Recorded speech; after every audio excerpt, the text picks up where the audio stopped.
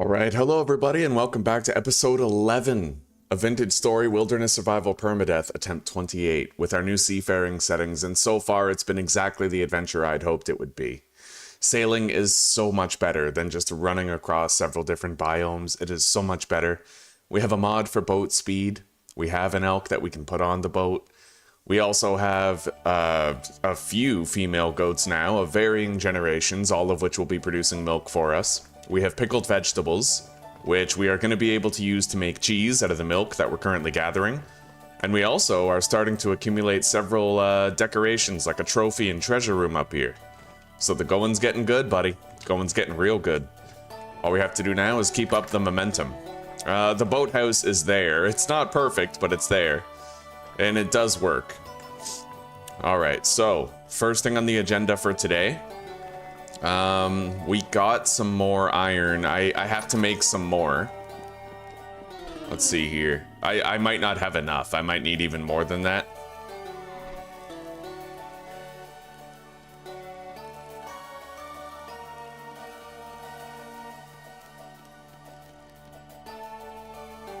Primarily for the purpose of starting a new batch of steel, right? That's what I really want. We are all out of fire clay, but, well, we're all out of fire clay bricks, but we do have more fire clay itself. Now, where do I put these bloomeries?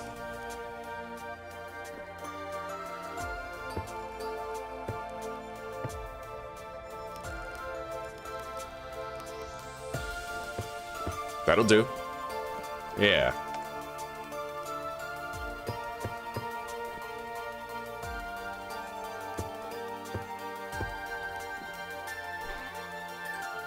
So how much more iron are we gonna need?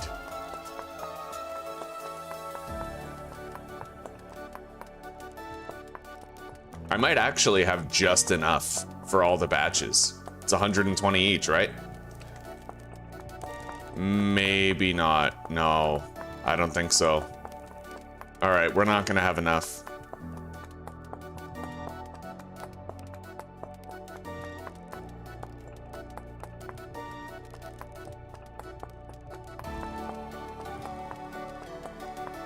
So I will need to go get some more, but we'll try to do it quick.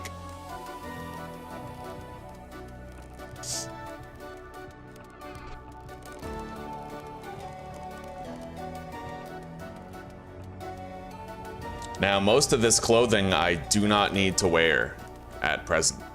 We could honestly deposit a bunch of it, just to keep it in good condition. I don't think we need the rawhide clothing anymore. We have better. So I'll deposit the shepherd pants and the minstrel coat, or the shirt. I guess I'll keep wearing the fur stuff because I have a change of fur clothes. We'll take this off, as well as the hunter poncho. And then the belt. Glasses. And honestly, that'll do. Yeah, we're wearing a very minimal amount of clothing, and this is our winter gear right here.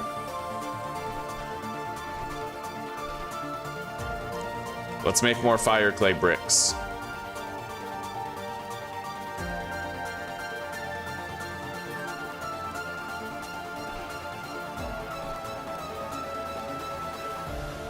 All right, let's go.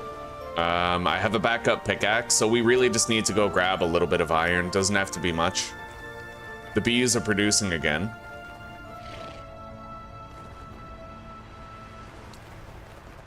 Yeah, let's go. The flax that we planted in the very beginning of spring is coming along nicely. It's going to be ready for harvest very shortly. I only have 11 slices of charred pie, but that should sustain us for this trip.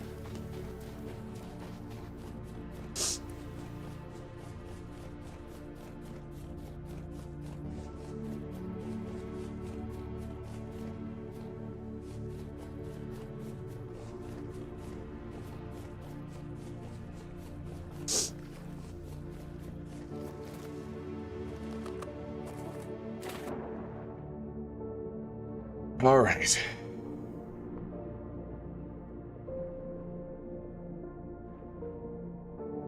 Oh, give me that coffee.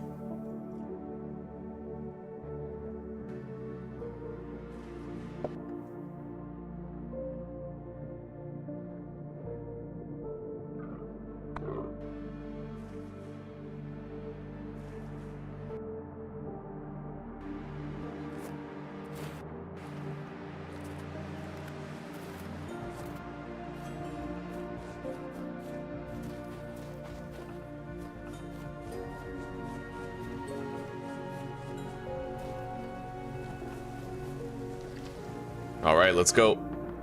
Now, I have extra tin bronze lanterns, so most likely what I'm going to do is I'm going to lay a whole bunch of them out and try to stop spawns in an area. The creatures that spawn down there, they're corrupt and they're like tainted drifters and above. I haven't seen any nightmare creatures yet, but the corrupted ones are more than capable of bursting my health down to nothing, so let's spawn-proof this area right here.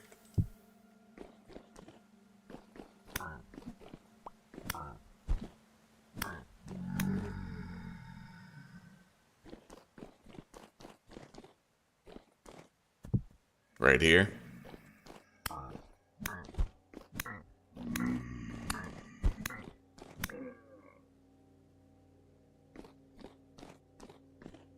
Another. And maybe one more right here. I tried to distribute the light well, but there are still going to be places the monsters could show up from.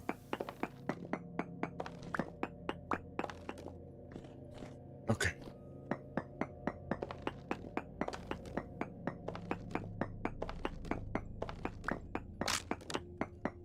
Our first steel pickaxe has finally broken. Took a long time.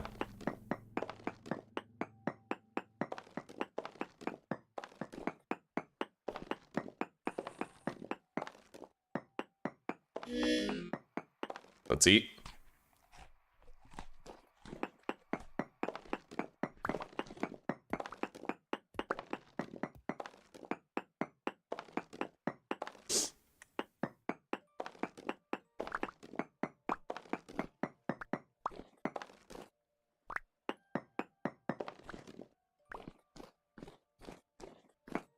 This one iron vein has carried us for the entire playthrough so far.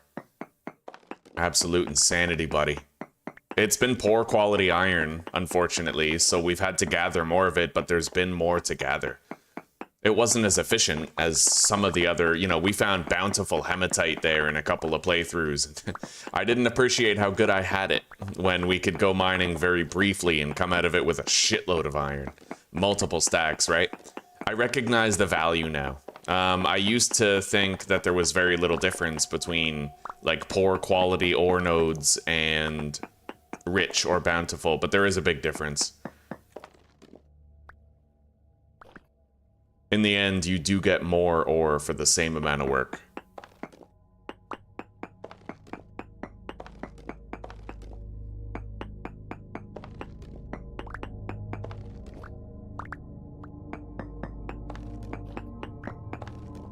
It's very dark where we currently are.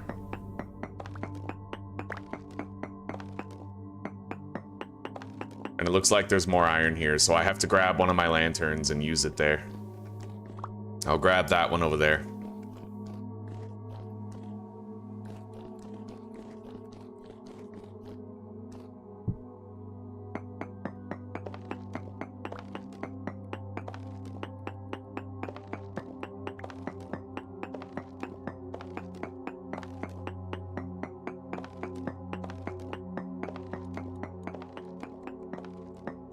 And despite my best efforts to seal off obsolete pathways, it still ended up being rather labyrinthine in here. Easy to get lost.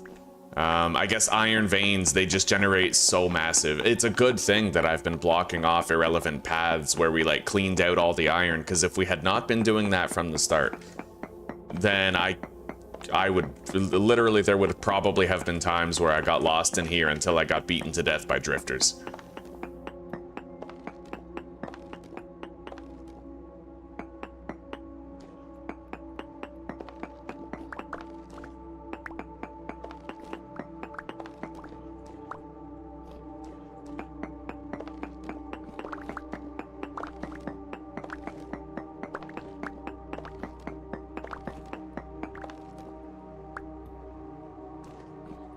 Okay, this area is cleaned out. Only place we'll get more iron now is deeper in. I think these are all irrelevant paths. Like, all of them. No. Yeah, I left this path open because it's not cleaned out yet.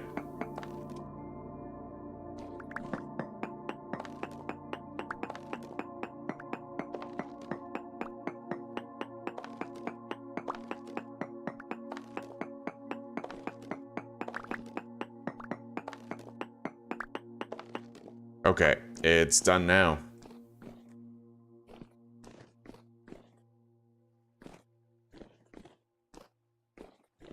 Nothing here. I cleaned this out just now. Yeah, okay. We have to seal off this entire... Oh, wow, look at that. There's still more.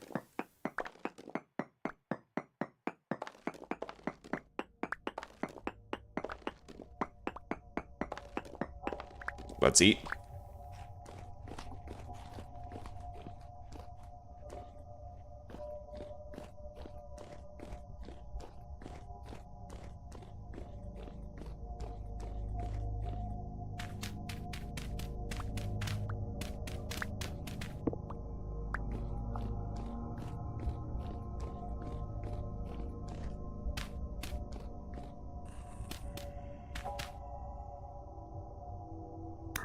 Not alone. Every way that I could take to get in there, I have to remove. I mean, it looks like that's it.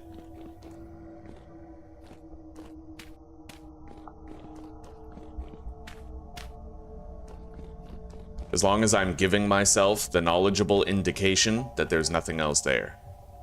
That's the important thing.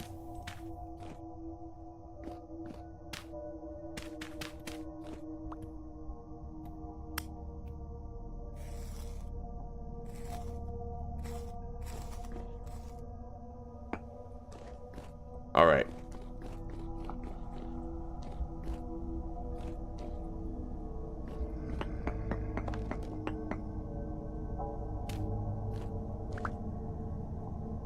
I need to clear out some of this. Make it so I can hop up from more places.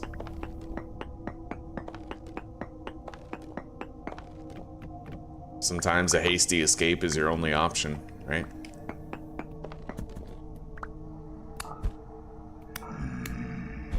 It's fucking dark in there. Oh, God. Ow.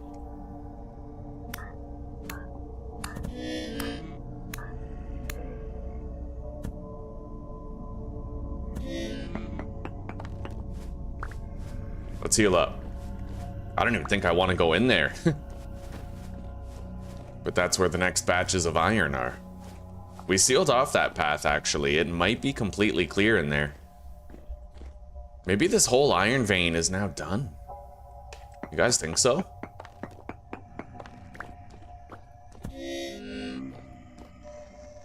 I actually think it is. I might have cleared this place out. I mean, other than a few trace minerals scattered about, right? That's crazy. I guess we've been busy. Yeah, we sealed off every route. We must be done. That's my first time ever outliving an entire vein.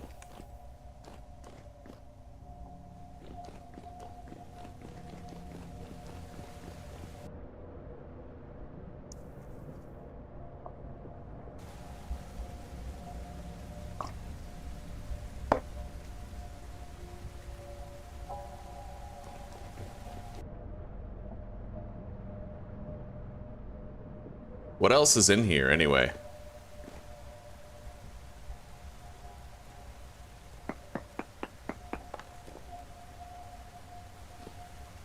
Not much.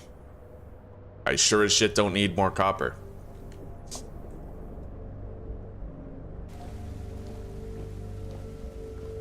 This was copper before. Copper and cassiterite, I think. We found so much here, dude. We're still, like, we're never gonna run out of copper. We got enough copper in episode, like, 2 or 3 for the rest of our playthrough.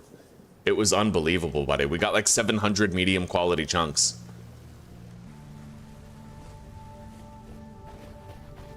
Alright, let's head back home. We can now start that batch of iron. And then I could go bang out the lazarette real quick. The lazarette does not take very long at all. It just gives you another waypoint to another location.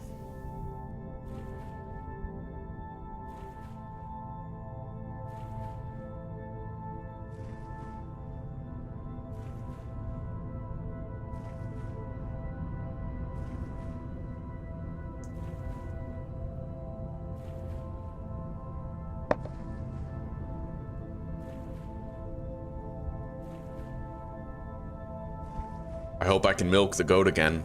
I need to do it 2 more times to make my first batch of cheese.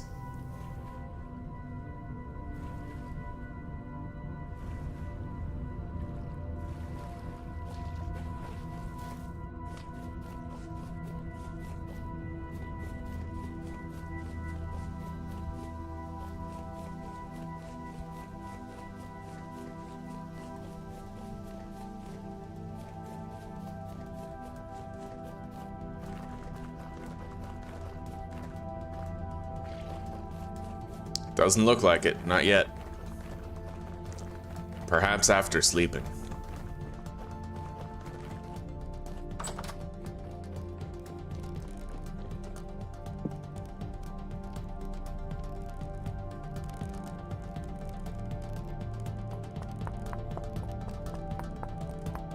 There we go.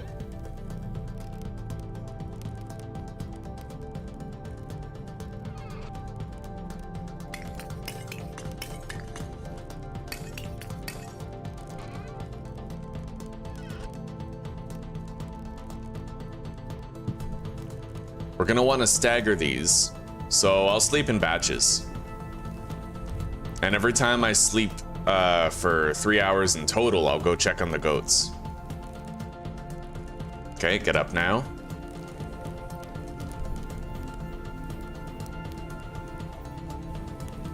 Staggered successfully. Now we gotta sleep until 2100 hours. Get up now.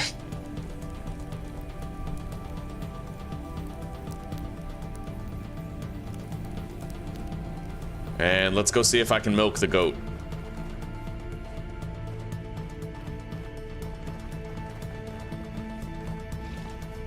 Nope.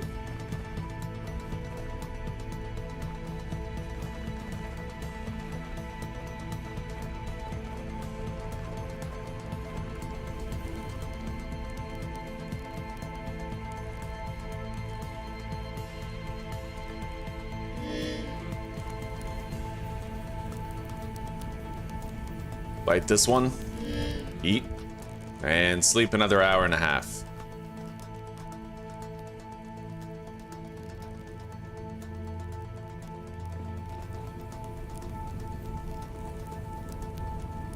And let's go check the goat again.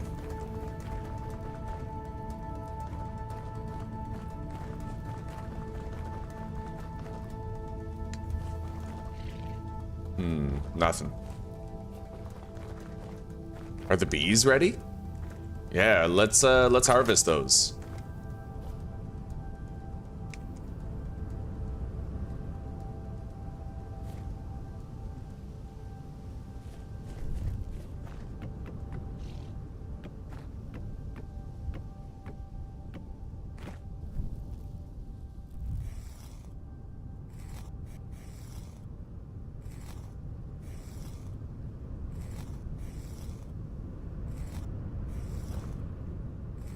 I was thinking the other day, like, why don't I try to craft a Langstroth hive? Right? Like, we're deep enough in the game now where it would be totally justifiable for me to try that out. Maybe I'll really like it. Maybe I'll prefer it over having the ceramic hives. We can at least find out.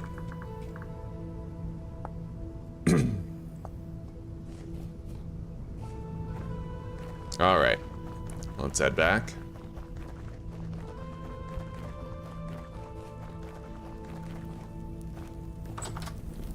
And we can't light that one yet, not for another 45 minutes. 1 in the morning.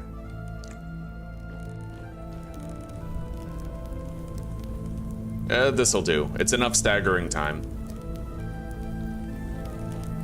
Now let's just sleep for 3.5 hours if we can.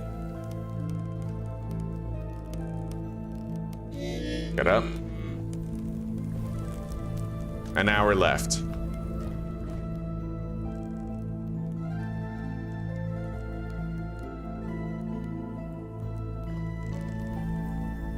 All right, 8 minutes and we can start. Let's set this up. I don't need the torch for the time being.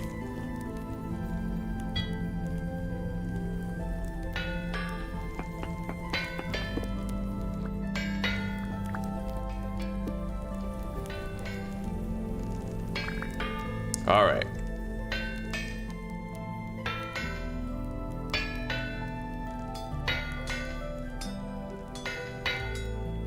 We don't have very much wind strength right now, but that's okay. You don't need much.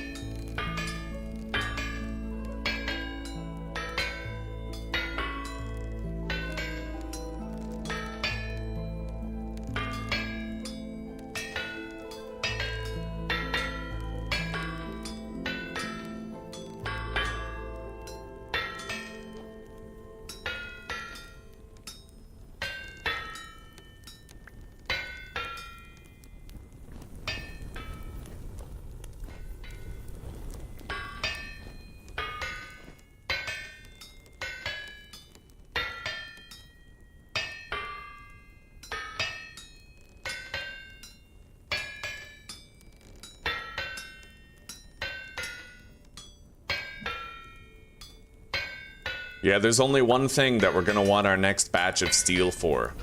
This is enough for tools for probably the rest of the game, these 12 ingots, but we're gonna want more steel so I can repair my armor.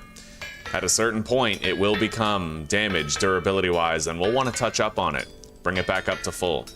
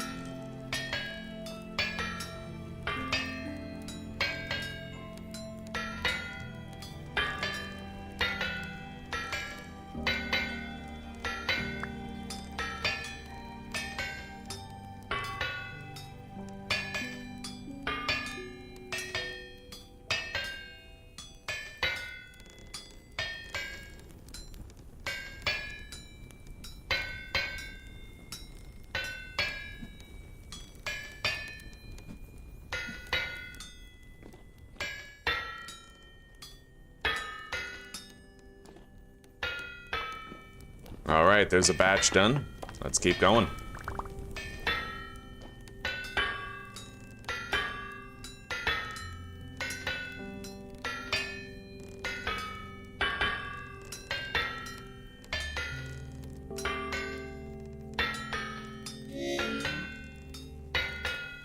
Let's have some lunch.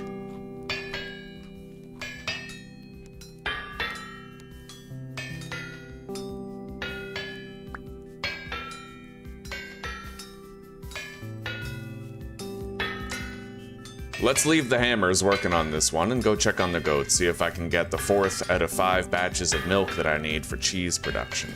Yeah, let's head out.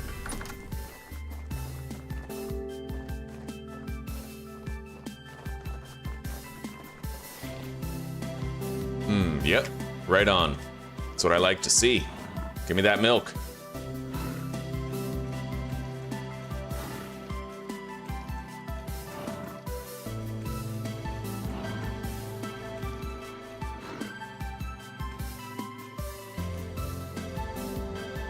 Got it. So that's 40 out of the required 50 liters that we need to make our first batch of cheese.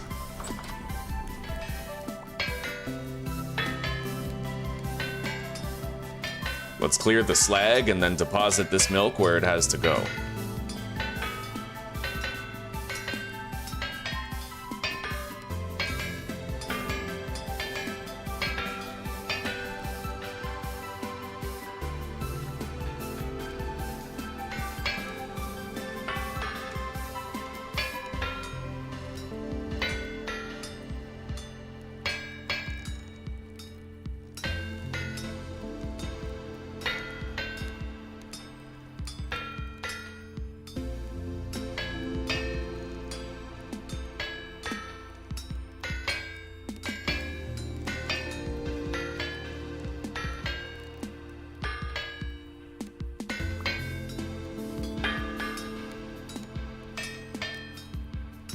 So right now it's still June.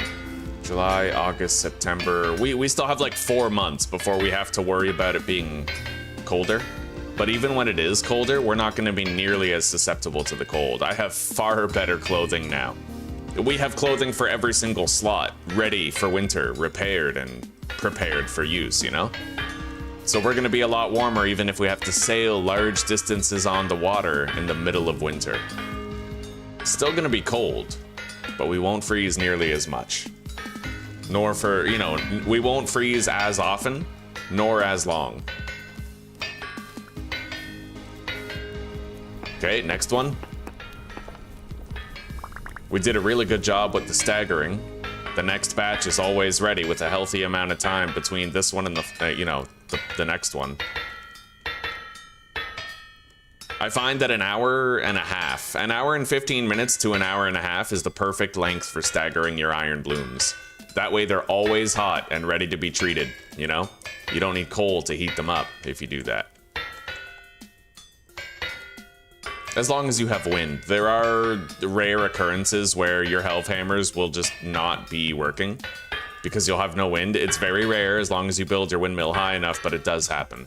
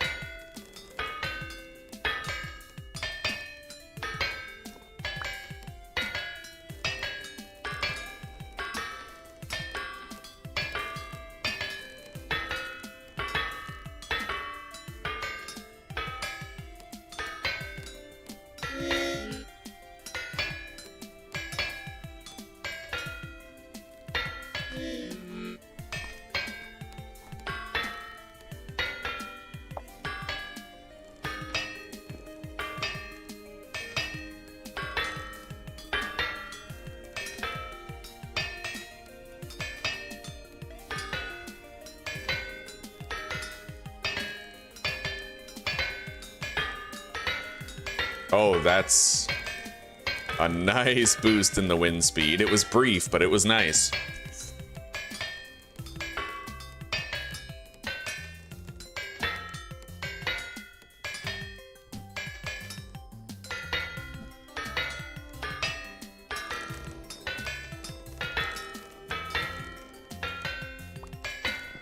All right, now,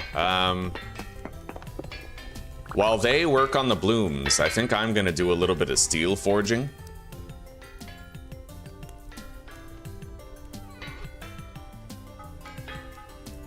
I will want some replacement tools and shit. Let's see here. I already have a backup pro pick, sword, knife, and axe. I might want a backup shovel and a backup hammer. I mean, for sure, those. And then maybe afterward, I do need to repair my armor. And as far as I know, repairing the steel armor requires chains and plates, right? Yeah, each piece of armor, in order to repair it, requires a chain and a plate. And I don't know how much durability it restores, but it's substantial enough to want it. So maybe making myself a little batch of 3 chains and 3 plates wouldn't be a bad idea on top of the other stuff that we're currently making. Let's put a slag on there.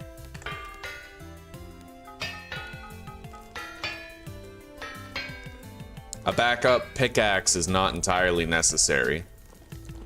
I'm gonna help these guys out a little bit though. Make sure we're prepared for that next batch. With wind strength being a little bit slow, it'd be wise.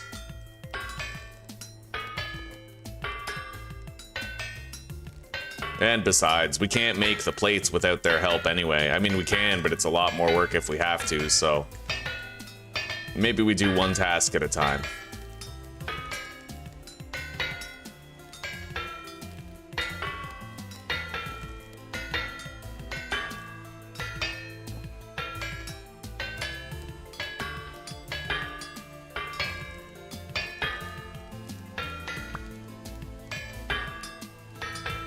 Yeah, being able to walk around your anvil at the Hellhammers is very important.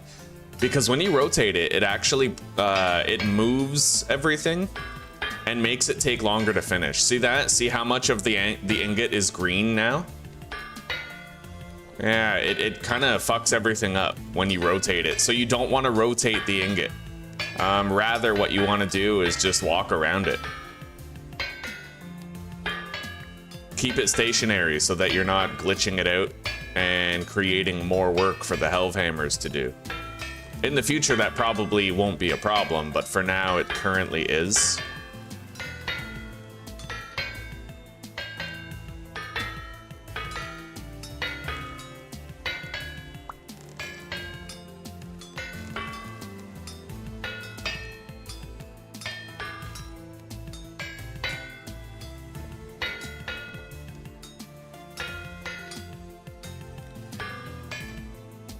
Do I already have steel armor? Yes, I do, buddy. I had it before the end of the first winter. Crazy timeline. We were able to do everything so fast. And with the boat, I was able to, like, sail to find our bauxite and stuff. You know, especially with the map, I was able to see it far off on the landmass of a nearby continent, so... I didn't know that you could find little patches of bauxite. I thought you had to look for bauxite biomes, but apparently you can find little batches of bauxite in biomes that are completely different. Like claystone biomes, for example. How are you doing, Stereo? It's good to see you again, buddy.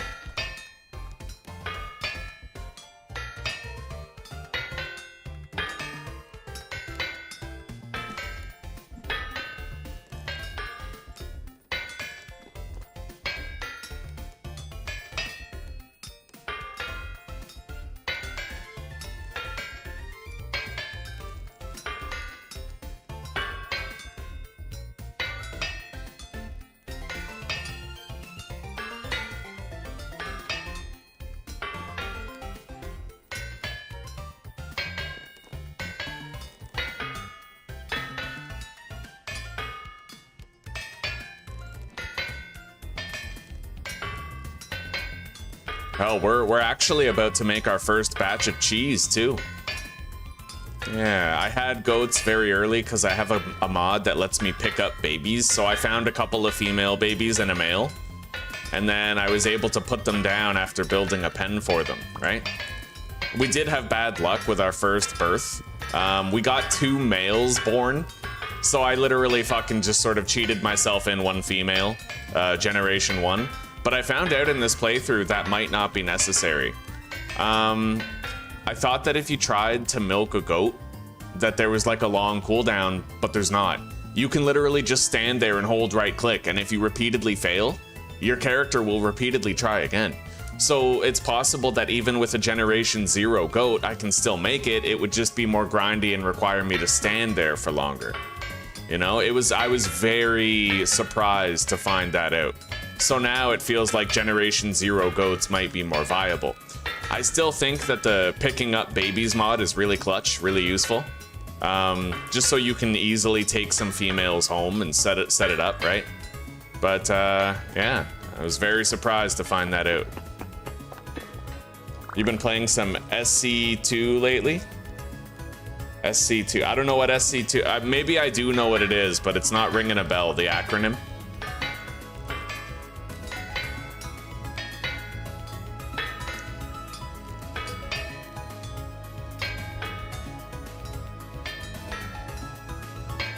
Yeah, it is honestly, and with the Generation 1 goat, which has a 33% chance of yielding milk, sometimes I just have to stand there for like a solid minute holding right click, and I feel like if it was only a 5% chance of success, that would be super annoying, yeah. Because then I might have to stand there for like 3 fucking minutes holding right click before I get the damn milk.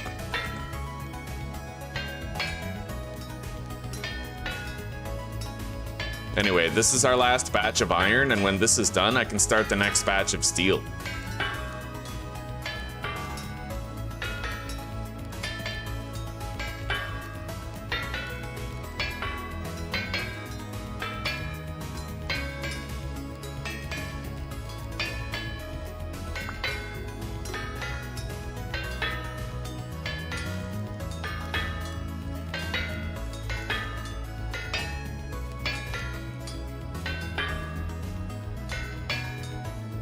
So I currently have 12 ingots.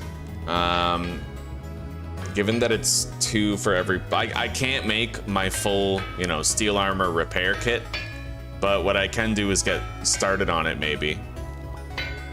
Get enough steel to repair 2 pieces. The damage distribution is never equal anyway. I'll probably need the repair for, like, the chest piece long before the helmet, for example, so...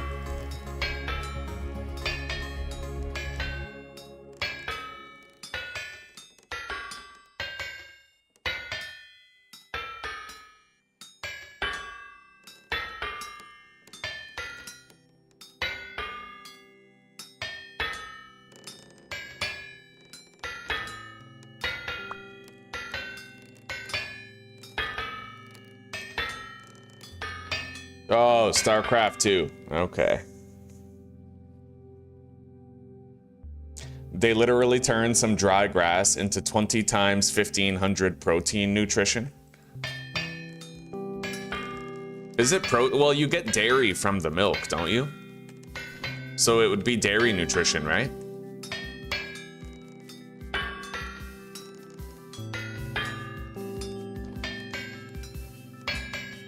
Unless you, I've never looked at the milk. Do you get protein from the milk? Plus dairy, or is it just the dairy?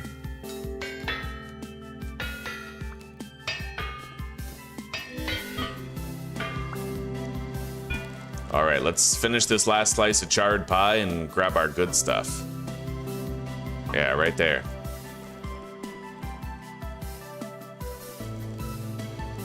God, I need 10 more liters of milk. Right, we're not done with this yet. We have to do the steel stuff. So I need a shovel, a hammer. All right, might want to put some coal in there.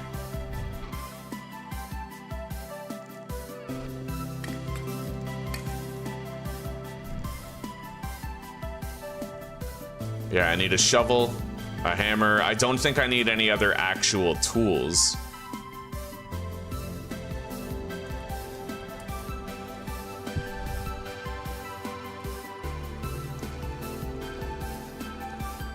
It does have a lot of durability. I'm just planning ahead.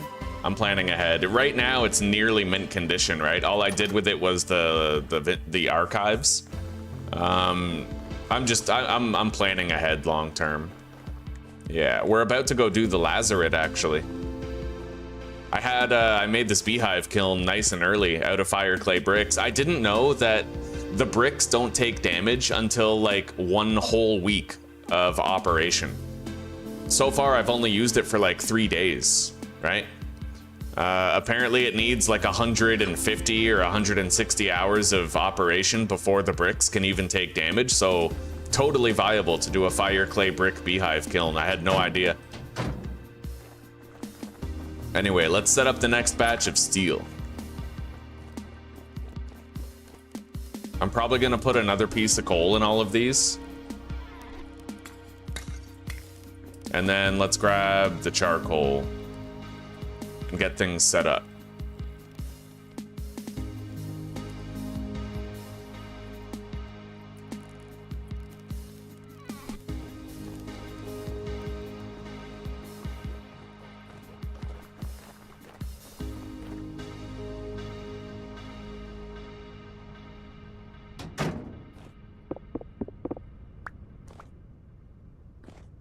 All right.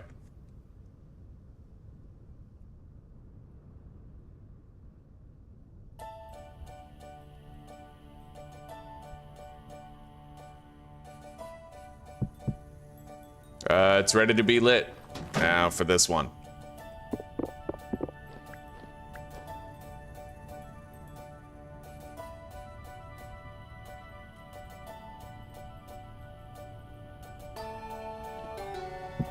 And this one too.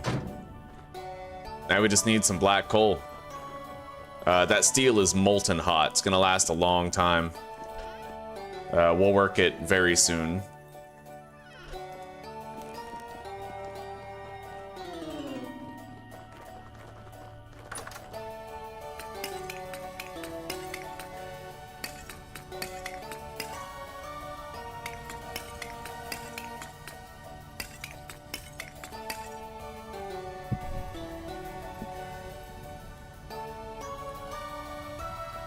And honestly, yeah, I'm just using flax grain to feed my animals because I never use it for cooking, right? I don't even need the grass. Yeah, flax grain, like, well, you would need that for, you would need grass if you didn't harvest your first flax plants yet, but yeah, so far I've just been feeding them all my flax. I have some raw fire clay bricks. I'll need to fire those. We'll set those up soon. Anyway, let's get smithing.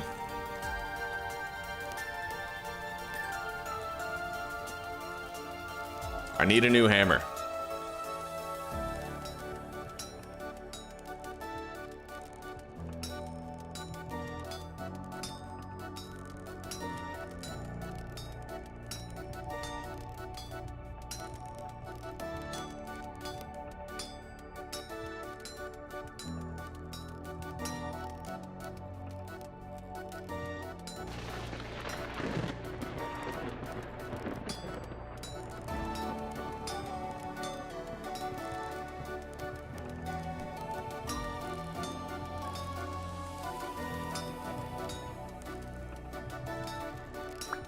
Got it. Now I need a new shovel.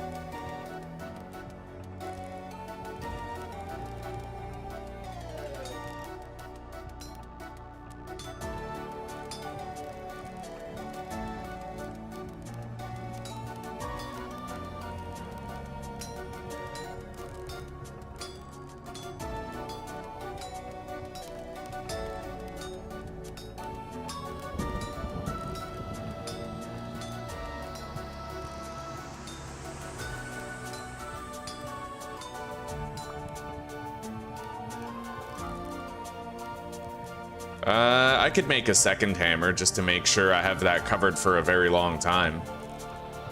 And then I'll also make a second pickaxe.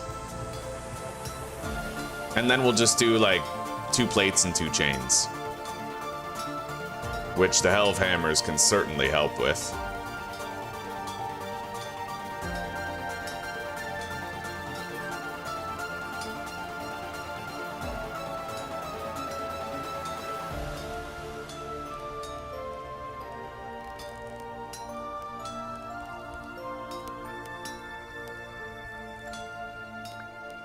Beautiful.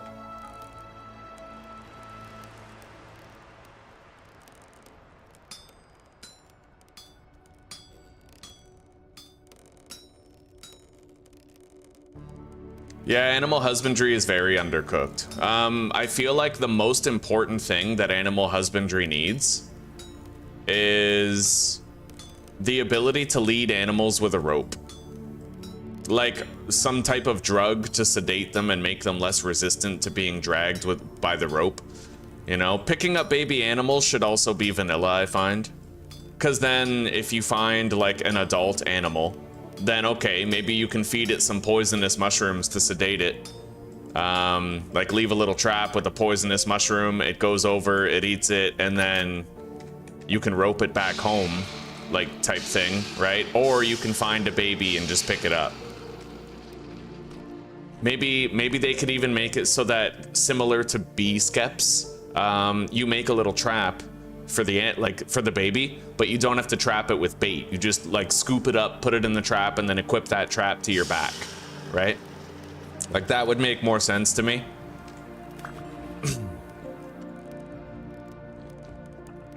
All right, let's begin here.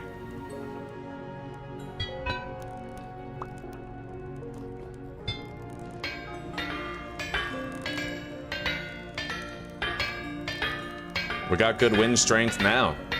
Very nice.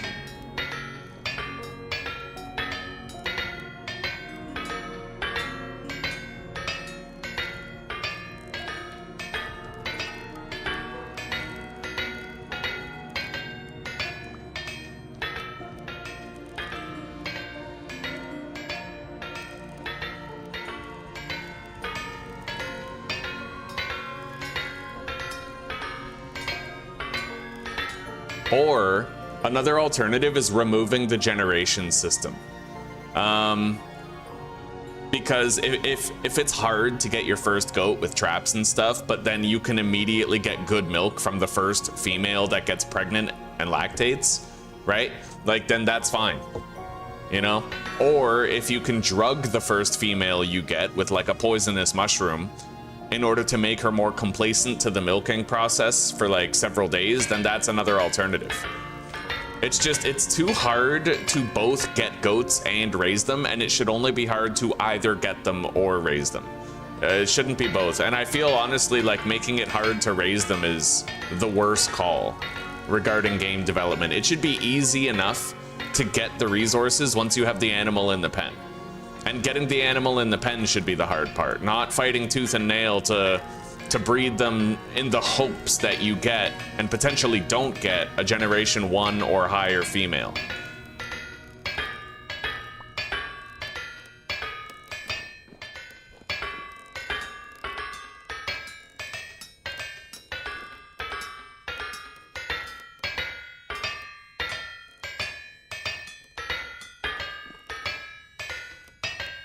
Okay, I need this. Let's try to make some chains before these cool down.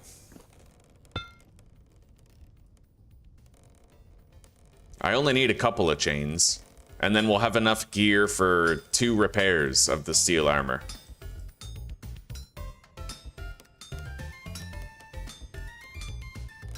Plus backup tools for the future.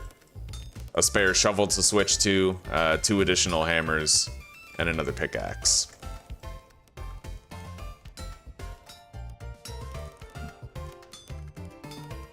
I'm really glad I decided to throw that second piece of coal in there.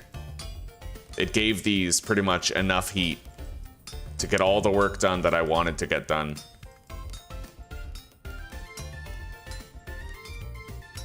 All right, there we go.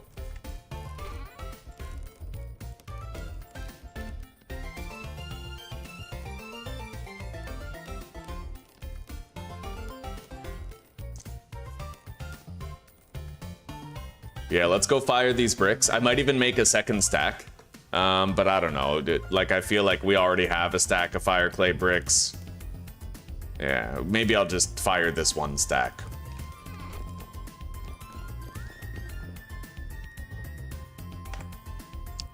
$12, $24, $36, $48, $60, $72. I would need 8 more fire clay bricks for a full batch.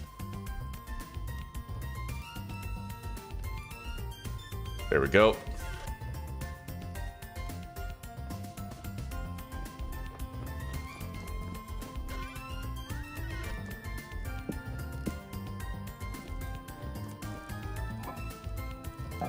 I don't even keep the door to my cellar closed anymore. Funnily enough, right? Like, I feel like it doesn't make that much of a difference. You lose like 0.3 preservation. Yeah, it's very minuscule. It's more of a headache to open and close the doors every time. All right, let's grab dry grass and sticks as well as peat.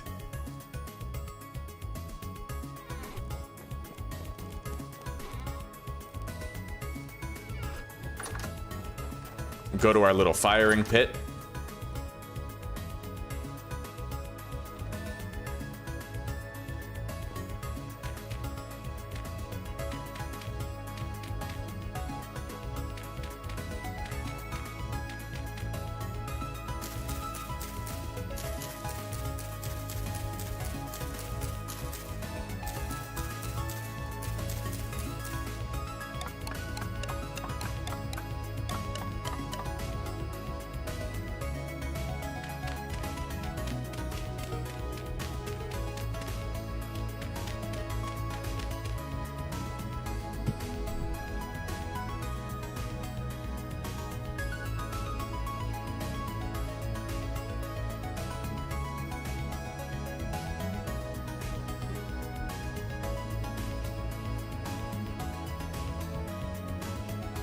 Yeah, I have,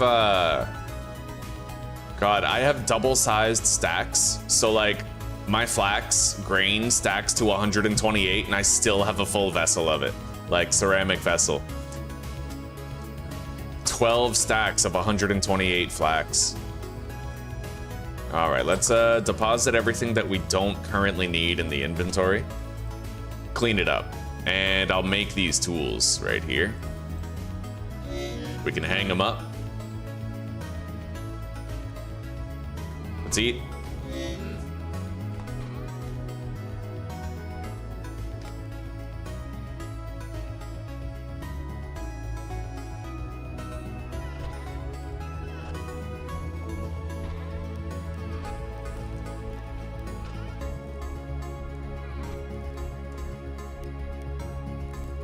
All right, 2 mint condition steel hammers. We're probably not going to need another one for the whole playthrough. I can put the shovel up here. I never really find an opportunity to use the spear, but eventually I will. It's a bear killing tool, right? Like, we need it as a bear killing tool, so. Let's put the wrench right there. And then put the wedge chisel right here. I now have more space on this rack. And I can store the other pickaxe right there. All right, we did a good job of managing the space. Let's get some sleep. I'm gonna want to make my first batch of cheese before we go to the lazaret.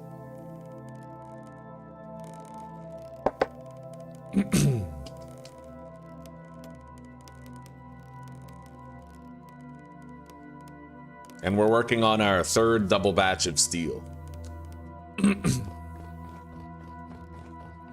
Is it our 3rd batch or our 4th? I can't even remember.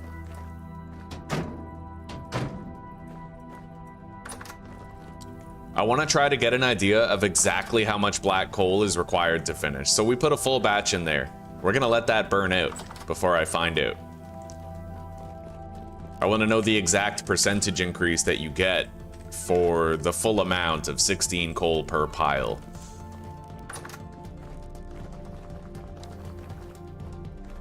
Anyway, we basically just have to play the waiting game here for the milk.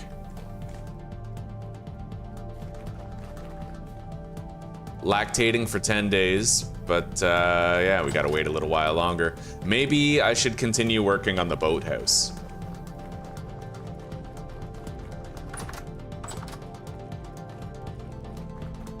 I do have the shingles done, I think. Right? Yeah, I made the shingle blocks. We'll grab the ashlar, possibly some wood. I need QP's chisel, as well as the pantograph and this hammer. Maybe the hammer. I don't even think you need it with QP's chisel. Oh, and I need the hand planer too. Yeah, this is the best way to kill time until we get that milk.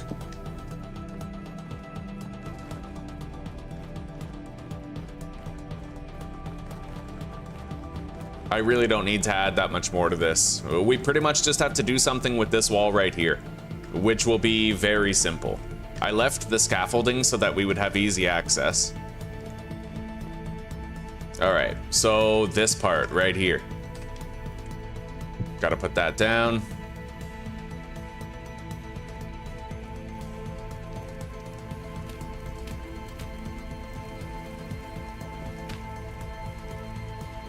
Hold up.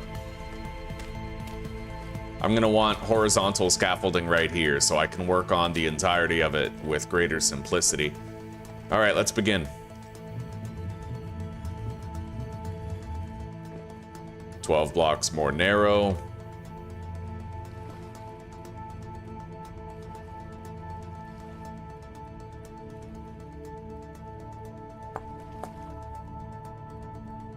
And then add a shingle block to it.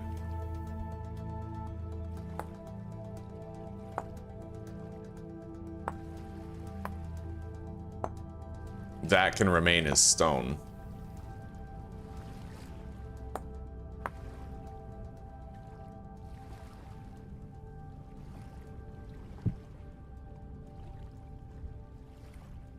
Now, how many blocks out from the roof does this go?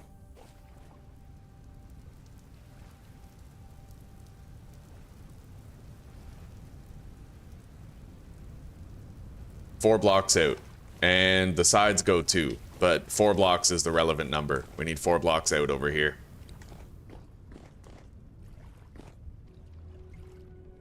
Which, means I need 1 more. Right there, technically.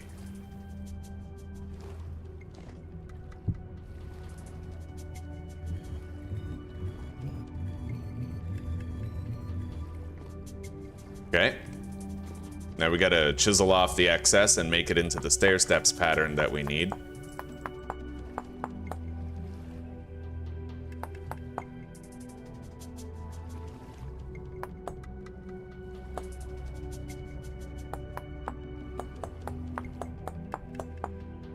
We can copy and paste these to make it simpler afterward.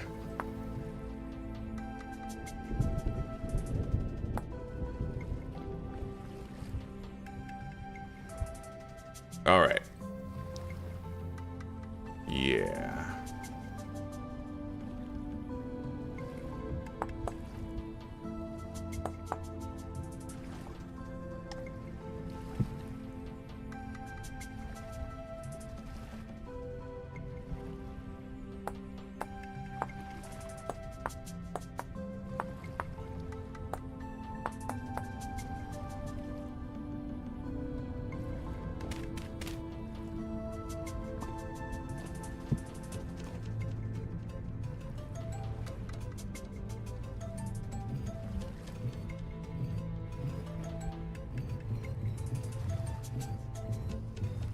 Okay.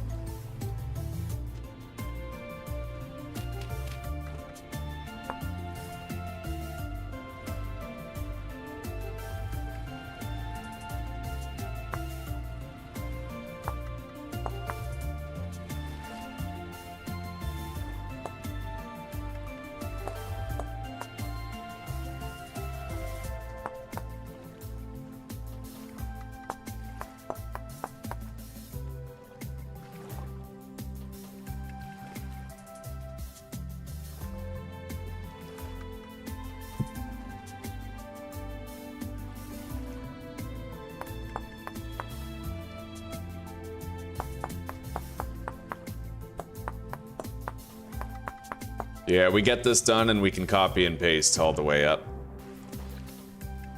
Let's do the underside while we're down here. Okay.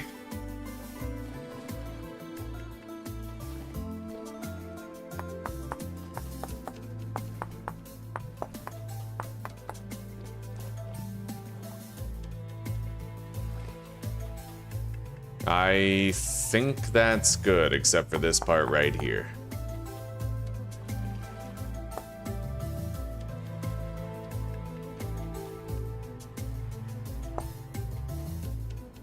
Yeah, that'll do. Now we just, we keep on going with the pattern all the way up.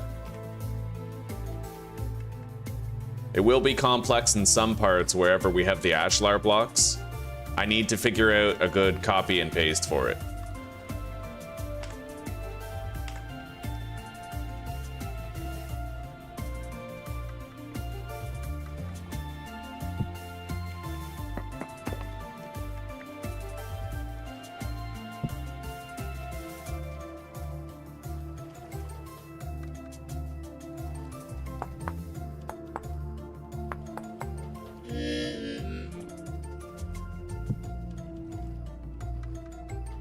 Let's eat.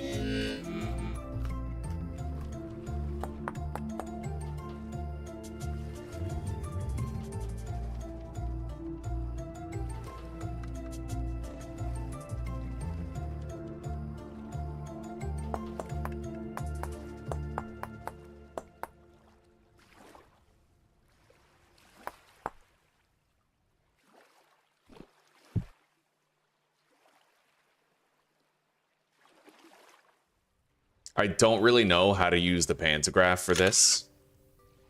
Yeah, that won't work. What if... Okay, that'll work. So now I just have to start using the stair steps method. Yeah. Fair enough. All right, let's pull this back.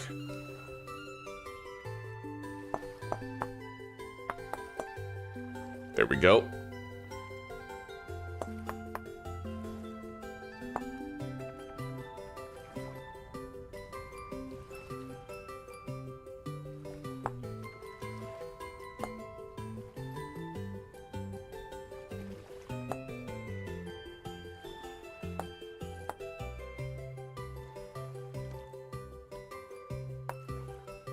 All right.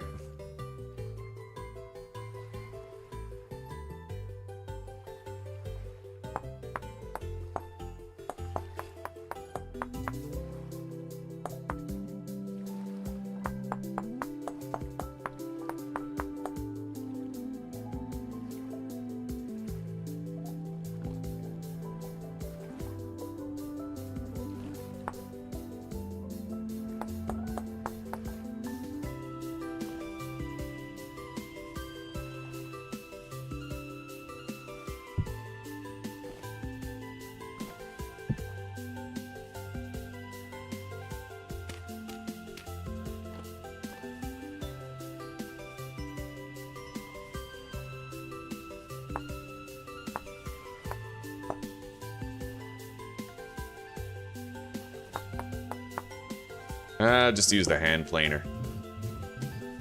Yeah.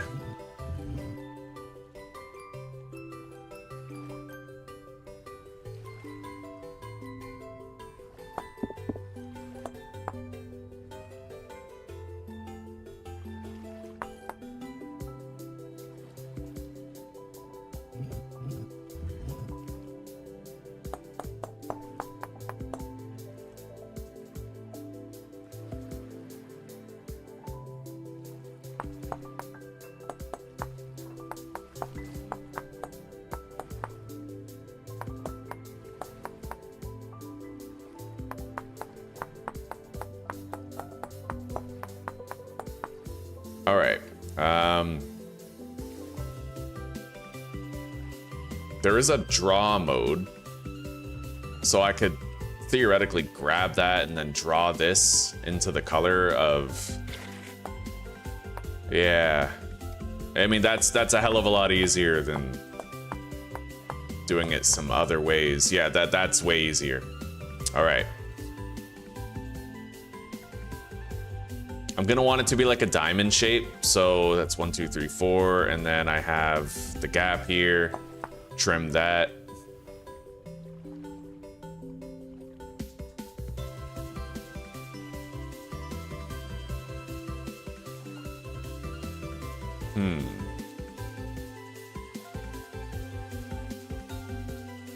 Don't really know if it'll turn out quite the same. In fact, it looks like it most likely is not going to.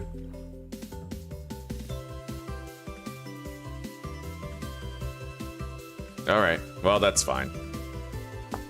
Maybe I could make the top like smaller than the bottom or something. Yeah, 1 block opening instead of the 2 blocks that we have down here. It's aesthetic. We left that open so the sails could get through. All right. So at this stage, I think I can start to copy pasta far more.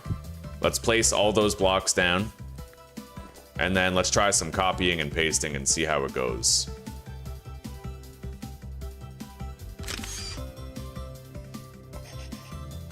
That worked.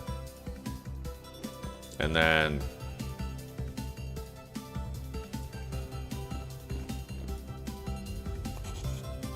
yeah.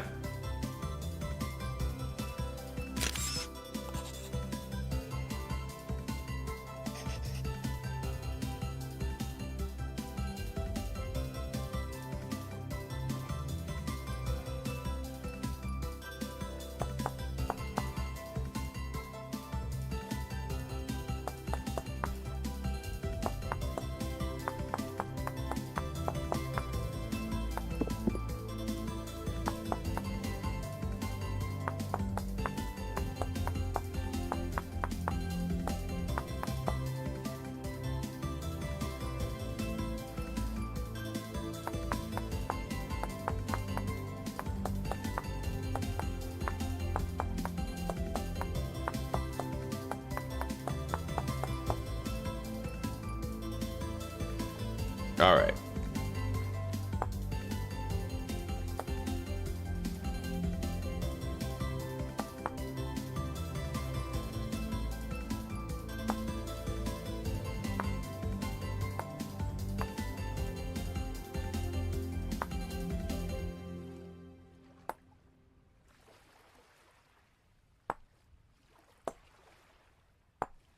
What the fuck? All right. It seems copacetic, yeah.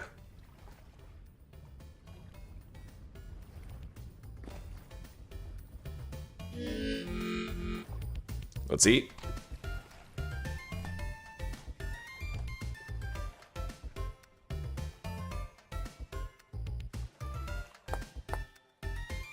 It's weird how it keeps on removing this section. For whatever reason, it keeps on fucking with shit. Got no idea why, but alright. Let's keep that going right there. I kind of like the stair steps, the single stair step method that we got going on there.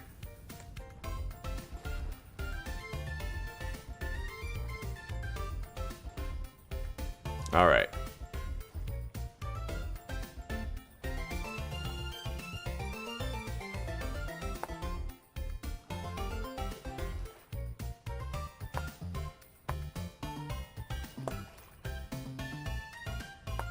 Every time I remove a piece, it just keeps on yeeting and deleting. I don't know why it's happening, but maybe if I log out and log back in, it'll stop happening.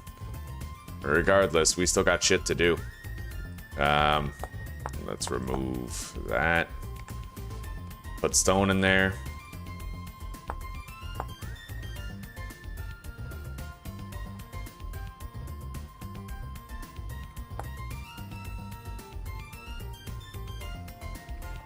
Do I want that there? I think so, yeah. I have to fill in those gaps.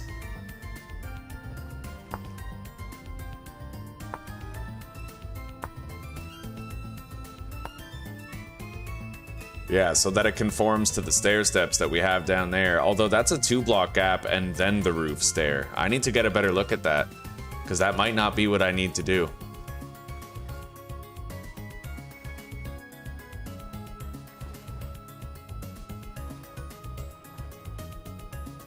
Nope. Yeah, I gotta remove those. Okay, fair enough.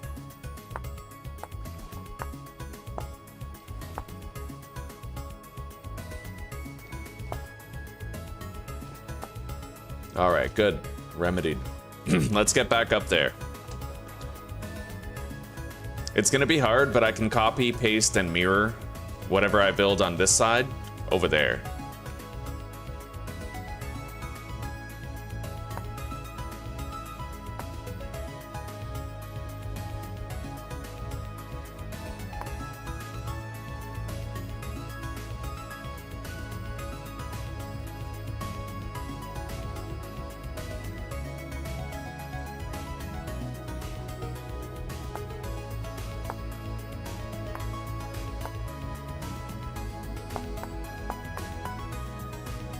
Yeah, it's coming along as well as could be hoped for.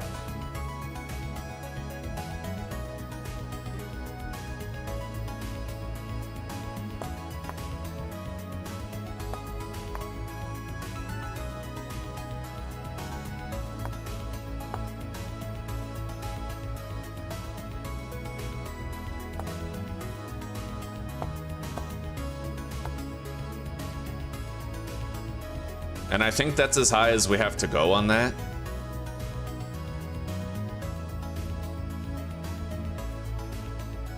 Oh, yeah, it's not correct. Hang on. Yeah, we need to place more roof blocks now.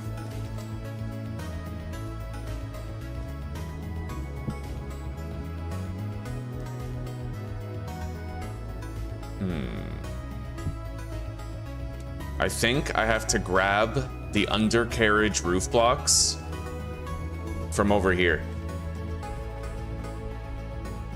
These ones, right? Right in the middle.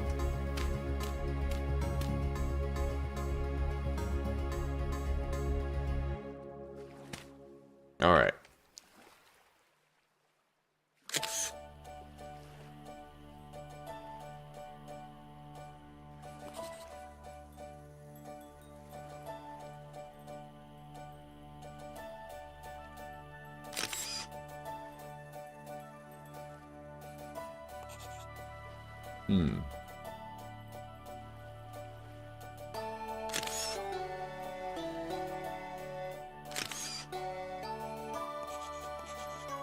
Weird. All right, well, let's see what I can do.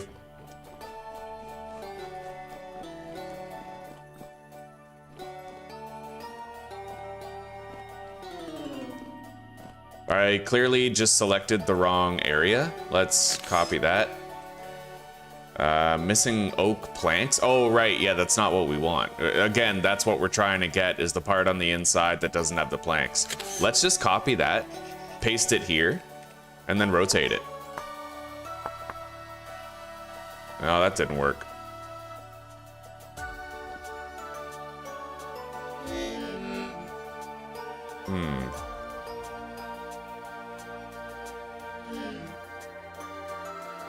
Let's eat.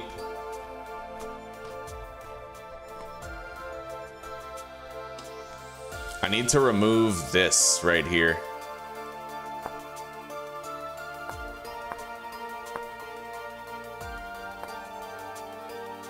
Yeah.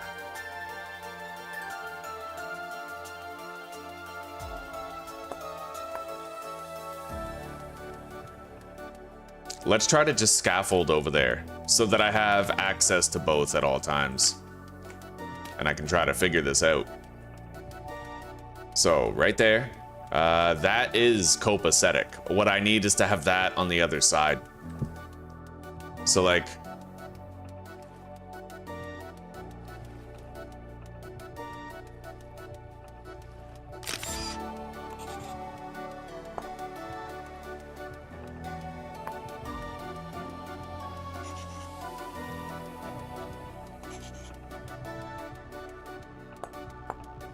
there we go.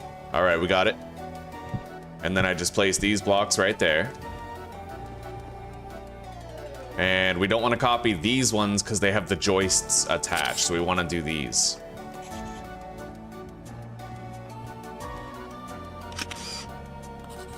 All right.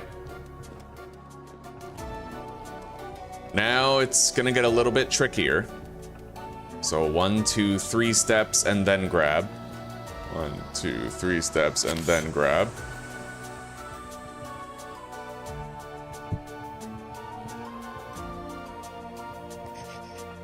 And then we rotate it. Now 2, 3, 4, 5, 6, and then grab.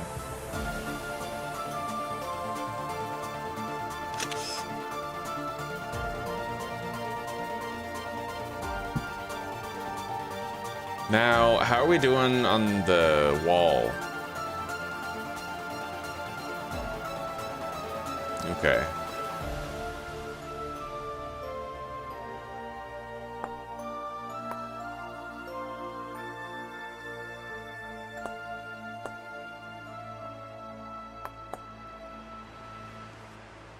Let's do the ashlar part. Yeah, this really is the best way to kill time until we get that milk. We may as well not spend that time frame doing absolutely nothing, right? I have to... Do I need to fill that in? No, because we left the groove, the divot, and all the other ones. So we need to leave it here. But I do need to add this right at the edge. Yeah, that's got to be there. Because all the other ones are kind of like a box like that too, I think. Yeah, they are. All right. Aren't they?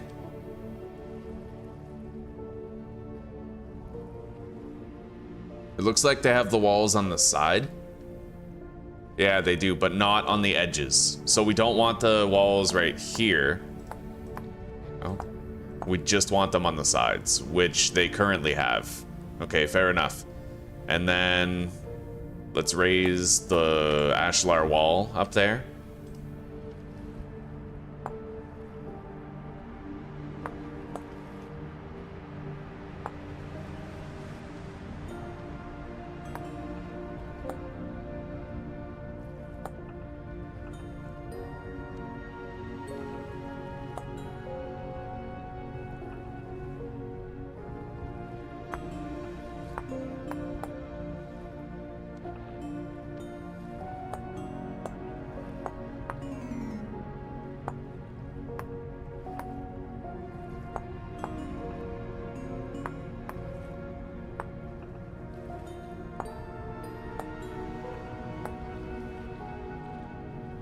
All right. Yeah, it's coming along. Definitely coming along. So let's keep on doing the copy and paste work over there. We're missing something right here. So that's how many steps down? 1, 2, 3, 4, 5, 6 on the 7th. So I need to place a block there. 2, 3, 4, 5, 6 on the 7th. Copy that. And then place this block right there. And paste it. And then we have to rotate it to, my God. That was a nasty fall. Could have been worse.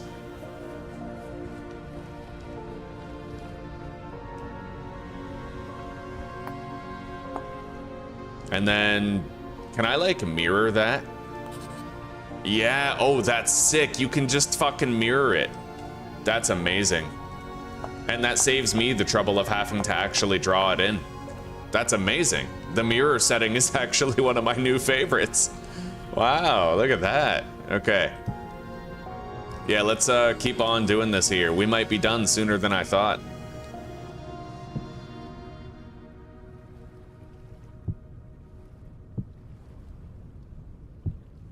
All right.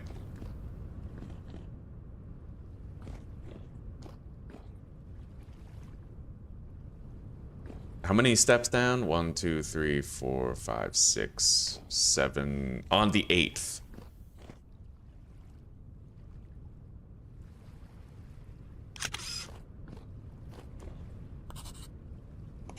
What the hell?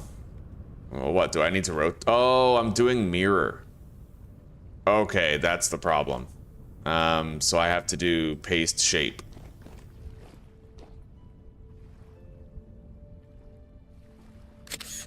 Perhaps, and materials too. Yeah. And then we rotate that. Do the same right here. Rotate. Same. Now let's go down there, let's check on that, and let's see if I can do the mirror shape thing. It doesn't look like it, but let's do these under parts first. Should be right here.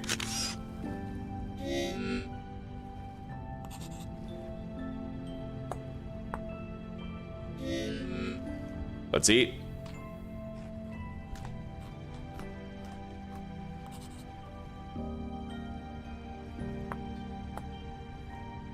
And then let's try to use the mirroring tool.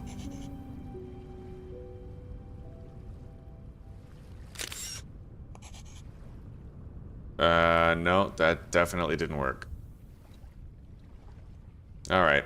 Well, the mirror tool is kind of complex. I guess we'll just fill that in ourselves, right? Either way, I'm happy to say the boathouse, we're probably finishing it in the next 5 minutes. It's been quite a feat to work on this. Took like 2 days.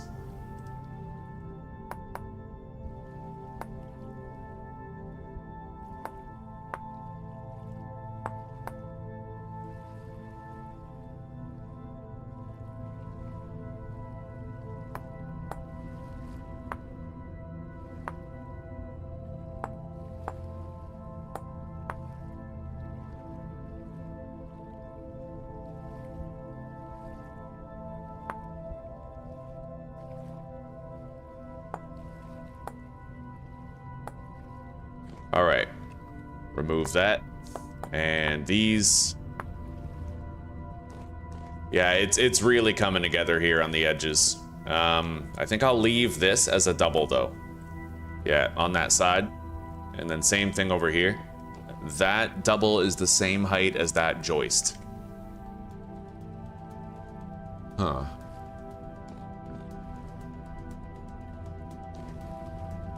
Oh, no, it's not.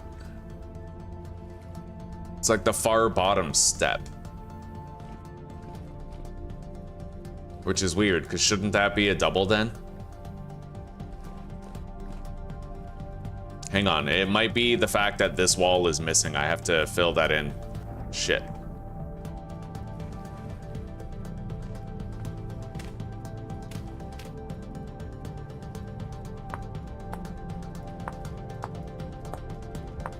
All right.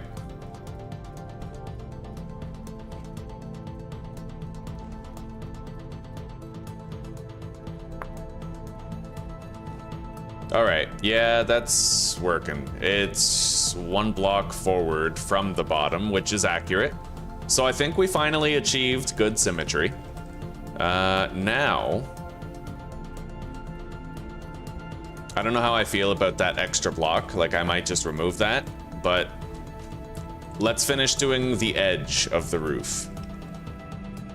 Hopefully, after we finish the edge and milk the, you know, maybe it'll be time to milk the goat when we're done.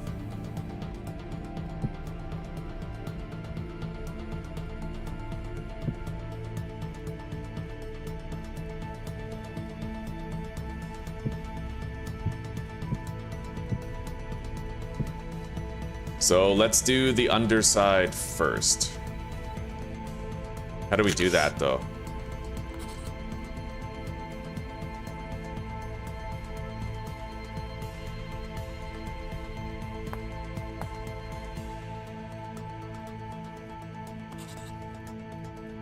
It's not mirroring it sideways is the problem.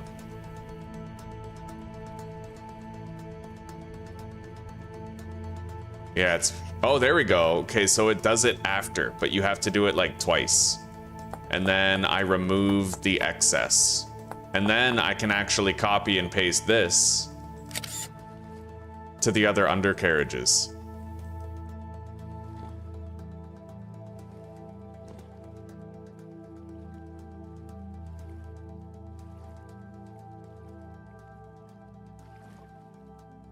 Well, that's not right. Right there. That's okay. It has to be this one. And then that, I rotate.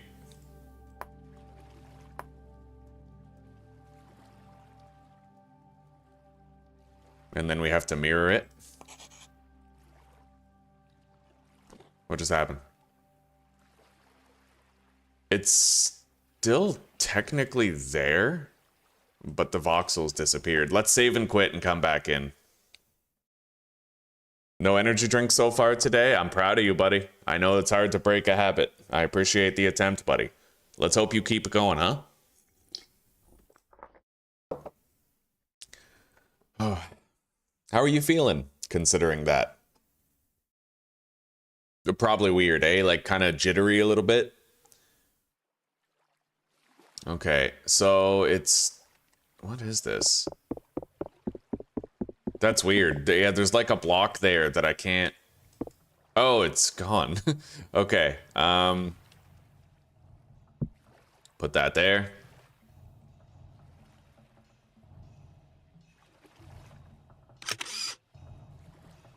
All right, we successfully pasted that.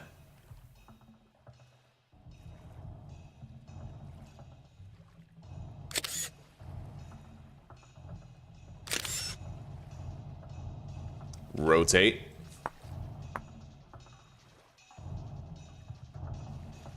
And then I have to mirror it. But you know what? The mirroring seems kind of janky with this, so I'm not gonna bother trying to mirror it. Yeah, we're gonna have to just, probably chisel it out on our own, but that shouldn't be too hard.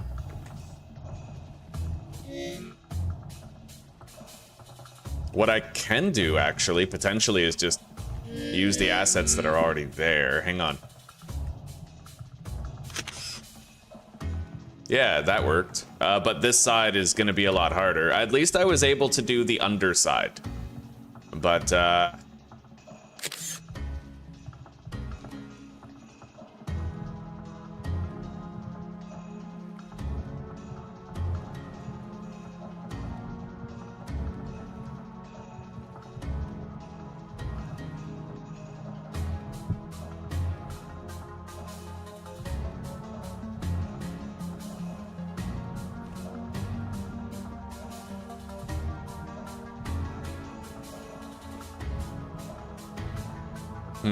and then we have to copy and paste these edge pieces. And now we have to trim them down. We're getting there. We are very close to like a completed result.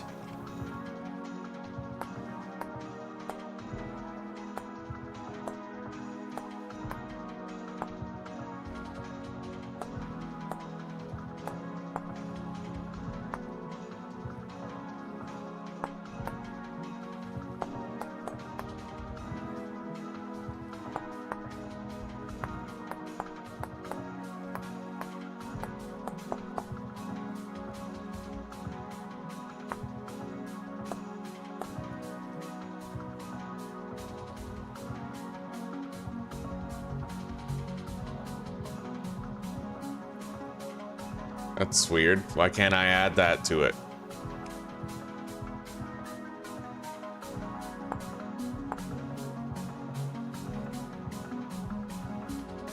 Well, I can't place a block there, so... It won't let me finish this piece of roof. I don't know what's up with it, but... That's very strange. How am I gonna deal with that? I have no idea how I'm gonna deal with that.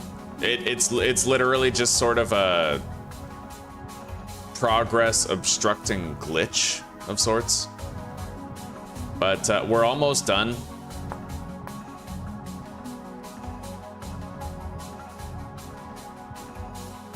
We have a lot of shit that we have to trim off of here, though. So I need a wider view. You're more tired, but also more alert? Yeah. Well, you don't have the supplementation of the energy drink, right? So now your body is drawing on its own reserves for energy. You're probably gonna feel later in the day. It could go either way. You're either gonna feel more energetic or you're gonna feel more tired. I don't know how the withdrawal symptoms of an energy drink are gonna go.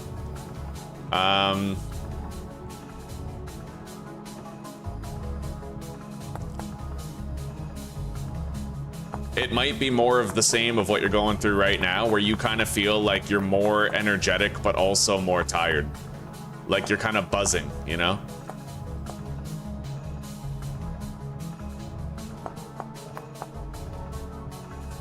But yeah, that doesn't sound weird to me, buddy. I totally get it. The body goes through weird fucking things when it's withdrawing.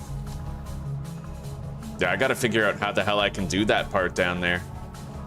It's pretty much the last part of the roof that we even have to do. More or less. Let's lengthen these. We have a Temporal Storm approaching. I'm kind of hoping I can have this wrapped up before it gets here.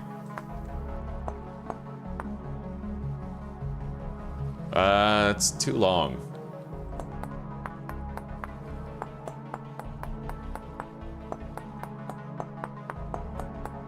All right, so I'm just shedding all of this to the right then.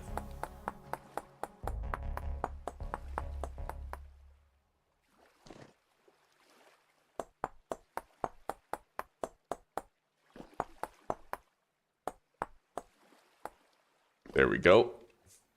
Remove this. I need to fill that in. Got it. Yeah, we're almost done except for this one part right over there, and I'm trying to find a way to fix that. This right here has to be filled in. Okay. I may have to just harvest and redo that block, really. Like, if it's not gonna let me, then I have very little choice, right? It lets me fill that in with stone, but it... Oh? Okay. All right. I think I got a good result. Now, let's eat. And let's just check it from the, like, lower here. This has been really hard. This is probably the most complex build I've ever done.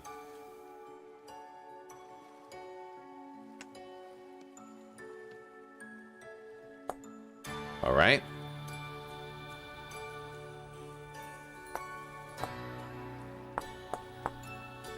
Fill that, and then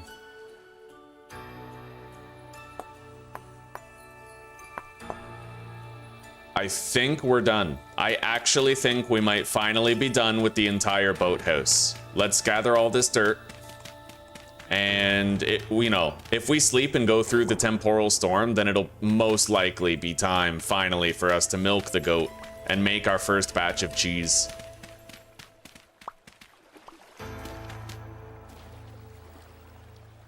Let's get rid of that. Fill this in.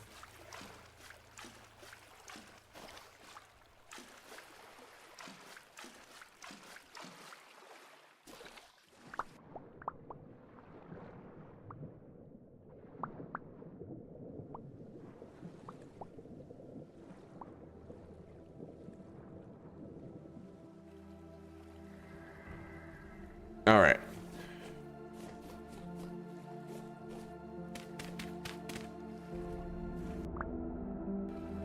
Yeah, let's remove all the scaffolding from here.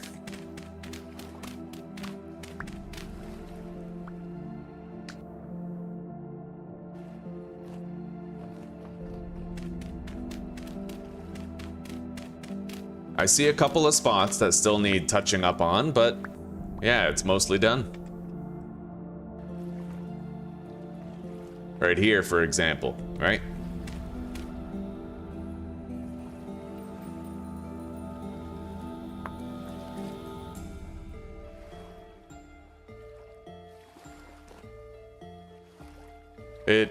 Hang on, let's zoom out. All right, so I need to go like that. Yeah, I actually think we might be done, boys. Look at that, that's the overall design, right? Isn't that sick? Like, that looks kinda good. I've thought about just removing this section of wall, but I don't know if I want to do that necessarily. Not the whole thing, but just like from there down and cutting it off at that point, right? I don't know though. It could end up looking better, but if I didn't think it looked better, it would be kind of a headache to repair, so. Anyway, now we just have the simple task of covering this up.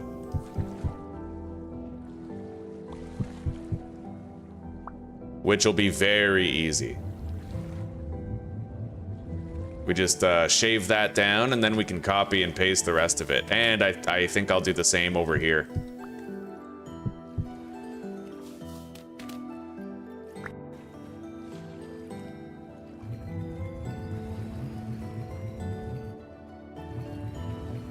Oh, right. I would have to recolor that.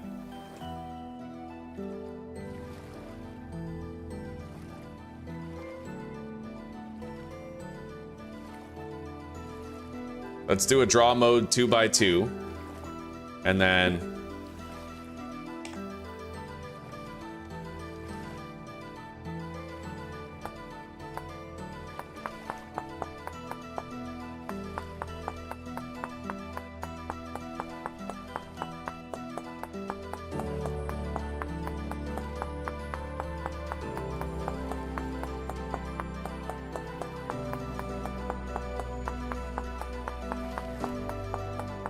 we have 5 hours, 25 minutes before that storm.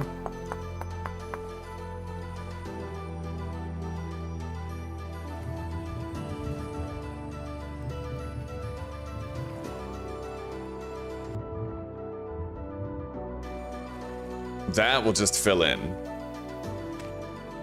Put some gravel. I wonder why it says there's a block there.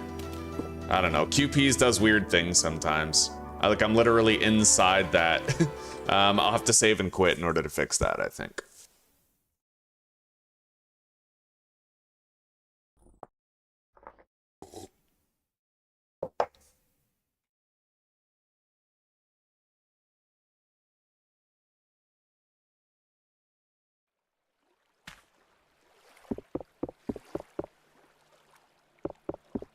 This is weird. Okay. Haha, creative mode. That's right, I can destroy anything in creative. Anyway, we just gotta shave these down, I think. No, we don't have to shave them down, we actually have to... Alright, let's get rid of those. I can actually just leave it like that. And let's... put the sand down right here. Now all I have to do is copy and paste.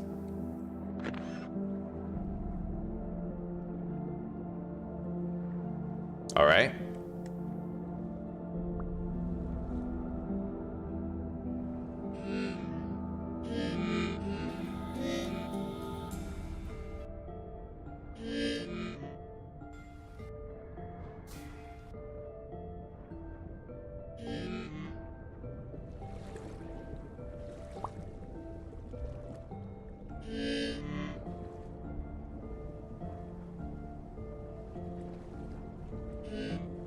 Let's eat.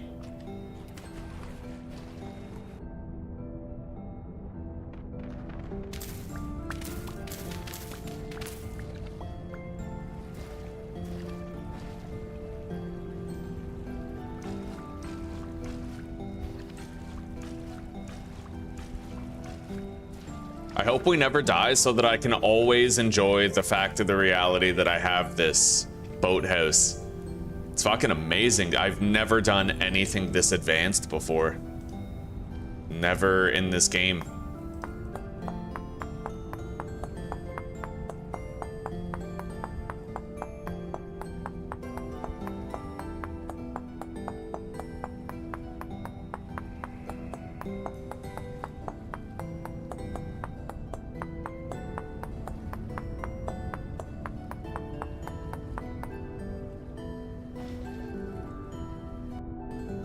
I really like it. Look at that. Look at that from far away, dude.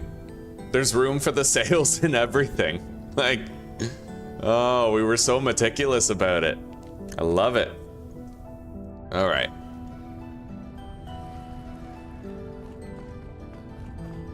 So it's done. Our fucking boathouse is done, and it looks beautiful, dude. Absolutely gorgeous. We did such a good job. The front looks kind of funny. You know, I don't know how I feel about this oak log being there. I might just change that to actual, like, block texture, ashlar, but for now, we'll leave it the way it is. Put it in the, you know, categorize it in the not broken column. Thus, not in need of fixing. Now, what's going on with my lantern? There we go. My keybinds weren't working for swapping. All right. Let's deposit these. QPs, hand planer, pantograph. I'll swap these actually. Yeah, put the pantograph over here and then the hammer.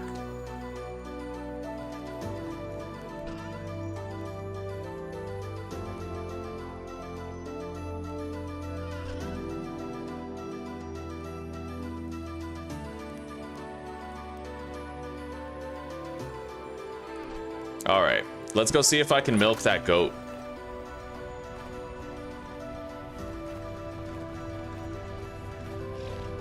Yep. Oh, beautiful. We're making our first batch of cheese, boys. Just as we thought. Just as we thought, the goat is now milkable. All we had to do was work on the boathouse a little bit. Now, those are not producing, so I'm gonna see how much fuel was consumed. 19% complete. Huh. That would imply that it's like 1.25% per piece of coal. Let's fill them up. So this is the second full batch of coal.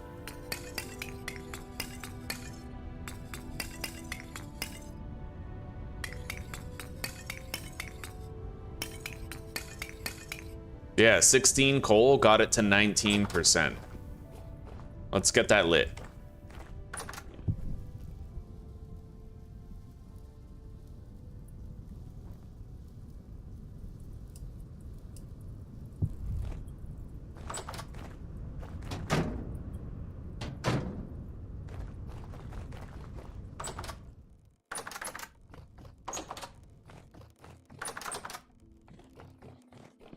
Let's prepare the fighting positions, and let's start our first batch of cheese, buddy.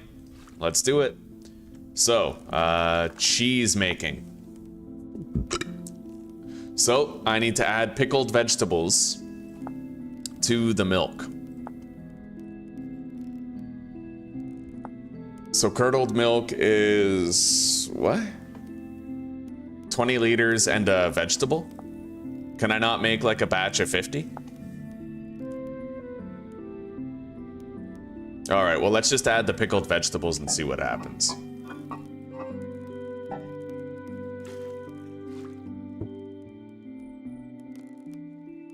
Will turn into 50 liters of curdled milk 3 days after sealing. Okay. We've officially started our first batch of curdled milk. 50 liters of it. Looks like it's 1 pickled vegetable per 25. So this handbook page is actually wrong. It doesn't have the correct information. If you look here at the pickled carrot page, it says for curdled milk, right? You need 20 liters of milk and a vegetable, but I did 25 liters of milk with 1 vegetable. All right, deposit that. Very nice. After 3 days, we could go do the lazaret while we wait for that 3 days to finish.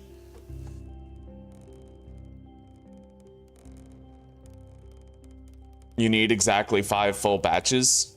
Each should do 20% more or less. What do you mean? Batches of... Oh, 5 full batches of coal. Okay, thank you.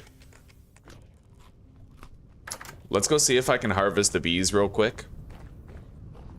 Nope. We're about to have a new baby in here soon. Now, I actually have a decoration.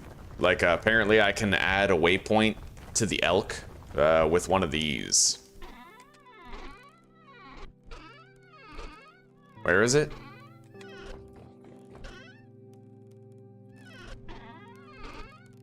Yeah, these. The elk, medallion, crown, or forge. I guess I'll do the crown one. Apparently, this, like, makes me claim ownership of it.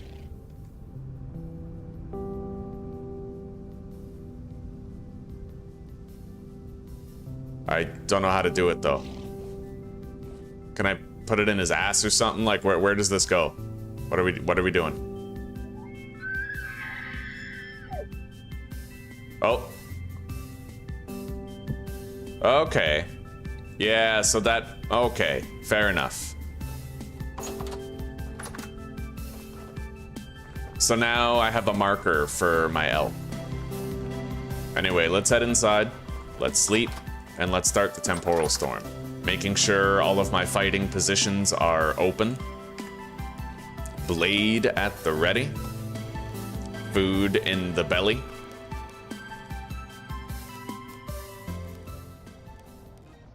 Okay.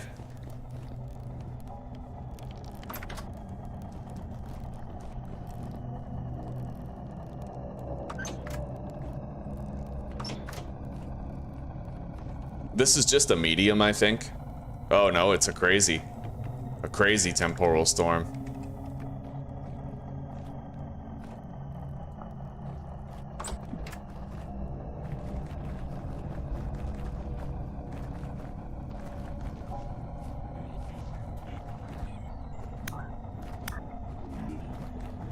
I think I see a fucking double-headed drifter out there. I don't know. It's hard to tell them apart sometimes.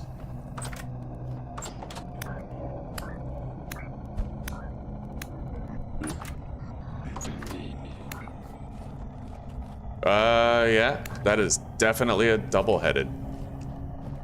I want to kill that if I can. Sweet, we trapped it.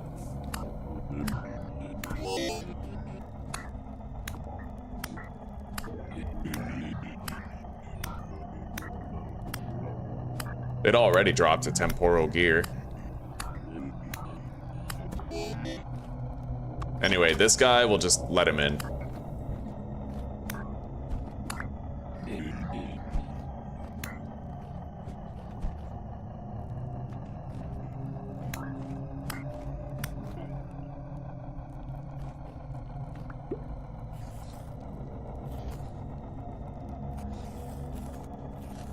Okay.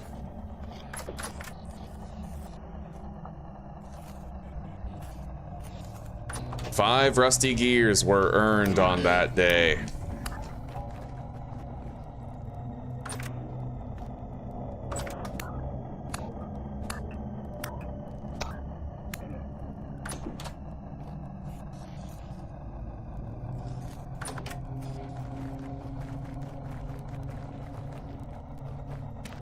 I no longer need the scaffolding here. Let's get rid of it.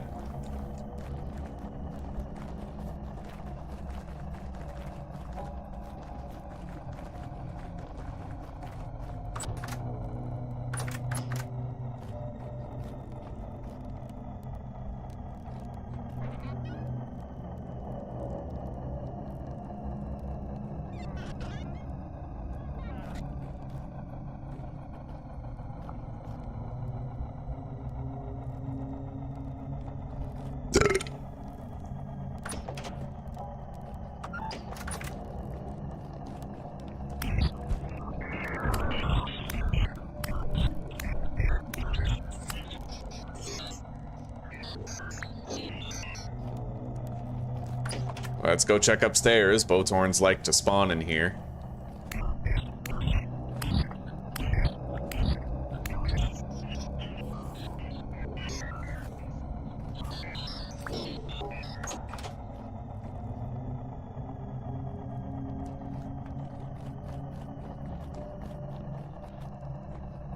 Oh man, that looks so cool. Look at that giant fucking gear.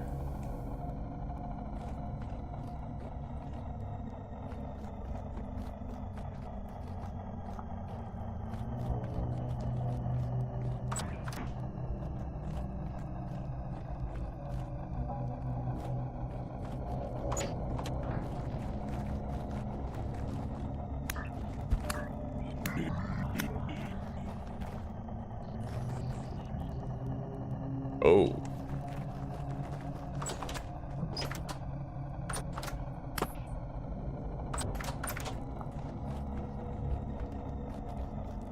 Yeah, you know what? I forgot about the fire clay bricks that we were making. I don't know if I should be going down here, but...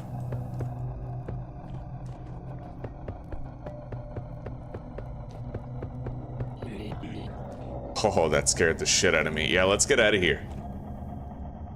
I don't want to get cornered in a little death pit because I wasn't patient regarding the grabbing of a couple of fire clay bricks.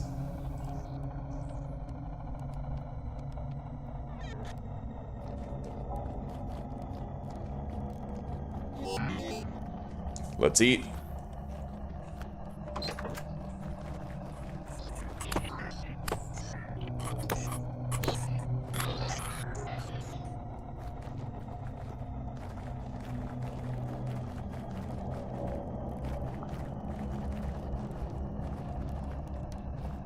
I ended up becoming very comfortable with Temporal Storms and Gambus and armor.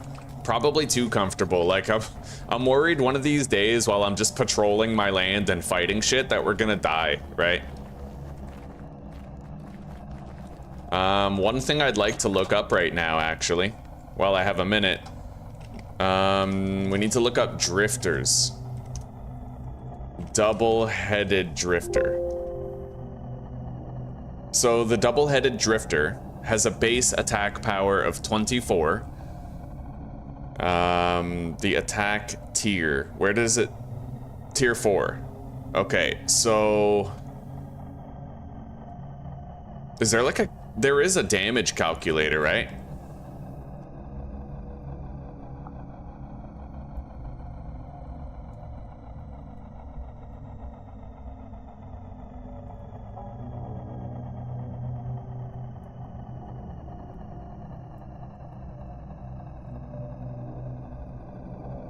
No, not that one. There's another one. I want to find it. Armor versus enemies analysis. No.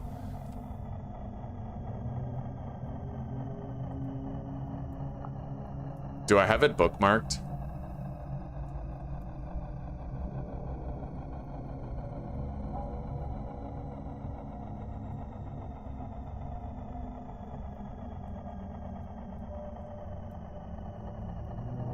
No, it doesn't look like it. Shit. There was a damage calculator that I had found, but I don't remember where I found it.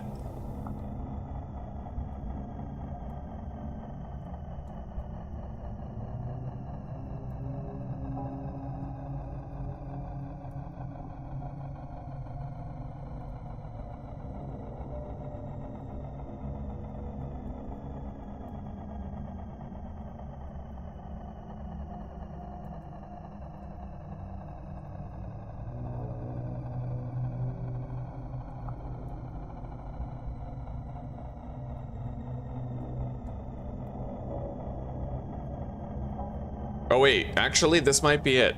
Yeah, so let's check. Armor. Sewn. Material.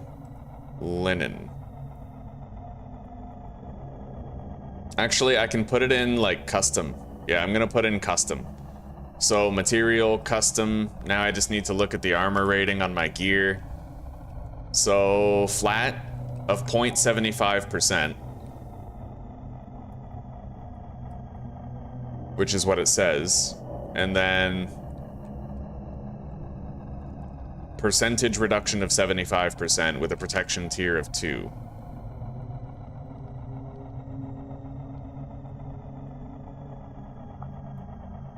It looks like that's exactly what it is. Now we just need to, instead of doing like, yeah, we do custom. The damage is, what? 24 base attack, but we have to increase that by 12, so 36, because Wilderness Survival, they have like the damage boost, right? And then the attack tier is 4. So the total reduction is 22.5. The damage taken is 13. Okay. All right, fair enough. So if I was to take a hit from a double-headed drifter, then I would end up taking 13 damage in tailored gambus and armor, which means I could survive 2 of those, and then the 3rd hit would kill me. That's pretty crazy. Oh, wow.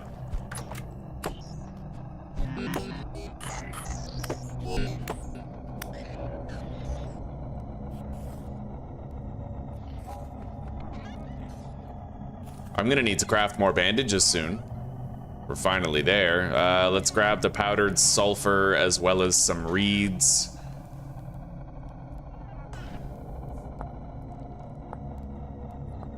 The linen ones restore 7 health, which is honestly on par with an alcohol-soaked bandage. God, I might start using those. I mean, we're swimming in linen. Yeah, let's make some of those.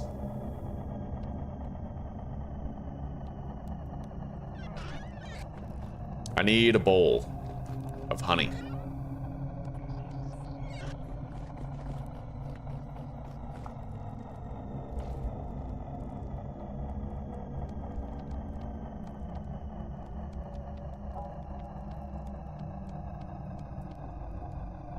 There we go. I have a stack of really dope bandages made out of linen. They restore 7 HP each. And if we compare that to the alcohol-soaked bandage, that also restores 7 health. So just making these linen sulfur bandages allows me to bypass alcohol distilling as a mechanic entirely, which I prefer, because that shit was annoying as fuck. There's all sorts of problems with it in the current state of the game, like all sorts of problems with it. Like, for example, I'll give you receipts. I'll tell you one of the problems with it, all right? One of the problems with distilling alcohol is that if you put the fuel in there and you sleep, the fuel burns away, but the process doesn't complete, right? So it fast forwards the fuel burning, but not the alcohol distillation. So it basically creates a situation where you cannot sleep if you want the alcohol distillation to continue. It's annoying, buddy.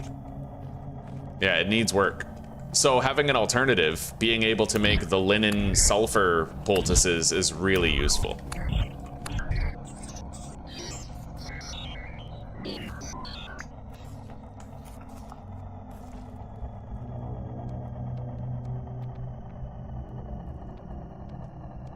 All right, so we're topped up on honey sulfur poultices, and we also have these ones made from linen. Double trouble, buddy. Anyway, let's just finish making more of these weaker ones. Yeah. So that we use up all the honey in the bowl. And then let's deposit the sulfur and the reeds, as well as the bowl in here. The way that we're gonna do it is we're just gonna carry both types of bandages on us, and based on the amount of damage we've taken, we can either heal 7 HP or we can heal 4, right? If I want to go super crazy with it, I can make horsetail ones too. I don't think I'm going to, you know, if we're ever missing 2 HP, use the weaker bandage. I would need to farm some horsetails though. Maybe we'll do that. Well, they're just haven't, you know, there's not that many around us. We have to kind of travel for it. Let's eat.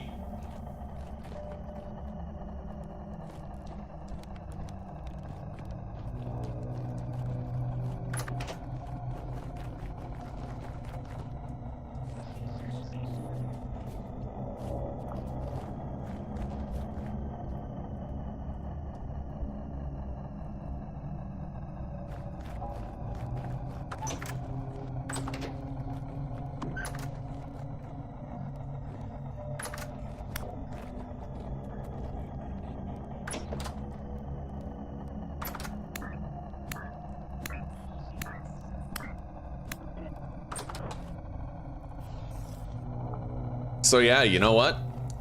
In every playthrough I do now, I might actually start fighting Temporal Storms.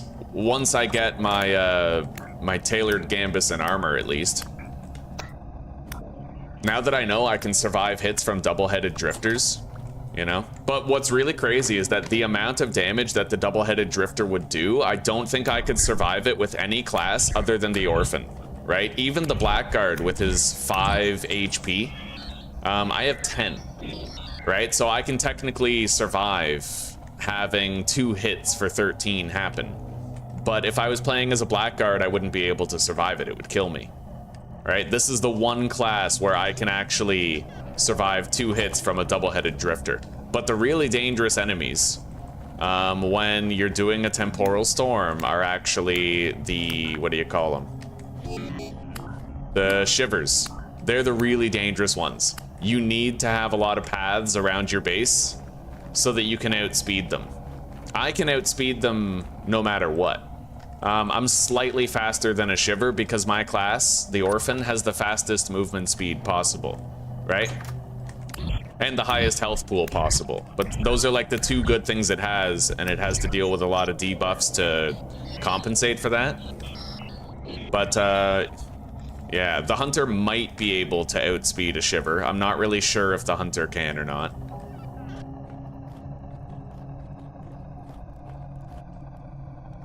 Anyway, we're gonna go to sleep right as soon as the storm is over.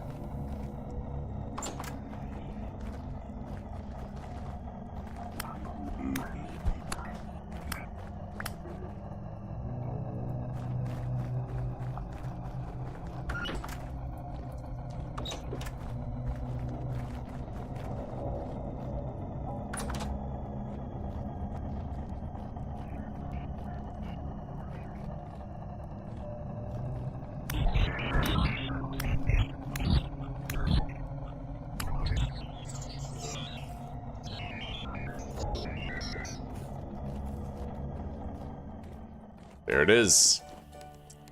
Let's get to sleep. Hasten the timeline on our curdled milk, and now I'm thinking we're gonna head to the Lazaret and get that objective done. We have the waypoint on the map. We just gotta go there with our steel armor and our bandages and go for it. I'm gonna want more meat stew. Ugh.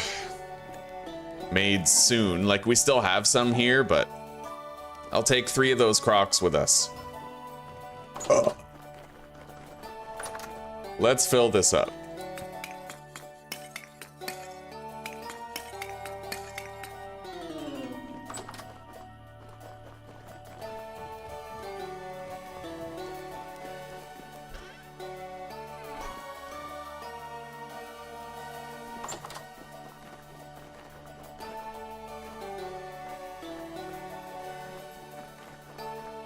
Can I milk any of these? Pretty soon we're gonna have 2 lactating goats. We're just waiting for this other one to give birth. I will harvest the honey.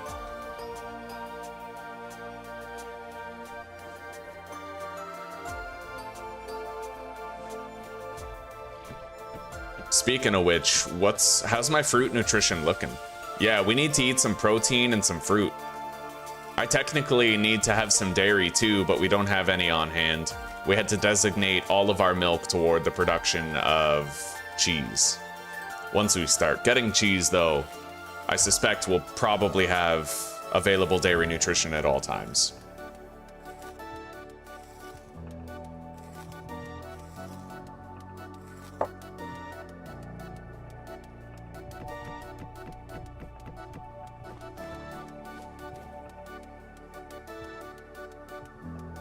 When we get back from the Lazaret, I think I might try to build a Langstroth hive and test it out.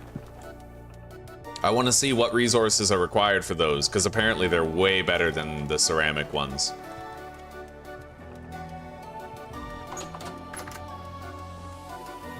All right.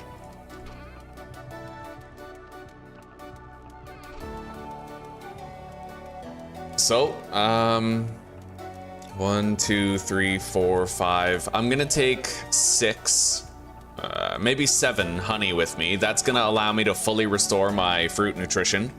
The protein nutrition is going to fill up as a matter of course. We don't really need to deliberately do that. And I'll take the scythe, and, you know, just in case we end up seeing horsetail while we're gone. Other than that, we're good. Let's go grab the elk. I have to figure out how to put him into the boat. I think we need a rope.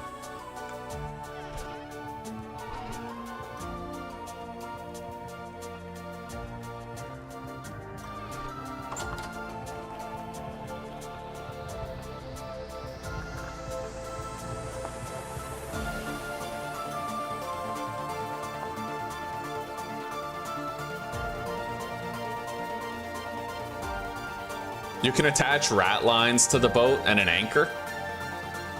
Wow. Apparently I can name my boat. I can put a chiseled figurehead on it. Like, that's crazy. We'll make a giant penis and we'll put it at the front and call it the world fucker, or the sea fucker, you know? Or we'll like chisel a vagina and call it the Thunder Cunt 5000. You can place a mount, such as an elk, on the boat by first placing a wooden fence post in one of the cargo spots, being sure to leave 2 cargo spots empty aft of the post, and then use a rope on this fence post, which will place the animal into the aft cargo spots. Then you use the right mouse on the fence post to disembark the animal. Alright, fair enough. How do I get you out of here, by the way? Like, can we even...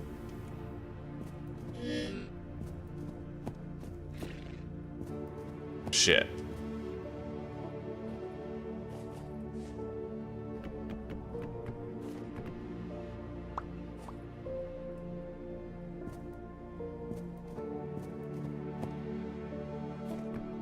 Alright. Yeah, we're not gonna leave him in there anymore. Probably leave him in the farm or something. Anyway, there's actually berries now, so I could theoretically just restore my fruit nutrition through these means.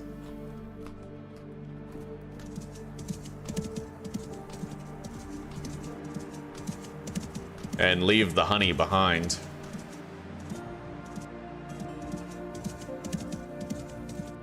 Alright, let's go grab a fence.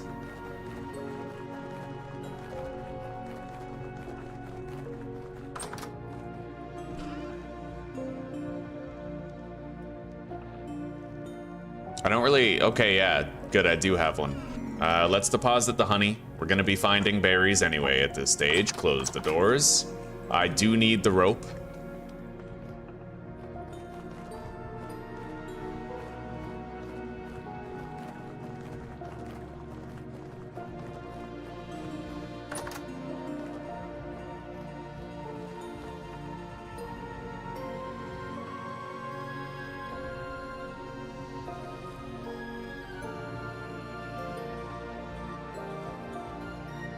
Where am I supposed to put it? I have no idea. Hang on.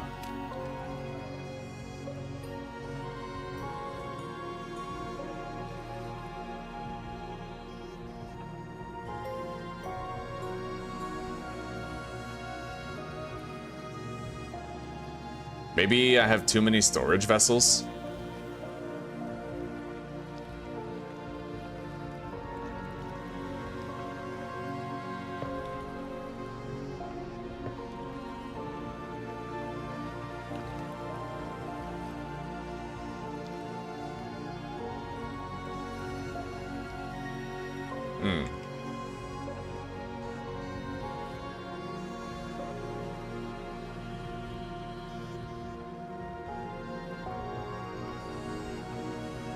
I have no idea.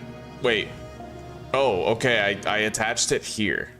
So I need to attach my mount with a rope, apparently. Yeah, let's rope.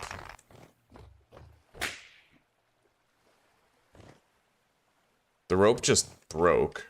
That shit seems to happen. Alright, let's strap this to my back. Rope. Attach. Okay, so we now have him in there.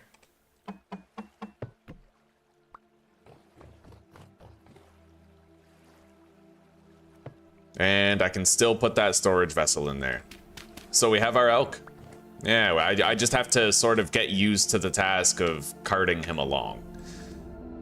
Anyway, let's get this chest off our back, fill it up with our traveling gear, I'll keep one crock on me. I need a bowl to eat from, which I may simply leave in the raft full time, right? We need a bowl when we bring the food, so.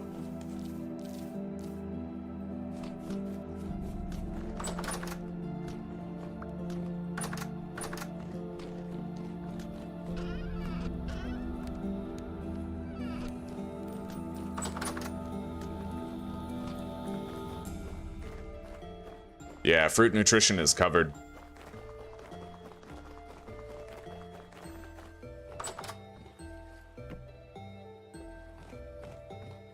All right, guys, it's time that we headed toward that next objective. Let us depart from our beautiful boathouse. Yes, look at that beauty. Sexy beauty.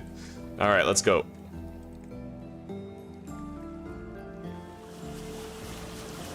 Away!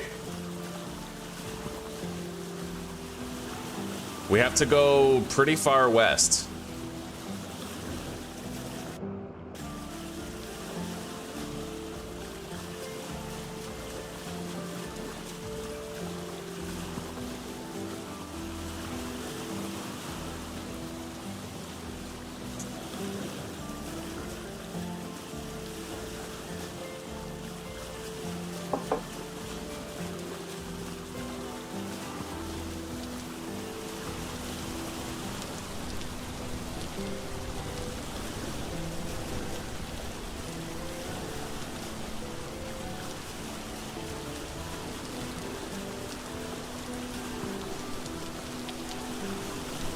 Oh, this is so much better, dude.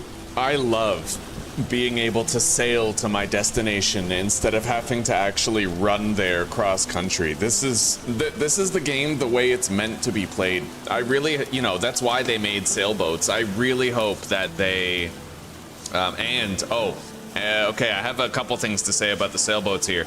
I really hope that they change world generation to have more ocean reliance. Right, like this. I want this to be the default world. I think it's great. And I want to be able to add more sails to the raft. Or sorry, add more sails to the sailboat to increase the speed incrementally. The same way you can do it for windmills, right? I would like to be able to acquire this speed in vanilla instead of having the sailboat be too slow to bear, right?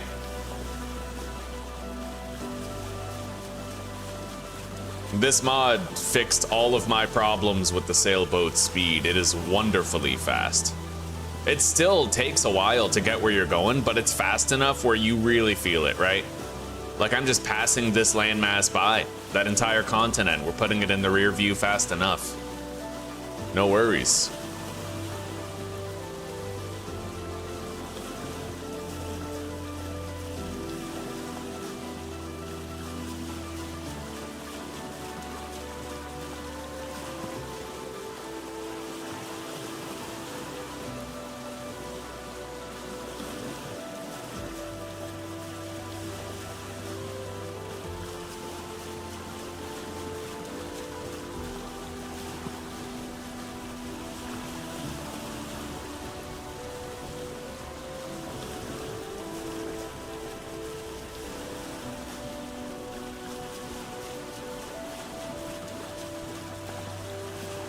I'm gonna turn on the fucking God rays.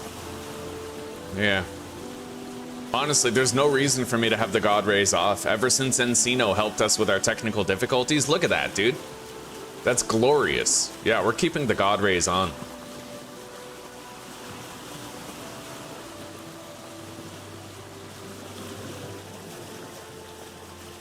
Oh yeah. Do you hear that sound, my friends? Oh, that's the merry sound of the call of adventure. Alright.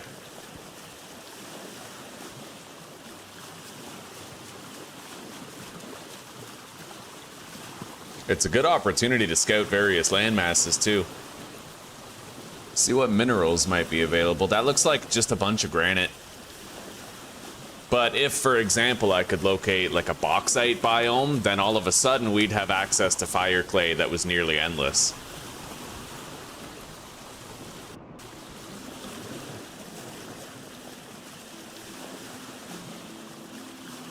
Oh yeah, look at those God rays. I should have had those on the whole time. That's sick.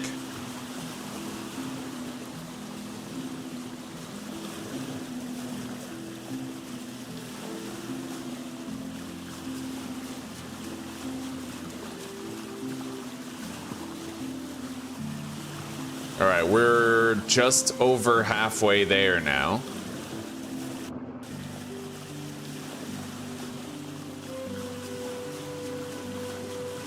I really don't like these context menus that show up, right? You see how it says shift plus right click detach or shift attach? I kinda, like, I understand why it needs to be there. It just sucks that I have to turn off my HUD in order to not see it and have an immersive sailing experience, you know?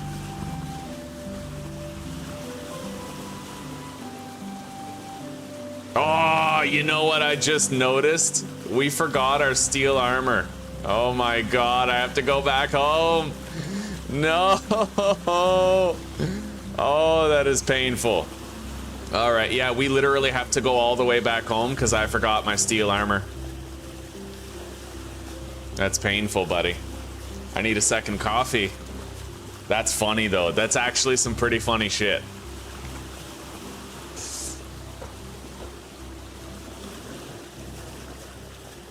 All right.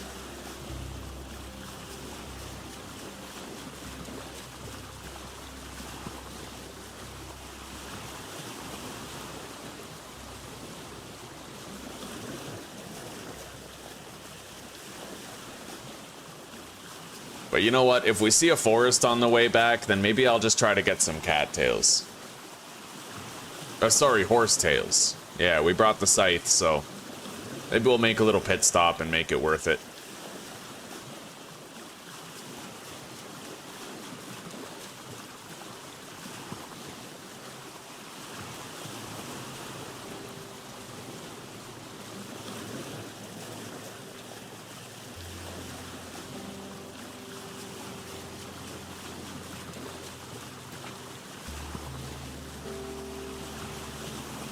That is beautiful, though. Yeah, the God Rays. Minecraft has nothing on this. Even Hightail. I feel like I'm probably never gonna play Hightail just because why would I play Hightail when Vintage Story already exists, right? This game is such a complete package already. It still is in early access, but it has so much for what's already there, and there's more to come. And the mod ability of it has made it, God, this rapidly became my favorite game, I think. Which is crazy, because I have a lot of games that I love, and I actually think Vintage Story over the past few months has become my, like, rank 1 game, modern day game. There's a separate category of, like, nostalgia games, of course, like Gotham City Imposters from the past, right? Majora's Mask and Resident Evil 3 Nemesis and all that, but there's definitely something to be said for modern playability and mechanical depth and richness, immersion, and this game's got it in spades, man. It really does. Look at those God Rays on the mast of my boat. Anyway, there is some horsetail here, but the terrain is very hilly, which isn't really conducive to good gathering. I'll hold out.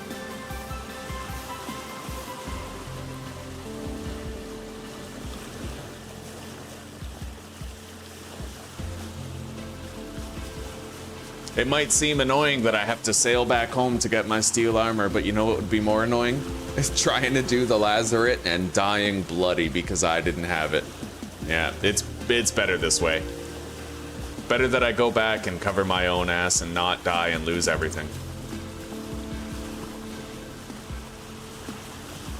And what I might do, actually, is move my steel armor and the armor stand over to the boathouse so that we always have it there. Maybe we can even have a little ceramic vessel there for holding travel supplies, right?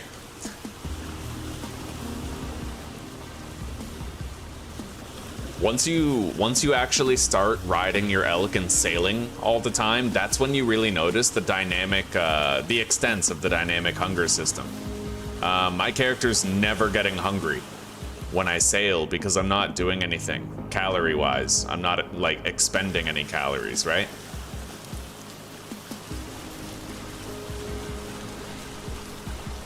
All right. That's our home waters right there. We're finally coming up on home. We'll grab our steel armor and we'll head out.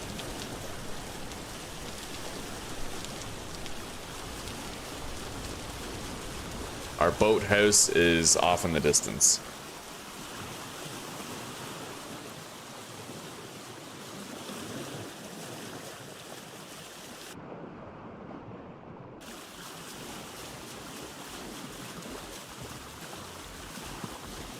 Yeah, those god rays, I have to keep those on from now on. This looks way too good not to.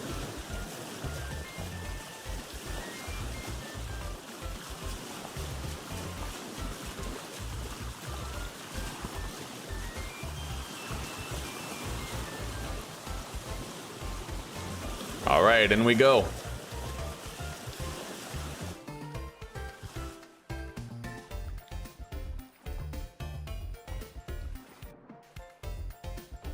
All right, Elk, you stay right there.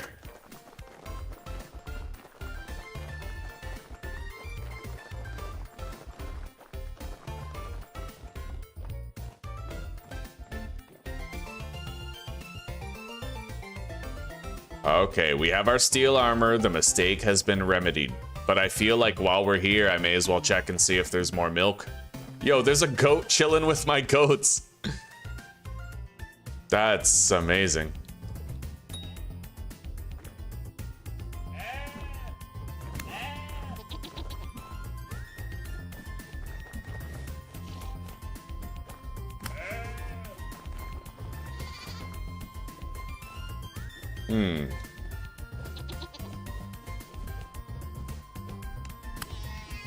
Slippery fucker. We got him, though.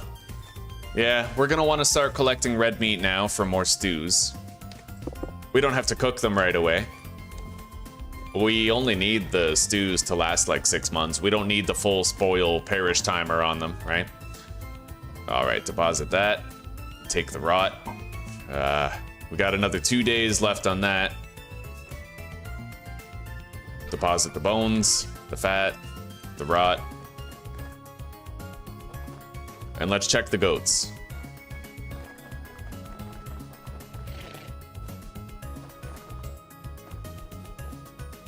Can be milked. All right, we're one step closer to our next batch of cheese.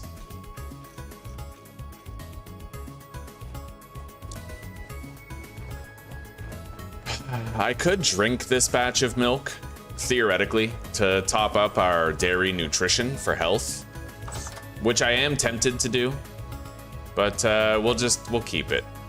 Yeah. Now, let's prepare a serving of meat stew to be eaten. I need to grab my spear.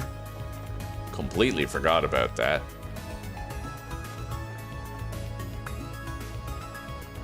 And now that we have our steel armor, we can set sail again.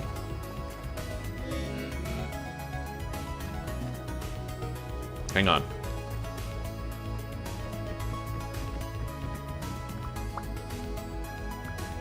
Yeah, we're just gonna start storing the armor down there.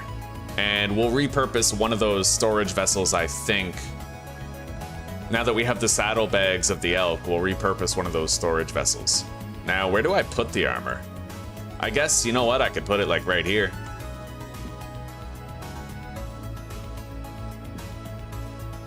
I'm trying to get it flush. There we go.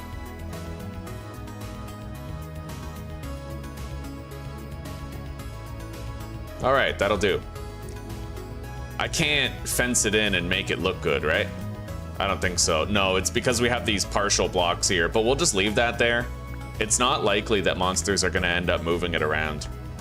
And I think I'll just delete these fences so I don't have to go back. Fair enough. All right, let's set sail again. We have everything we need. No stones unturned this time.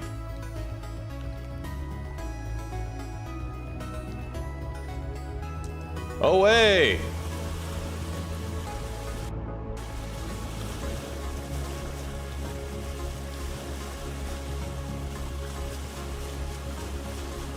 Bigger sails equals a pirate ship? Damn straight. Oh my god. Can you imagine if there were, kind of like...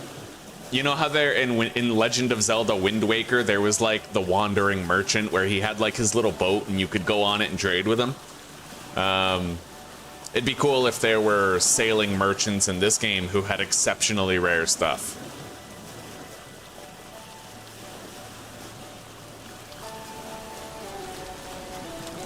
I'm still waiting for the day that we can tame a wolf pet that fights for us. That'd be so sick, dude. Oh, that'd be cool. And immersive, right? Just imagine you lose your wolf pet and you have to chisel a commemorative tombstone for it. Put some bones in a box, bury him underground, right? Like, yeah.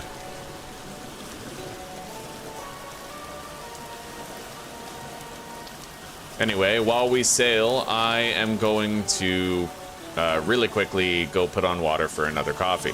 I'll be back in a second.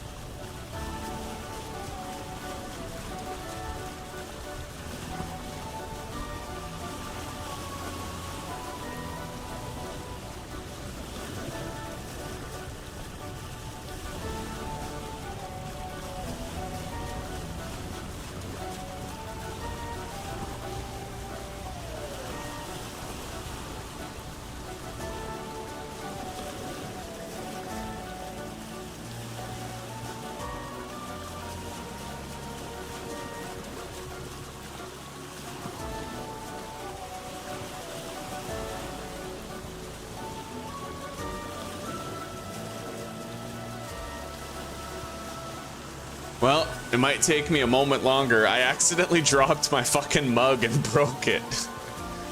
Damn it.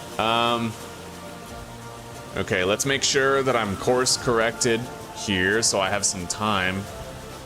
I'll have to use Susie's mug while she's gone. I'll be right back.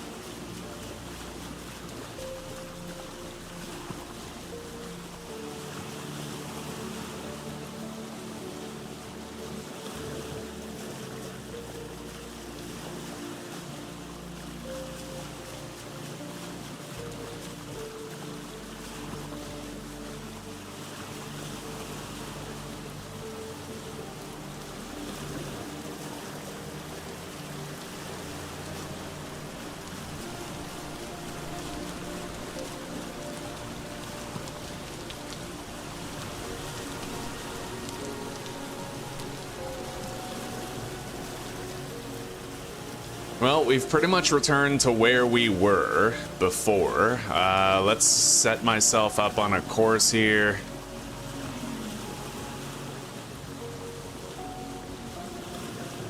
I don't know if I can go AFK with a sail like this. Looks like we're coming up on land. I might not be able to get through here. So you know what? We're gonna do a hard left and go that way.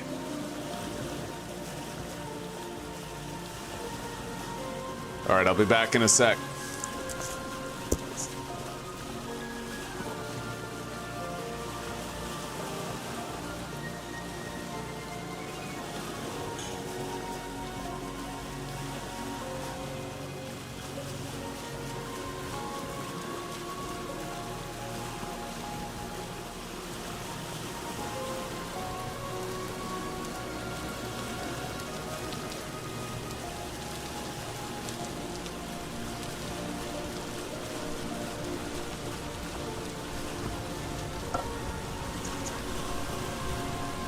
All right. This is a massive landmass, dude.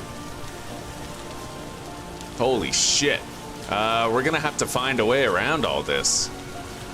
It's probably the most vast continent that I've seen so far, so we're gonna sail back the way we came and try to go northeast around it then.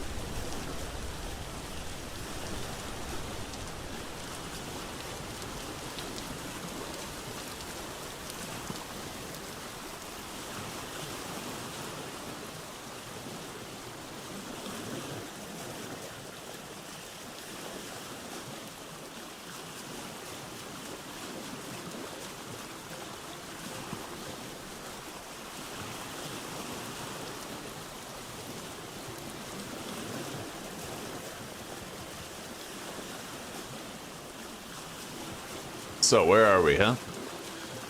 There is a little bit of an opening there. I don't know how reliable it's going to be, though. And we won't know until we get close. That is ocean water. This is fresh water. This is ocean water over here. We need to try to find out how close we can get to our destination going through here.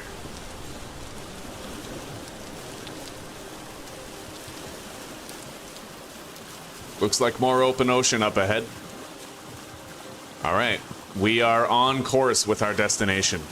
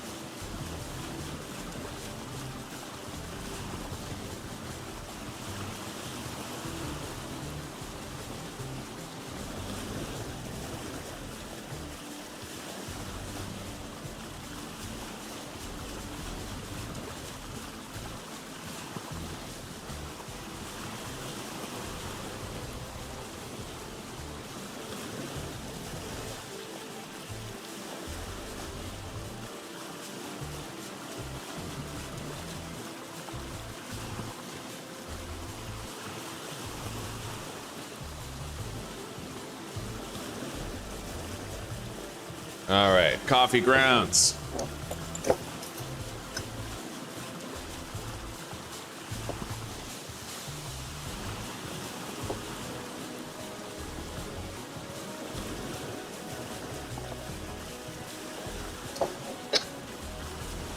We got a turn. All right, looks like the Lazaret, our objective, is on that landmass straight ahead. We found a way here. Very nice.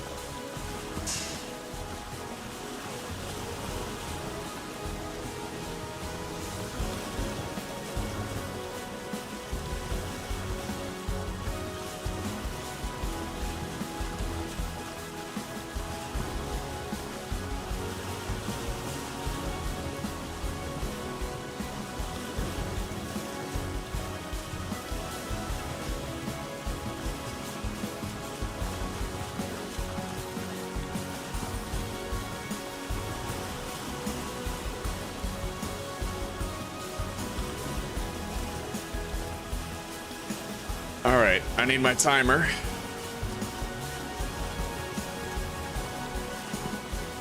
That's too long. We'll go like 3.5 minutes. And I'll probably want to check early.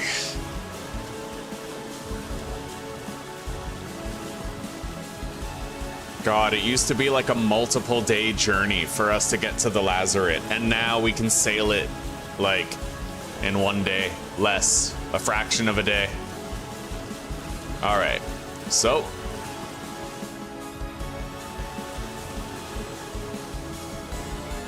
let's pull up here and park.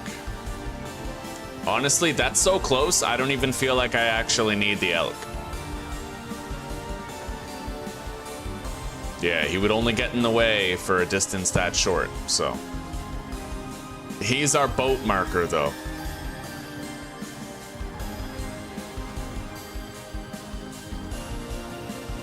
Let's grab more berries.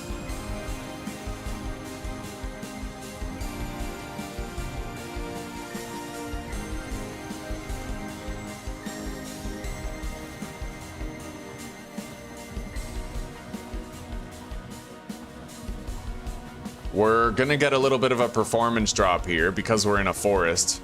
Forests are notoriously bad for performance drops in this game. For reasons unknown to me. I don't know why, but anyway. Here we are. And this is our entrance right here. We gotta enter this land scar. Now, let's prepare our armor. Get our steel stuff on, and make sure that we're covered.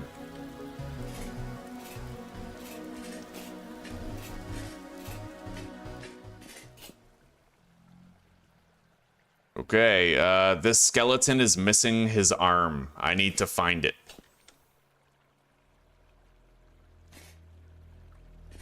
Am I supposed to enter through here or something? No, his arm is right there. That's what I have to get. Yeah, we gotta go find his arm.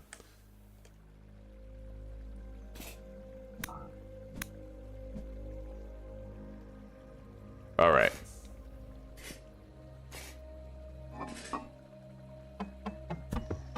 Everything here has protection.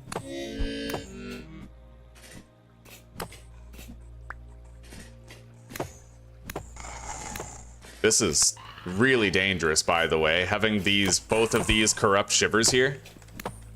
God forbid I get attacked by a drifter. That's why I'm trying to be very proactive about my assault on these guys. I gotta really stay ahead of it. All right, so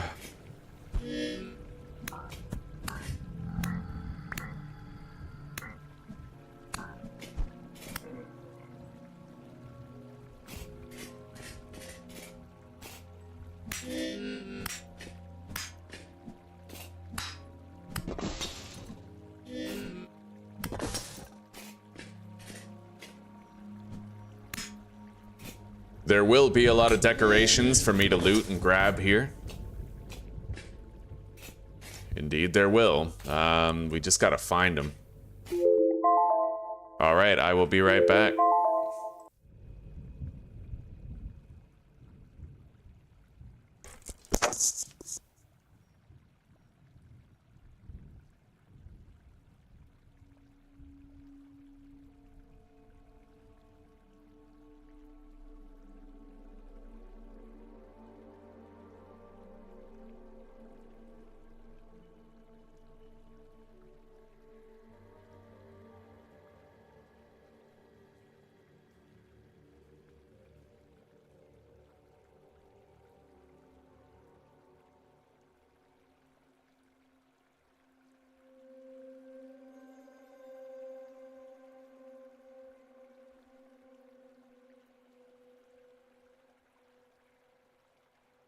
Now I just need a coffee steeping timer. Got it. We're definitely grabbing Funky Head over here. Funko Pop. Alright. I saw a very cool looking thing over here. Jailer belt, eh? Yeah, we got some shit here. Like, what is that? Silver gear. Gold gear.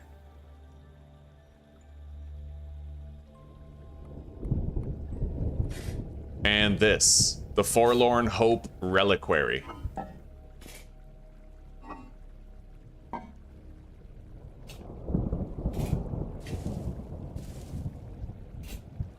Alright, we gotta go down here.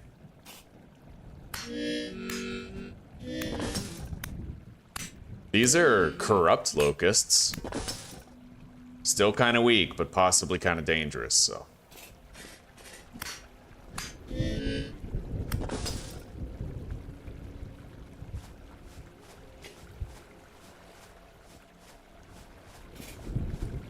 Now, this place can be dangerous. Holy shit! Deep silt, go! Oh my god. A deep silt shiver. Oh my, I almost got killed. You see how dangerous that thing is, even if you have steel armor? I'm telling you, buddy. Some of the enemies, like, steel armor seems safe and it makes you feel alright, but the truth is, you can still die. Hands down, you can. We almost did. I have to be very careful as I go through here. Alright, that's a honey sulfur poultice with linen situation.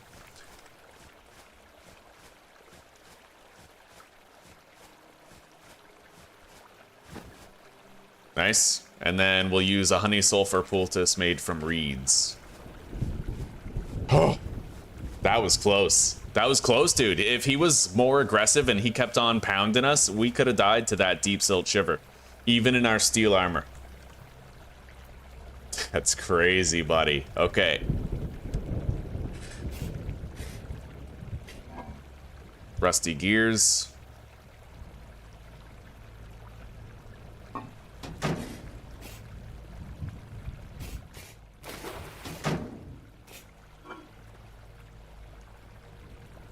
Ropes, rusty gears.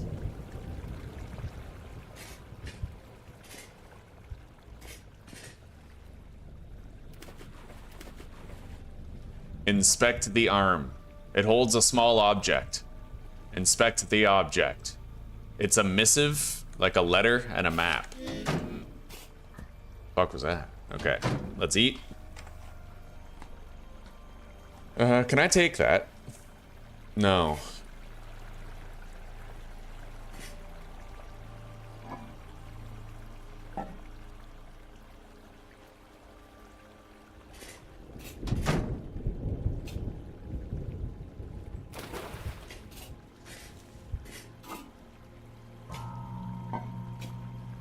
Heat, huntsman's tunic, miner's pants.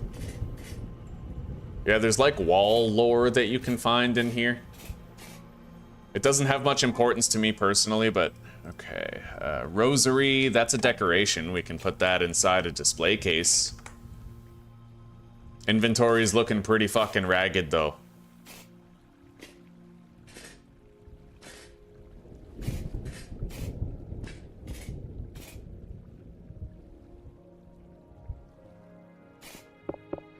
A locust nest. Can't break it.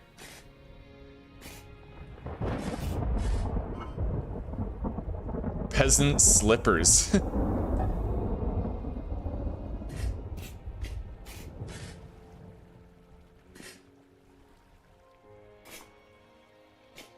All right.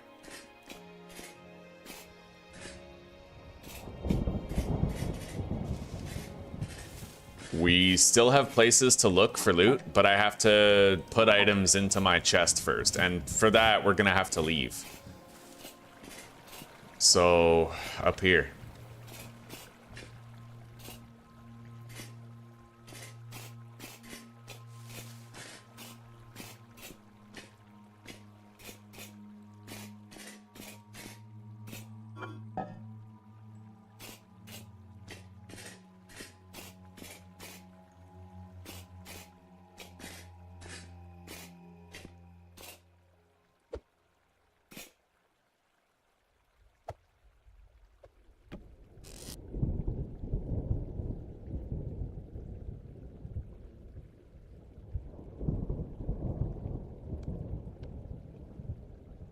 All right. I'll keep what may stack.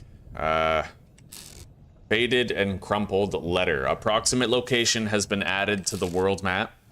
I'm gonna unpin the lazaret right here, but I'll change the icon to this cracked vessel.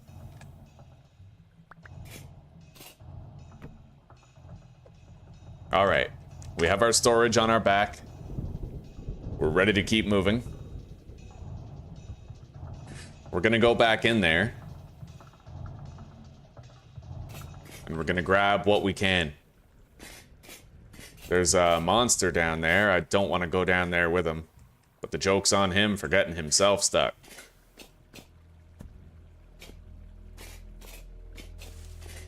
It is dark, so I'm worried that the spawns here might accelerate. We'll see.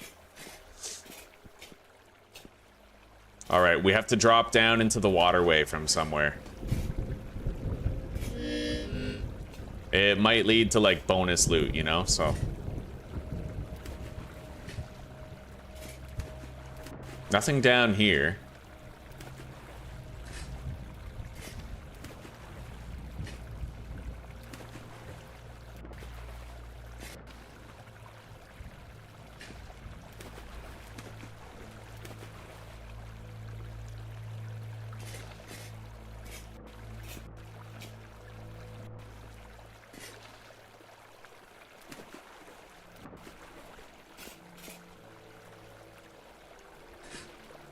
Nothing up here.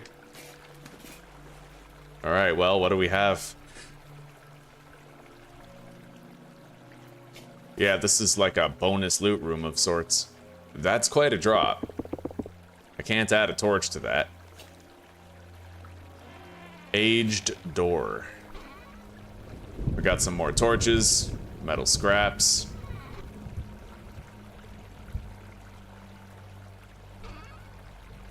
Rusty gears, more rusty gears, flax fiber.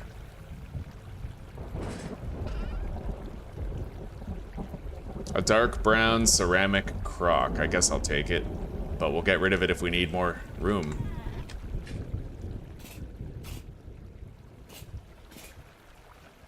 I don't know where these pitfalls go necessarily. Let's eat. They might just lead into the various cells. I'm not really sure. I think I found a place where it's actually possible for the player to get stuck. So I'm gonna have to use creative to get out of here. There. This one too. I'm really glad that we have access to creative so readily, because that would have been like, I would have been stuck until I died, right? Yeah, I don't know where we have to go at this point. That's a pretty steep drop. I don't know where these places go. I'm gonna want to check every single one, I think. Right? That's a shallow drop. Does that just lead to one of the cells? I don't know. Let's check this one first. Okay, this leads to the central room. Shallow drop goes to central room.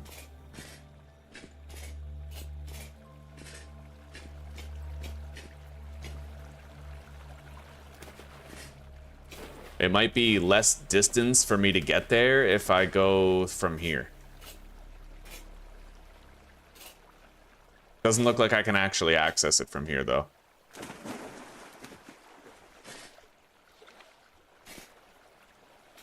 Can't access it from there either. All right.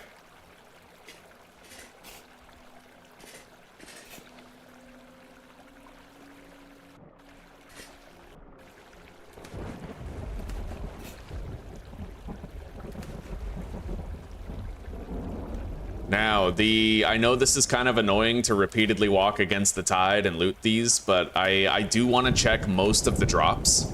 I'd imagine a few of the drops are simply going to be prison cells, right? Like, I think that's just going to be a prison cell. I don't know for sure, though, and that's what I'd like to find out.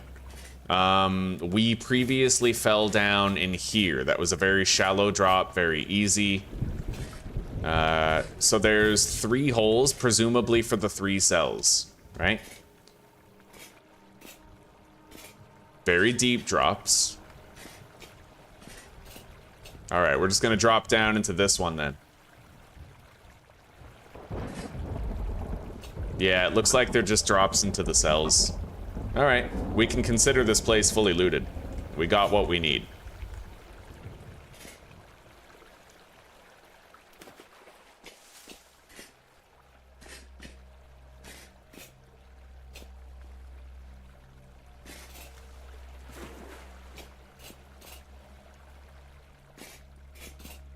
Hello, Snap.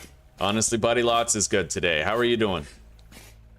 Full beard incoming? Yeah, I'm bringing it back. I'm bringing it back. Once it gets too scraggy, I'll shave it again, but I do want the beard back. I like having a beard. Who knows? Maybe I'll finally break through the wall and sort of drift toward my Gandalf self, you know? All right, let's put our other armor on now.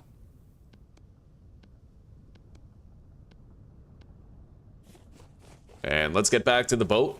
Where is this village, by the way? Oh shit, it's even further that way. I may as well go straight to that village from here, instead of even going home. I think we're gonna do that because we're already halfway there, right? It would make little sense to go back home and then go back out there. So we'll keep moving.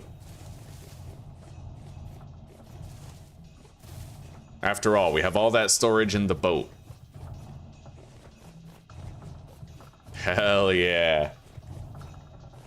Yeah, how are you doing, Snap? This is so cool, man. I love having like a sailing playthrough. All right, let's store some excess shit in here.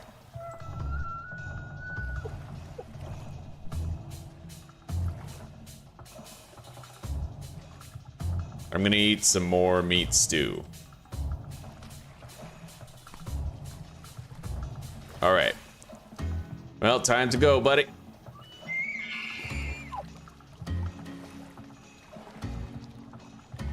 I can't really access my sail. Oh, here we go. All right.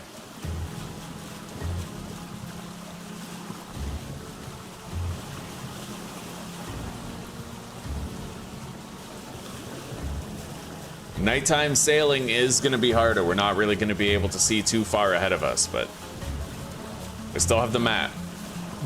And the map will show us what our eyes can't.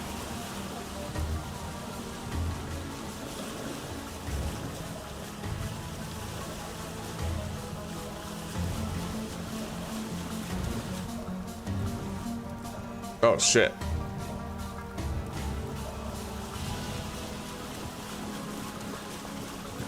Let me see here. User interface.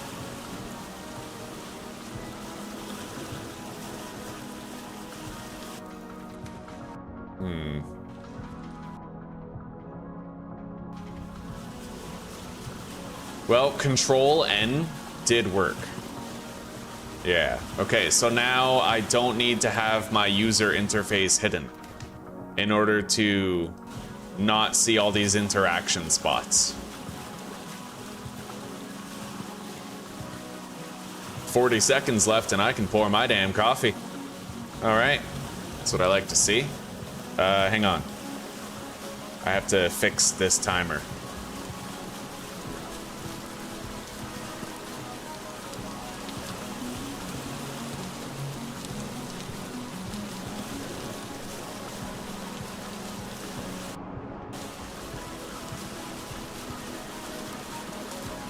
As good as can be. As good as can be. Right on, buddy. Man, that village is far. I've never been to this village before, though. This is a vintage story career first. We've had a few of those in this playthrough, right? Like the harvesting of milk and shit. Making of cheese. And we made the fire clay beehive kiln, which has been amazing. We made that so early, and we got to build a house we were truly happy with very, very soon.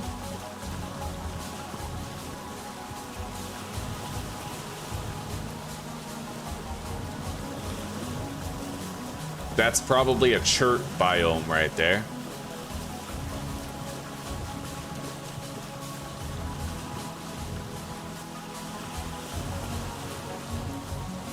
All right, I'm gonna go pour my coffee and I'll be back in a second.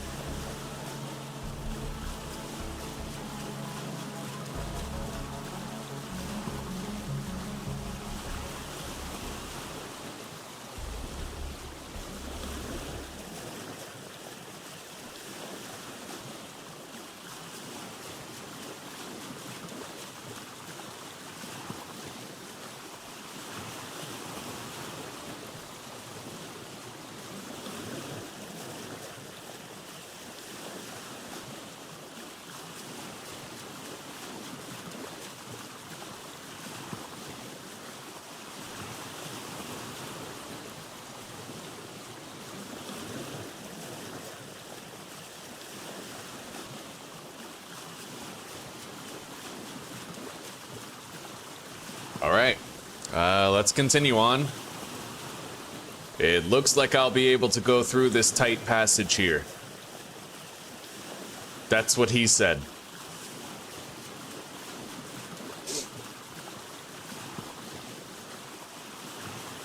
Yeah, I gotta tell you guys, having an ocean and being able to sail, this is a million times better than our previous playthrough, Attempt 27. It's so much better, dude. So much better. I can't express it enough how much better this truly feels to having to do everything on foot. And I said it before, I'll say it again, I think this is the way the game is meant to be played, and I think that over time the world generation algorithm is going to change to allow for this. Oceanic continental generation. I think that's where the devs are going to take it. If you guys want to have a world similar to this one where you can make full use of your sailboat, then I would strongly recommend you go back to episode 1 and you look at the settings that I changed when generating this world. Yeah, I show the audience, the viewers, exactly what I changed in order to get the world to generate this way. So if you like it, and you've enjoyed the adventure, and you kind of want to have some ideas for your own and do the sailing thing that we did here, then you guys totally can. Yeah, those settings are available for you to take a look at.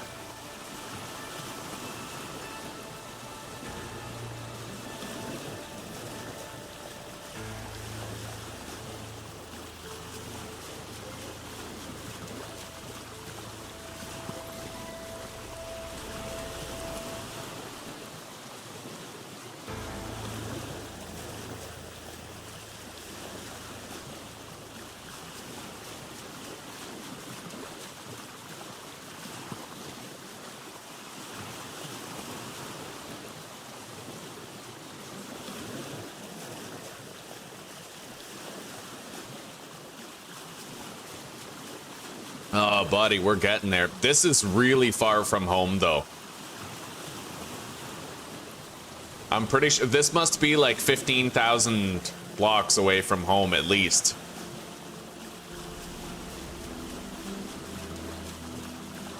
The amount of distance between home and the lazaret is the approximate amount of distance between the lazaret and this village.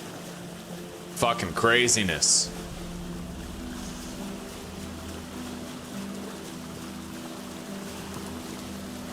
The sun's gonna be rising in about an hour. We can already see the budding rays on the horizon.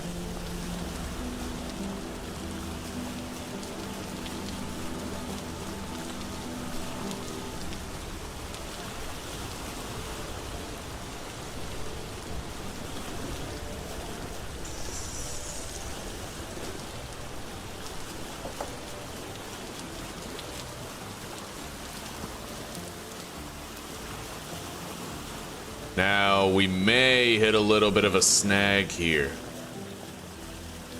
I don't know if we can get through there. We might be able to, though. I'm gonna sail, I think we can. I'm gonna sail to the left and go around this landmass. It does look like we can sail through there. Yarr. There's actually there's a brand of dish soap in the Czech Republic called Yarr. It's spelled J-A-R, but they pronounce their J's as Y's, right? Yarr.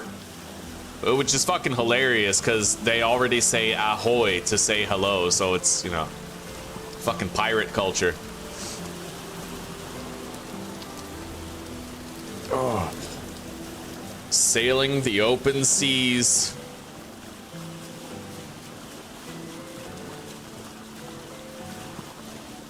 That village looks borderline coastal. It's gonna be, we'll be able to get there within 30 seconds of parking the boat.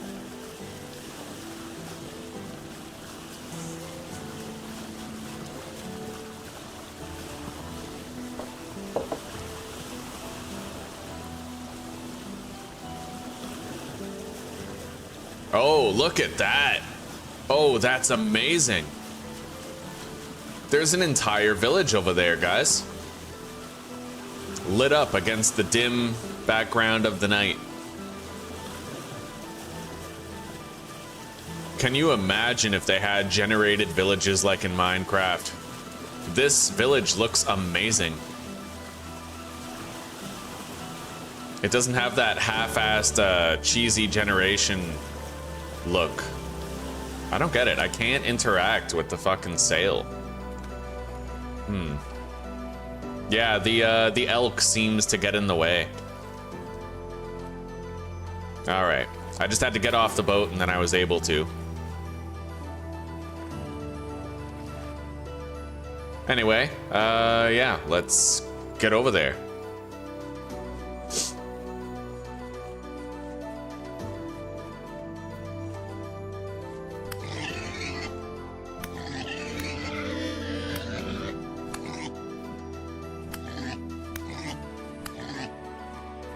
We need it.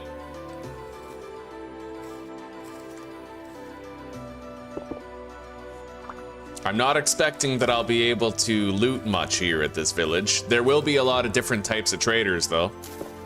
Yeah, I'm pretty sure that these villagers have like land claims on their shit, so.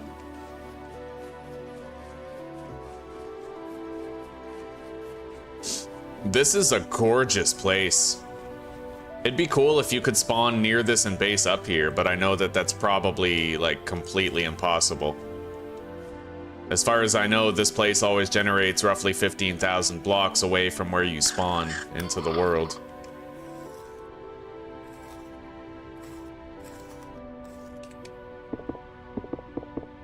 I can't even get rid of the bones. It's yeah, those bones belong to the villagers now.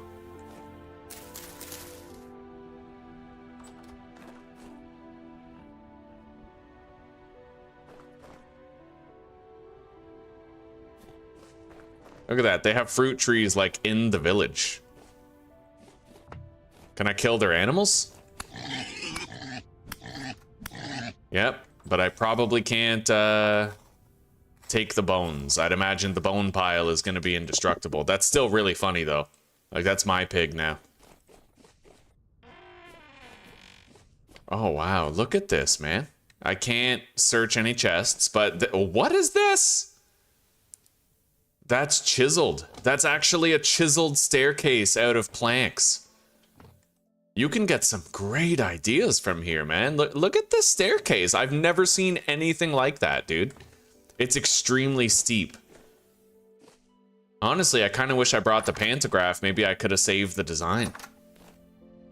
We got a nice little farm out here. Little barrel of water with a watering can.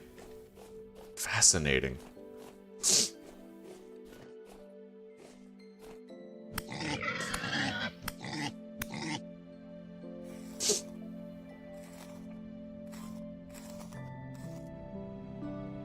All right, let's take a look around. Oh, that voice. I want that to be my character's voice. That sounds hilarious. Yo, what the fuck? All right, what's your name? I'm Laura, bound to the earth. Oh, we got one of those swamp hag Karens. All right. Is your harvest enough to support the village? We get by all right, don't you worry. It's hard work, but the earth rewards us for our efforts.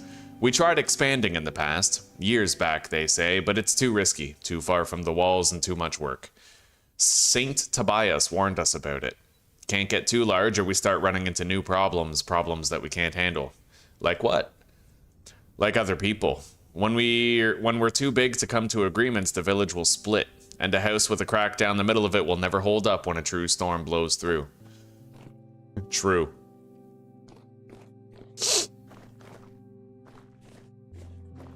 Look at this. Wow.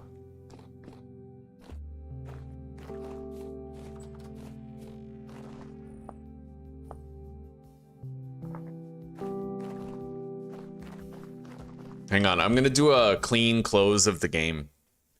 I've exited and come back in to fix chiseling glitches a couple times, and we might have a better frame. Yeah, see, I'm getting the little loading wheel. The game's getting exhausted, so we're just gonna exit and come back in real quick.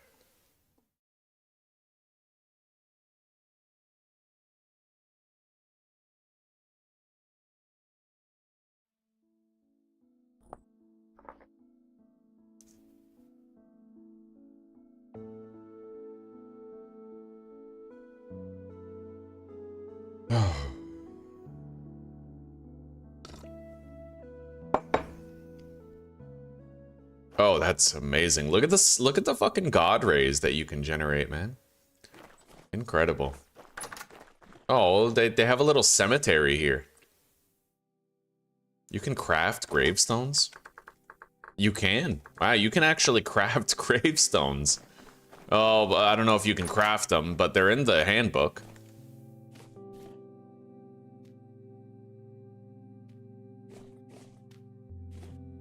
Cozy little fireplace. Look at that.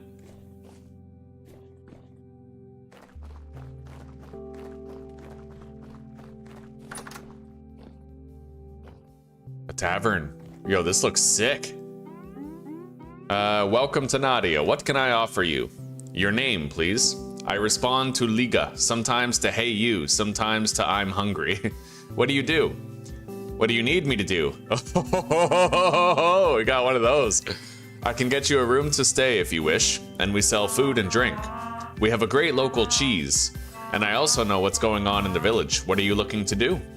I need information. If you're looking to know things, first, don't talk to my husband. You'll end up knowing less every time he opens his mouth. Sedna, the musician, knows more about history and folklore than all of us put together. Talk to her, or just listen to her songs for a bit. You'll learn a lot. If it's more immediate information that you want, go see the hunter, Gerhard. He lost his wife recently, so be considerate, but he can give you the lay of the land around the village. He's the only one who travels. If you're looking to avoid danger, or find it, I won't judge, then go talk to him. What is this place? This is Nadia. I'm not surprised you don't know of it. Traders and travelers come by occasionally. We're friendly though. Talk to people and you'll see. What have you got to trade? We're full up at the moment. Give us a couple weeks and we should have some vacancies. Okay. So most likely you can't trade with her yet because that's like pending content that isn't in the game yet. Oh, wow. What's your name? Name's Arzur. Good to meet you. What do you do? I run the inn here with my wife, Liga. This guy can trade. He doesn't sell much. He sells you cheese. Interesting.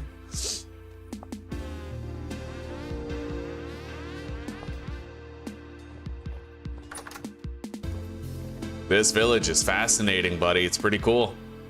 All right. So these are like the rooms, right? These are the inn's rooms. Oh, that's interesting. I like the designs of some of the stuff that they got here. This is insane. This is literally like an attic. This is like a lore accurate attic. Holy shit, buddy. You got a lot of good ideas for building around here. I gotta figure out how player teleportation works. Pretty sure it's just a couple of simple commands, because I could teleport here and then teleport back home and gradually build stuff like copy designs from the village. And we could use our pantograph to save those designs.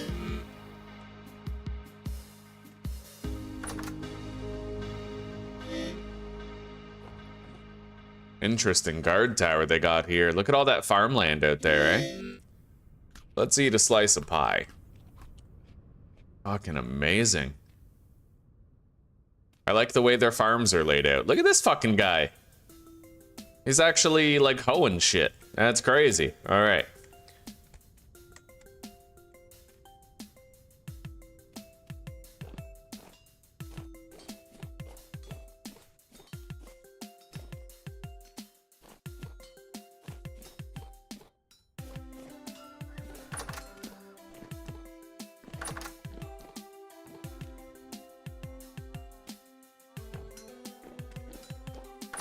I hear a smith somewhere. We got a nice little cellar down here.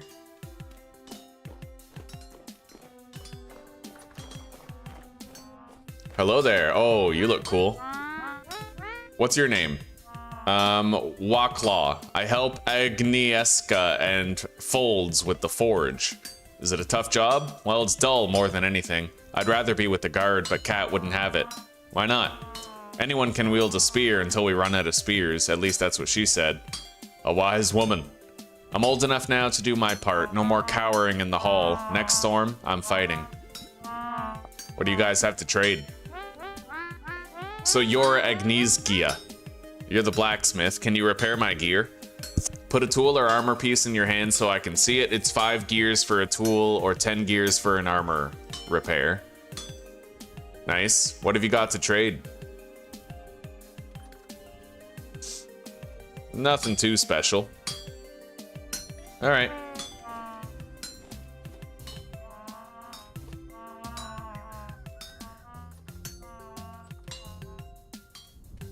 Amazing, buddy. The whole village feels very, like, alive and fleshed out, you know?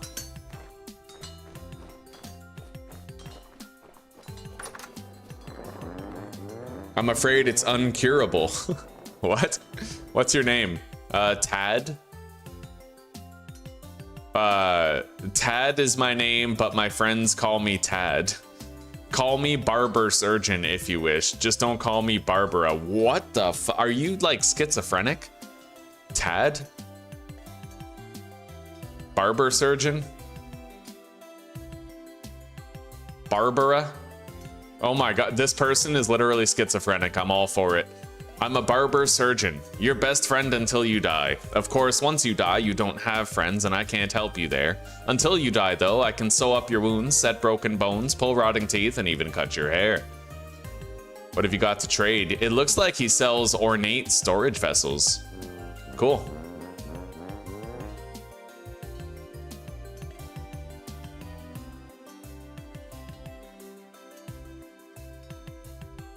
Wow, okay, so he heals you for free.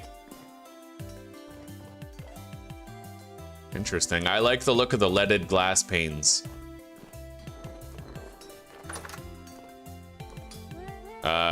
Welcome. Need some clothes? Need some raw linen? A needle and thread? This is Alba. She's a tailor here. She sells various pieces of clothing. Interesting. I wonder what the quality of that clothing is. I might want to take a look.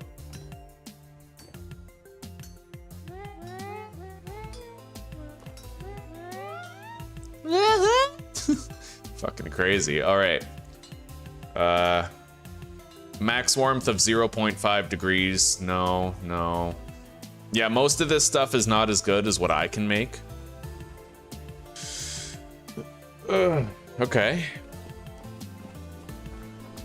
Well, we're running out of places that we have to check. We'll just keep going down the road. Oh, what is this place?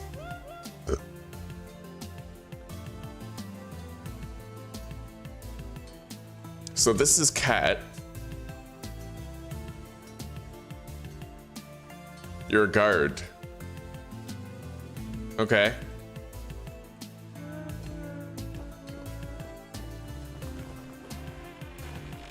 Oh, wow. We'll check that place out last. It looks pretty substantial. You're a baker, right? Help yourself to the fruit of our fields, my finest rye. All right, I took a loaf of bread. I could use some bread. So now I have to buy them. Fair enough, but let's eat this.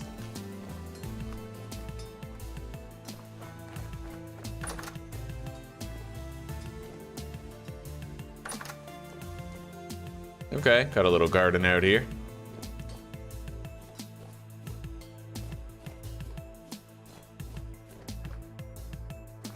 I've been in there.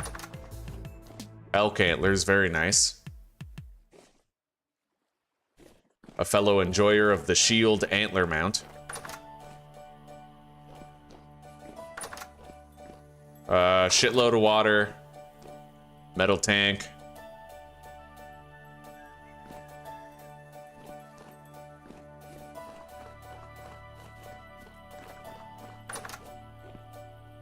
Let me guess, another guard?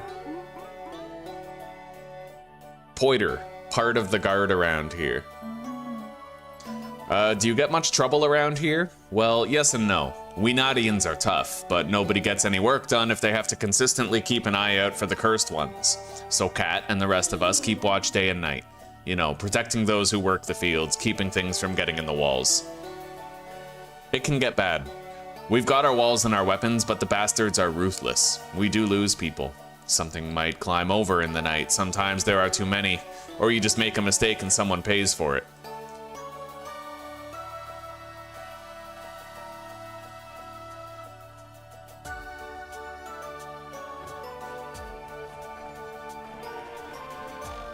There's more over here. I haven't really checked the town hall yet. This just looks like a bunch of ruins.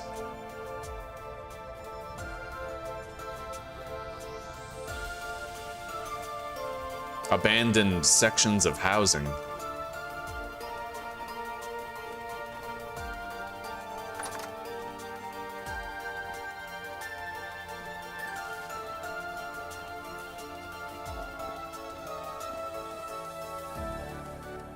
It looks like I can't harvest anything from here. I see a boar over there, though. I see a few.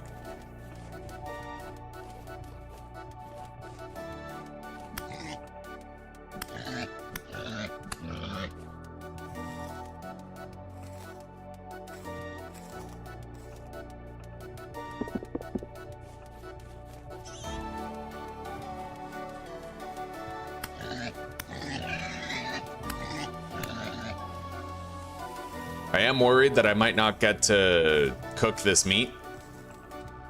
It's gonna really just sort of depend on how long it takes to get home.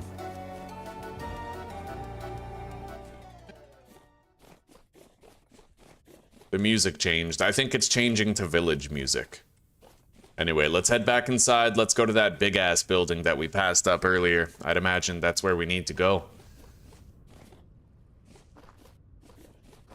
Let's leave the gate open. Let the monsters in. Yeah, right here. What do we got? Got some big-ass doors. Fuck was that? Okay, we got a leather worker here. Gerhardt. I hunt, I keep the forests and fields safe. What is this place? Not it. Very straight to the point, this guy. Alright. He doesn't seem to have any information for me. Let's eat.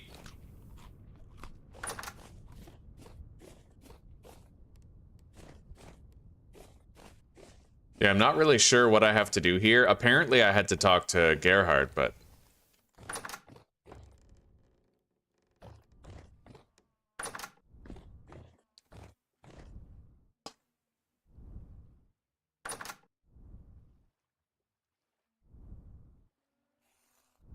there must be somebody else that I've got to talk to.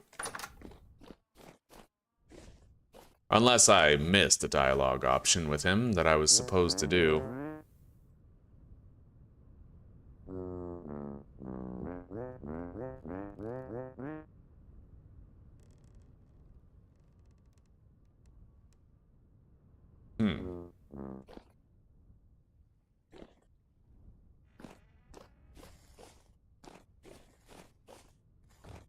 Let's see what we have to do in Nadia. Because I felt like I had to talk to him, but it doesn't look like it. Alright, so it's a story location. I may freely open doors and explore every room and sleep in beds, but I'm not allowed to interact with containers.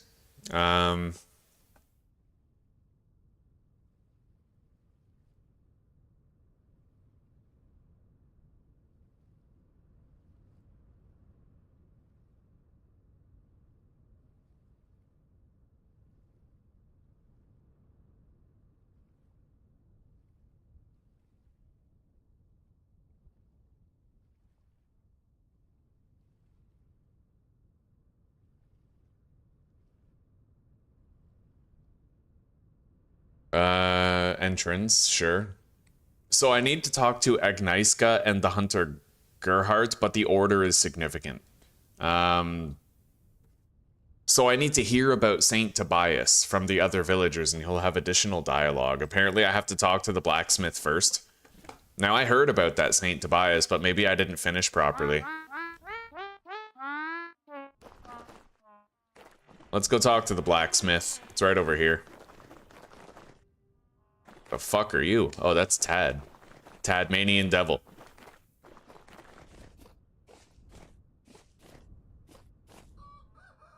Where's your boss?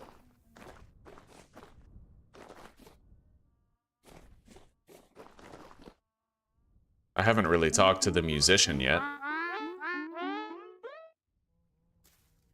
Sedna the Melodic, the Lark of the Hills, the Echo of the Depths. So you're pretentious.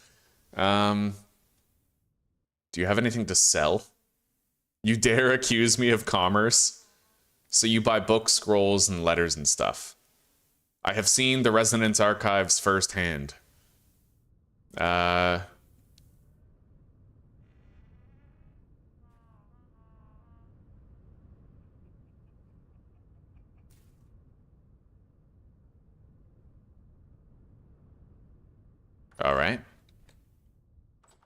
Yeah, we have to find the blacksmith. The main one, though, not this employee.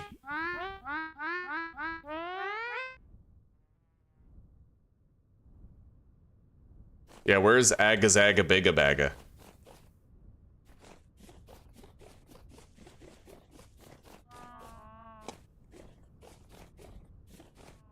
I have no idea. Let's try going up the ladder. I don't know if they can climb ladders, but if they can, maybe Agazaga Bigabaga's up here. Oh, here we go. Can I have that map? Okay, I have the map. Before you come meet me, you must make your way to the devastation. There is a tower there. You must climb it and take the lens that rests upon its peak. It will not be easy, but this must be done if we are to succeed. Who is the old man? He's mysterious. Some say he is Saint Tobias, the one who helped found the village. The old man's ancient, but not that old. He sends me designs from time to time, and I make them. Then one of those foolhardy traders delivers it somewhere out in the wilds. Why did you have the map? The old man told my grandmother to keep an eye out for a strange traveler to come to town looking for him. Never expected it to take this long, but you certainly look the part. The map mentions a place called Devastation. What is that?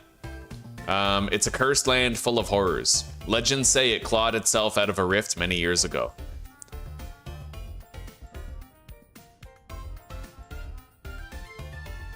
Alright. Map to Tobias's cave.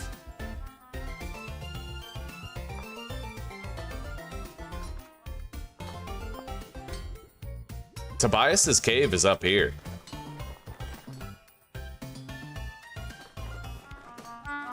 All right, let's go talk to the hunter guy.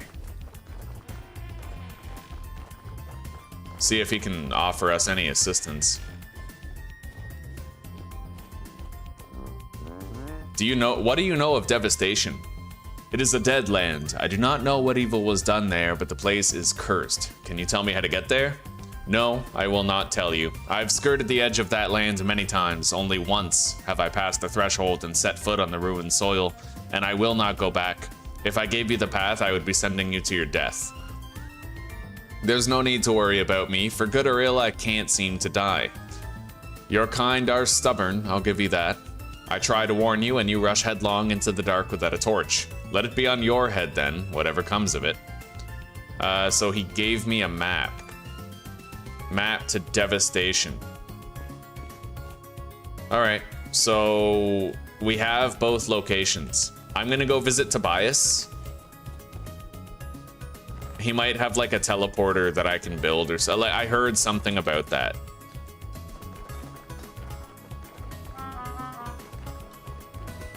Yeah, I highly doubt we're gonna get home on time to cook that meat, but...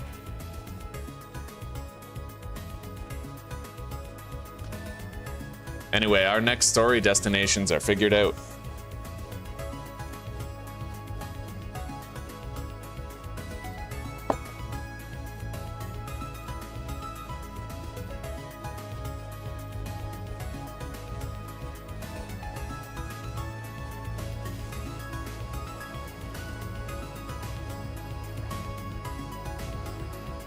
All right, let's go pay him a visit real quick. What in the fuck? All right, let's unfurl the sail from here. I don't like how your elk stands up in the raft. It's stupid. He gets in the way of interacting with the sail.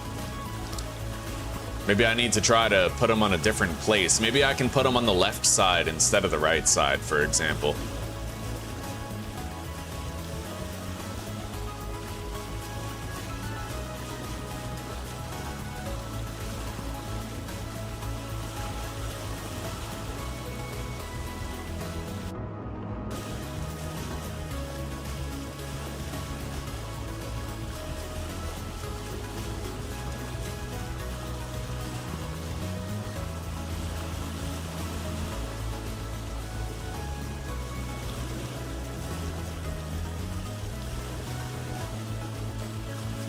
I think the most interesting that I found at that village was the staircases that they had built out of plank blocks, right? Those staircases were very interesting.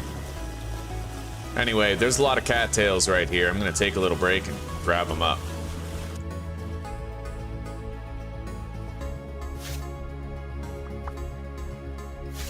Sorry, horsetails.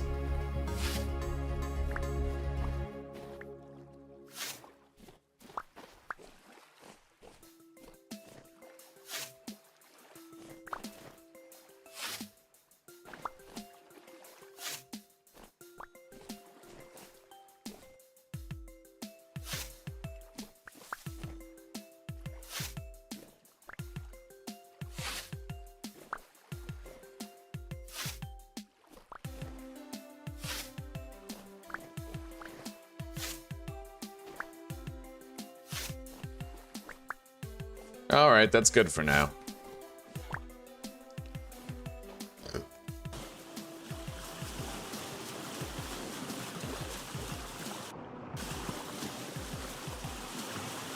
Oh, that's the weirdest landmass I have ever seen. Look at that. It's just like a straight line in the water.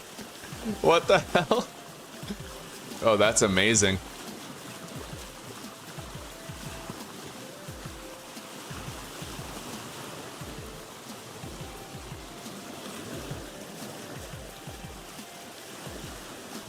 Anyway, when we get back to our home, it should be about time. Well, it'll probably be past time to make that cheese and actually have it.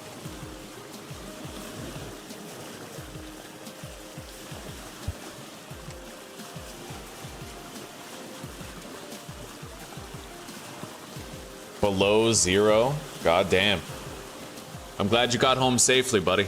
Was there any, like, ice patches on the road and shit? Me and Zuzi had to drive home in a blizzard once.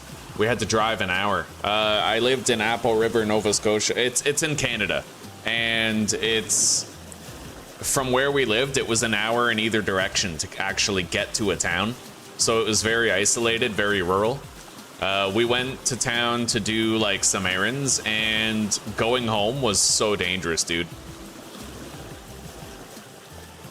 Yeah, we were literally driving through a blizzard. Everybody, it's funny because we were on the highway, but the blizzard was so bad and the conditions were so treacherous that everybody that we were driving with, we had almost formed sort of like a caravan of slow moving cars. It was really funny, dude.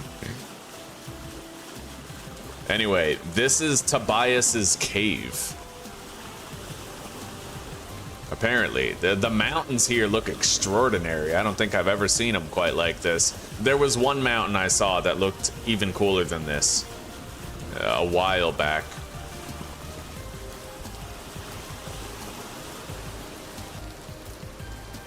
All right.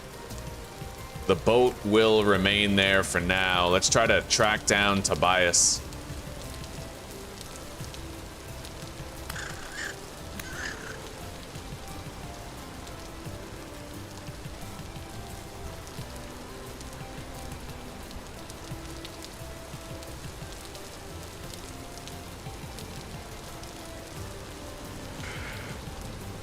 Apparently he's somewhere out here. I don't know if his cave is like above ground or...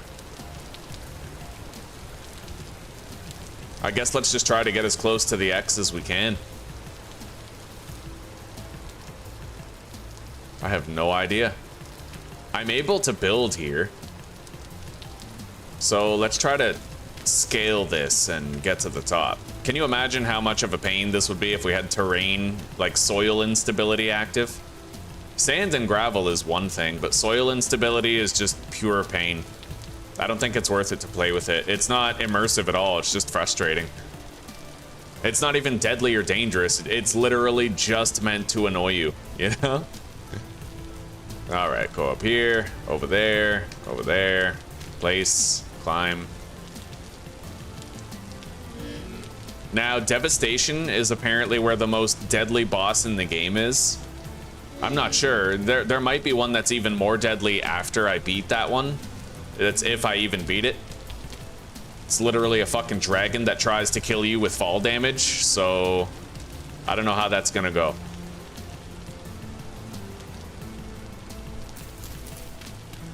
Anyway, we're finally almost up here. Where the fuck is his cave? Is that it? I really have no idea. That's... Oh, he's definitely down there.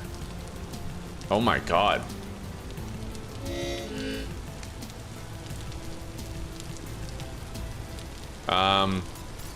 I can't get in that way. There's got to be an entrance somewhere. I guess we'll have to find it. Here. I'm gonna just fucking fly out of here, because, you know, like, yeah, this seems like a really weird way for it to generate. I'm just gonna fly around until I find the entrance.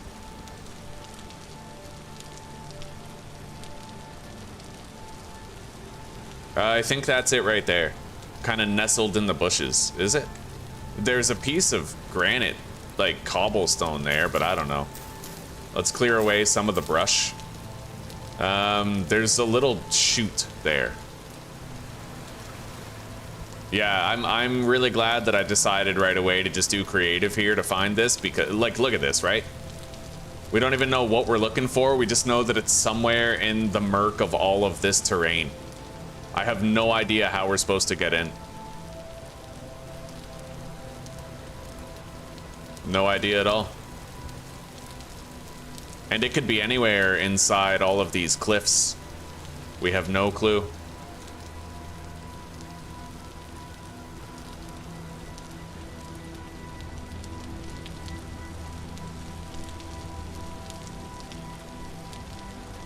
I tried to go to the X, but I couldn't really, like, locate the entrance at the X. I have no idea where the entrance is.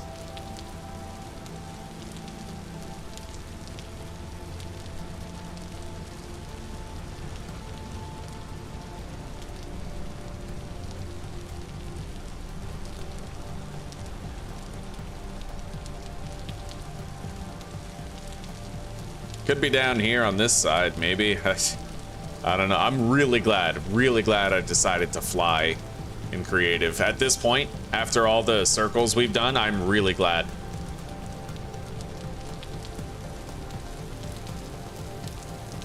I have no idea where the entrance is.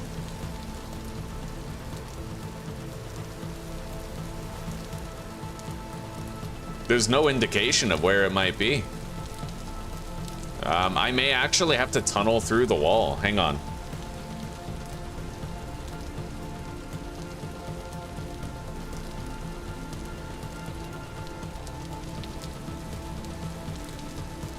It's a small water-filled passage within a cave system.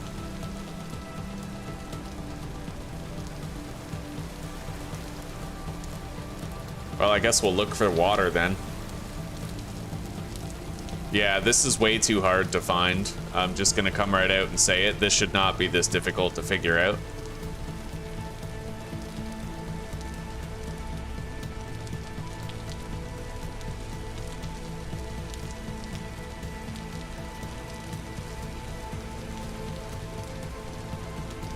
Because the thing is, the red X is in the middle. I feel like the red X should be where the entrance is, not where Tobias is. That's kind of a development, like, design flaw, in my opinion.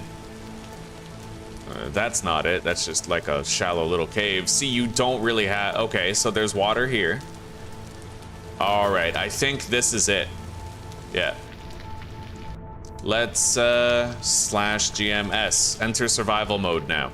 You see, this is extremely far from where that red X is. It seems kind of stupid. Anyway, we're just gonna swim this distance instead of taking the raft.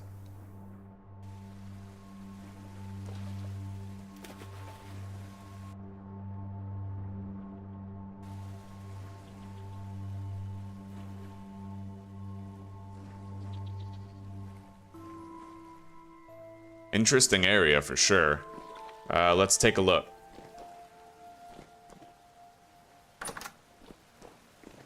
I can't loot anything. This is his pantry in here. Pantry slash kitchen. This is his study. Oh, hi.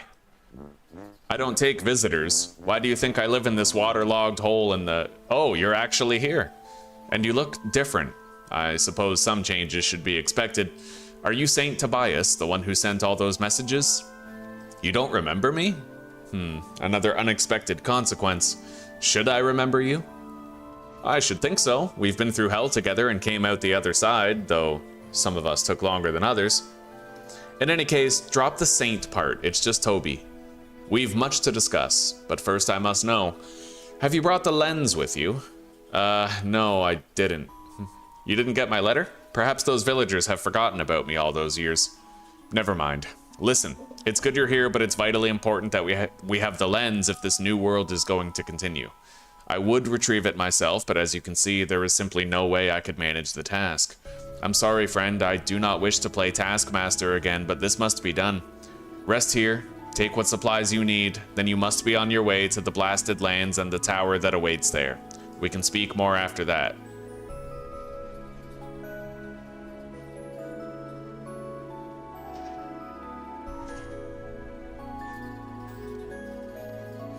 Alright, that sucks. I was hoping we'd be able to, like, apparently he gives you a schematic for a teleporter. But maybe that only comes after. Like, I wanna fast travel home. I was hoping I'd be able to. Doesn't look like it, though.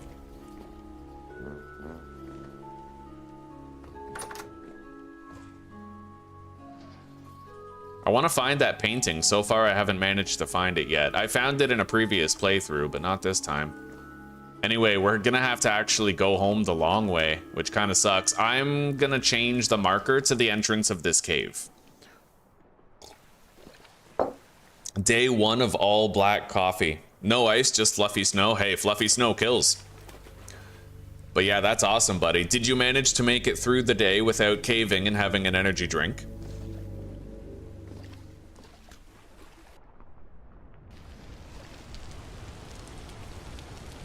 All right, let's pin the vessel icon, gear, Tobias Cave. All right, and then we'll delete and remove this one.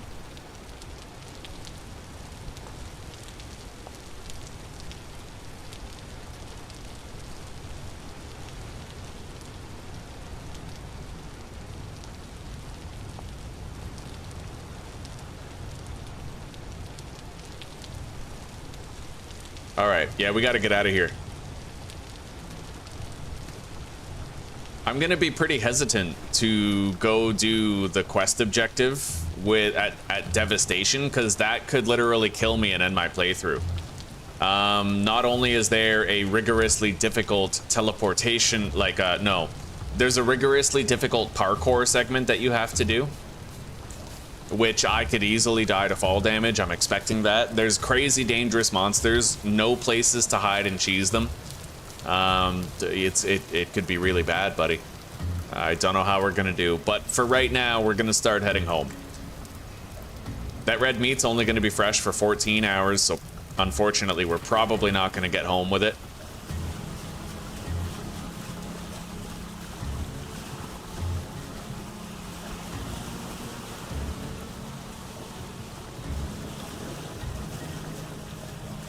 Anyway, Devastation is crazy far away. Yeah, we'll head home for now.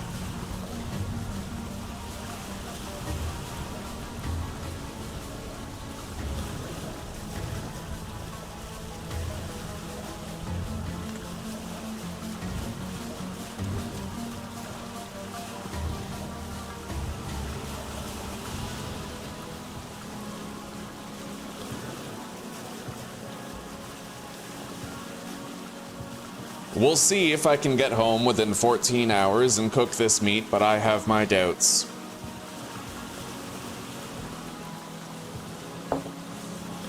You had a Starbucks mocha, but it was no Monster energy drink. Actually, there's something you need to know about Starbucks. Here, I'll show you.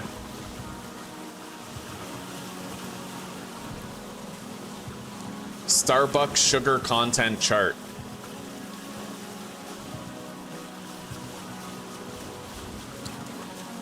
they put a bunch of stuff in here.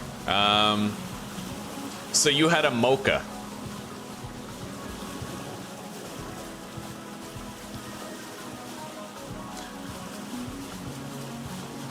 So what size did you get?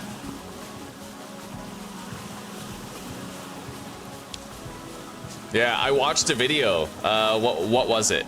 Hang on, let me orient my boat. We have to go around this. It was a video by Kiana Doherty, and she kind of got into the whole, hang on. Kiana Doherty, Starbucks sugar drinks. The insanely sweet sugary coffee epidemic. Diabetes in a cup. I recommend you watch this video. Yeah.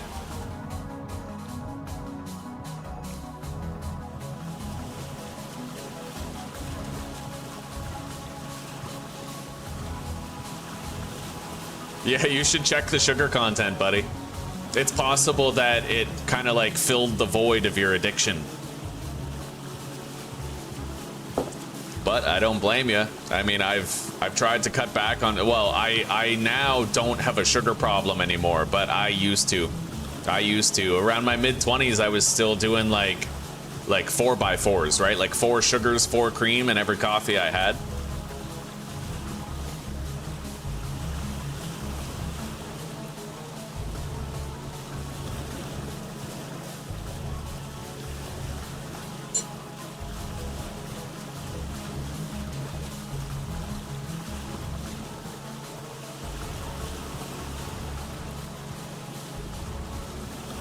It's mostly a straight shot when we sail home, but it is so far, dude. Honestly, our home is very far. I might try to sail home a different way. I don't know if it's gonna work, but I'm gonna try to go south here. Yeah, we sailed this way, kind of northeast. I'm gonna try to go south to get home and see what it looks like. I really don't think we're getting home in time to do anything with this red meat, so I'm not going to worry about trying to preserve it.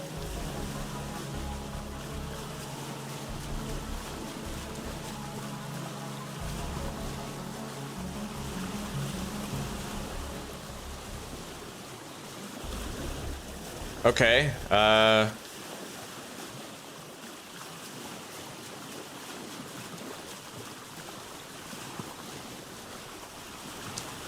is it the mocha frappuccino blended beverage here?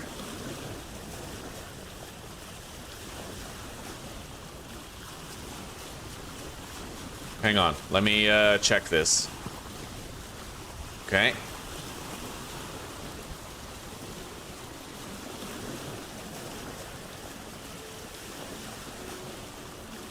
So this is the one, the 13.7 floral ounces, I'd imagine.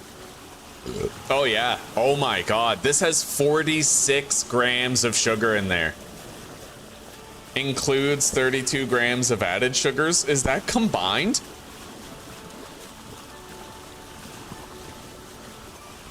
That's actually crazy.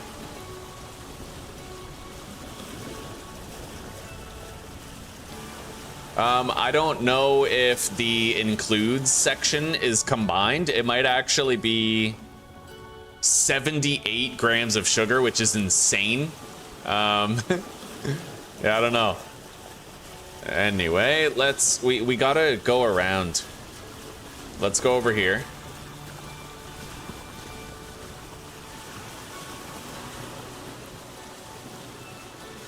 It's going to be important for us to have explored these waters to the south, because we eventually have to sail down there to the devastation, and the only way, you know, I'm not going to want to sail this way to get there. We're going to want to try to go southwest, directly southwest to get there. Yeah, that's a lot of sugar, buddy. Yeah. So the true sugar quitting starts tomorrow. Oh, man. You'll notice that it's gonna take a lot more than your first attempt.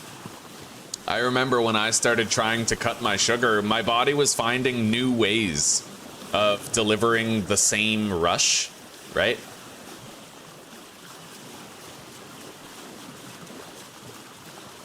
And when you actually start cutting out sugar, that's when you're gonna be like, you're gonna buy an entire pizza to binge eat because your brain's like, man, I need it. Yeah, sugar's it's just as addictive as heroin and cocaine. If you can quit sugar, well, the difficult part about quitting heroin and cocaine is that the withdrawal symptoms last a long time. But with sugar, it's 3 days of pure hell.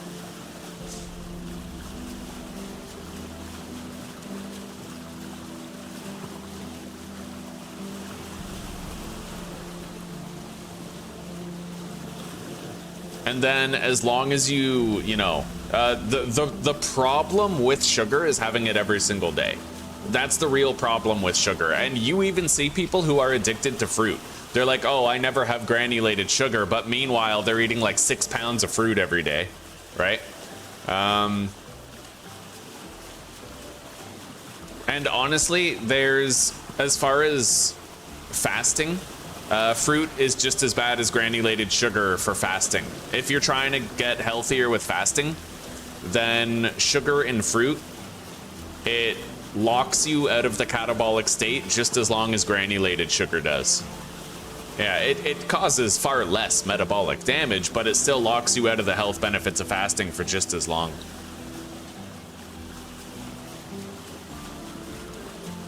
$24-ounce NOS energy drink, that was your daily driver? Yeah.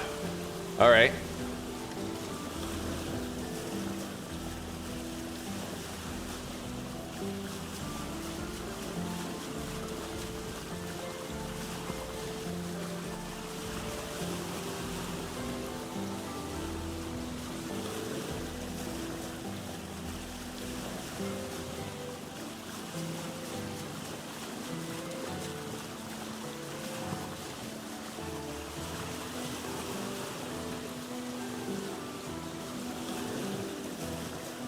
We're coming up on another landmass here.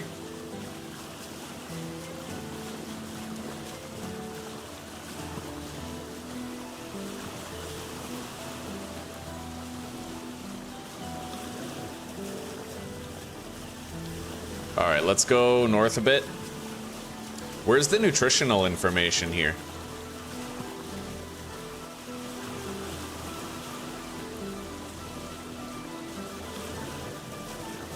$80 grams of sugar? Oh my god, dude. That's insane. Honestly, and let's look up apple nutrition facts. And like a single apple has 19 grams of sugar. And something important to know is that whatever the sugar content is, you want to subtract the amount of fiber from it, because the fiber actually helps you to digest that sugar, and they're natural sugars as well. Granulated sugars are far worse than natural sugars, so 19 minus 5 for the fiber content, you're looking at 14 grams of sugar in an apple.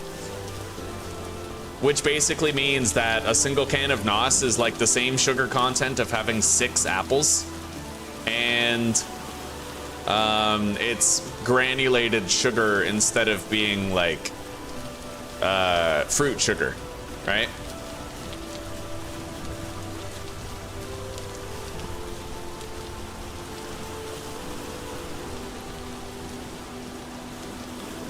One every day, yeah. God damn, buddy, you got one hell of an addiction in front of you. It's honestly admirable that you're thinking about it, though, because most people, they don't even second guess it. Like, they fuel these addictions and they're just like, oh, I like this or I like that, when the reality is that they're just, like, dependent on sugar. It is a literal addiction, and it's ruling their lives, and they don't give it the respect that it deserves. Oh, buddy, I think I can actually get my boat through here. I can. Yeah, we're gonna go through there. That's a great discovery. I just hope it continues and that it's connected to the ocean out there. I think it will be, because it's salt water on the other side.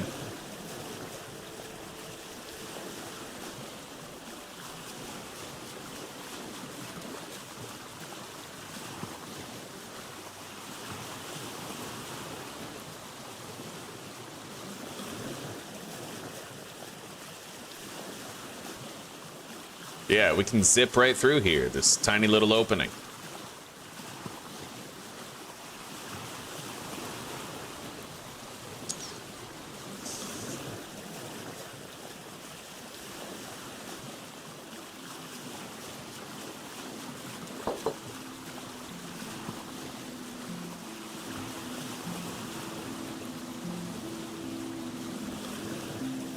Well, when you start to see the list of benefits, buddy, like, if you keep it up with this, like I told you before, sex is gonna be better, food is gonna taste better, you're gonna get more excited about gaming. Like, sugar kind of takes up residence in that part of the brain and occupies it full time. Once you quit sugar, you're gonna have much more dopamine and enjoyment for other areas of your life.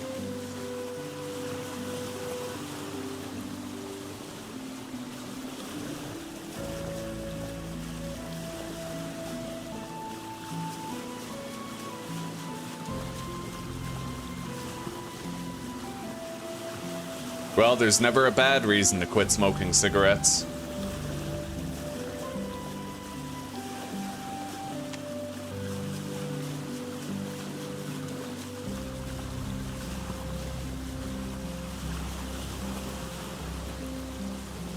I'm gonna leave this bowl here. That's our traveling bowl.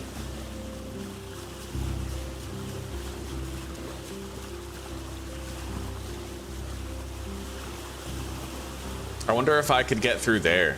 I won't be able to find out right now, maybe, but... God, there might actually be a way for me to... you know what? No, there's not. Okay, let's go this way. Around the landmass. I'm glad that we're charting out more of the map, though.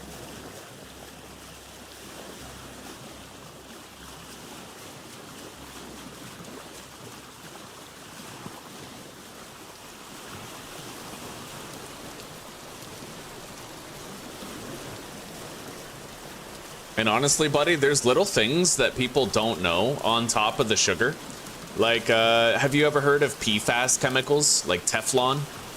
I don't know how knowledgeable you are about that, but those filters that you put in a coffee maker to make a coffee, they typically have Teflon, they have PFAS chemicals in them, the forever chemicals that never leave your body. I used them for a long time.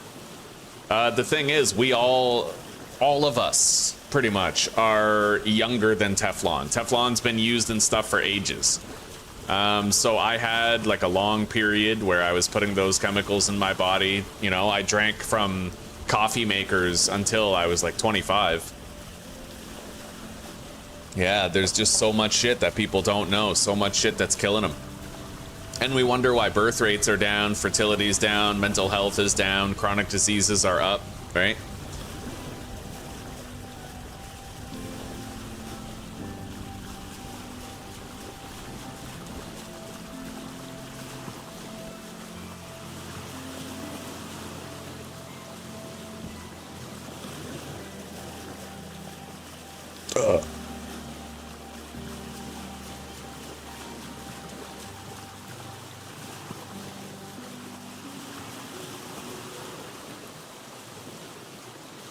The important thing to remember when you're trying to motivate yourself to quit, like when you're looking for motivation and you're not sure where to find it, just remember that there's very little difference between somebody who's addicted to, like, honestly, sugar is just as bad as cigarettes. That's probably the easiest way that you can look at it. It's just as bad. It's a major driver of heart disease and mental illness, and it makes people break the bank on a regular basis.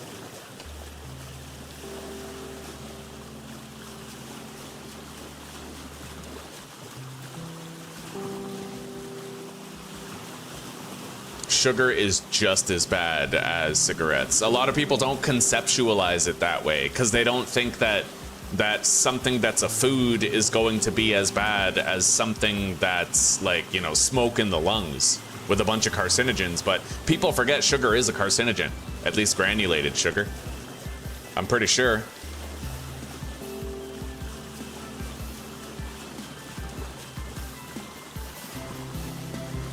It's not considered a direct carcinogen.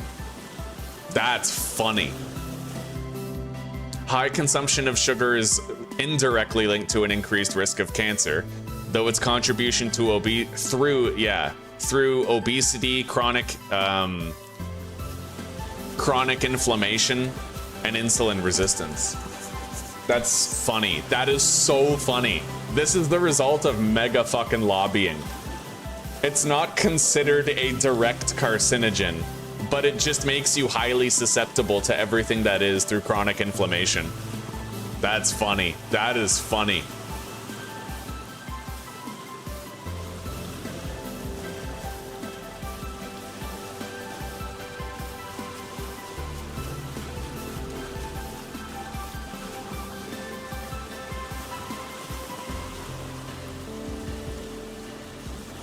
That's funny.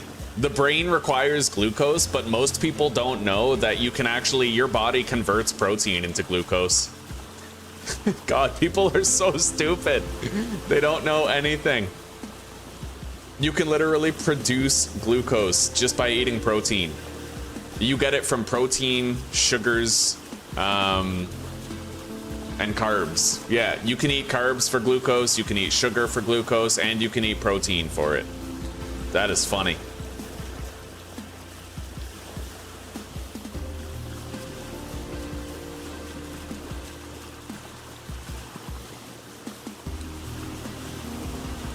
The Keurig as well, isn't that the one where you put the little cups in it? The K-cups?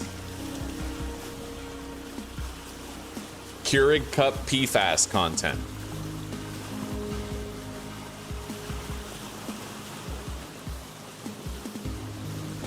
Yeah, let's see here. Let's see what it says. While many standard plastic Keurig K-cups are BPA-free and made from number 5 polypropylene, concerns persist regarding potential leaching of microplastics and PFAS chemicals into coffee during the hot brewing process. Some research suggests compostable or lower quality pods may contain PFAS, while others are specifically marketed as PFAS-free.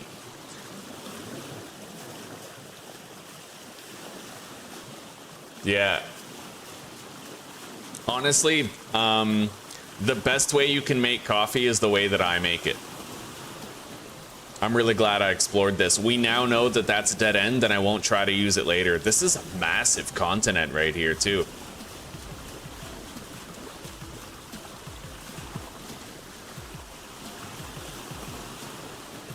Even the way that I make it, there's still going to be problems, but I'm eliminating so many of the middlemen from the process. I don't use any filters. I have to use a blender, and I don't like that because, you know, blenders typically have plastic components that get hot, which sucks. And the coffee beans themselves are gonna have like traces of metals in them, but you can't avoid that anyway.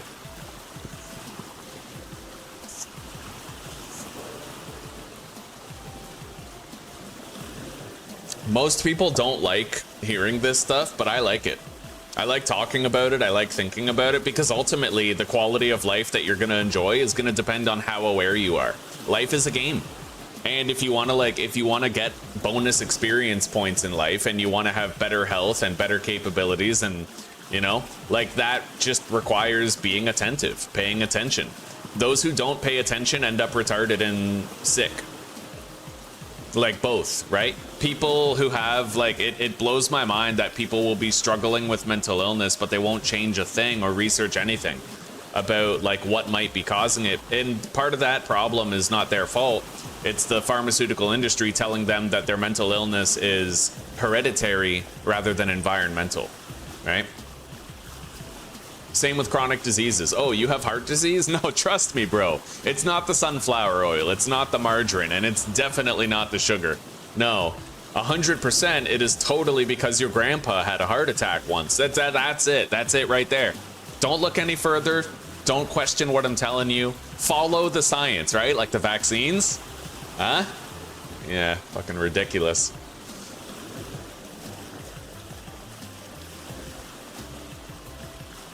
I think that would make a good short, actually. How long have we been streaming here? 4:05.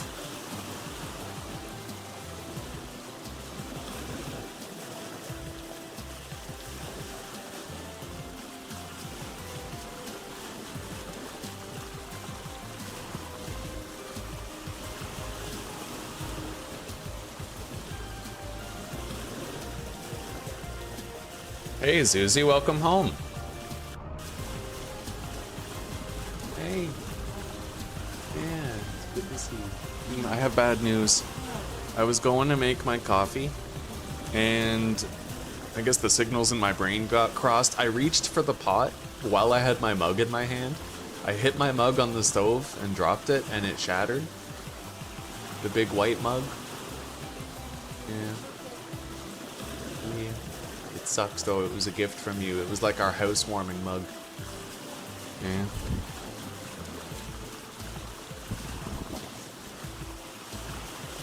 Okay. Check it out, Zeus, I'm sailing. I have my elk in the boat right there. Look.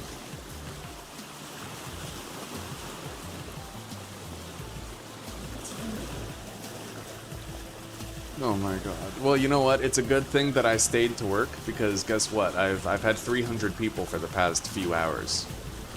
So, you know, whatever you spent on the groceries and on the necessary house supplies, I can cover today.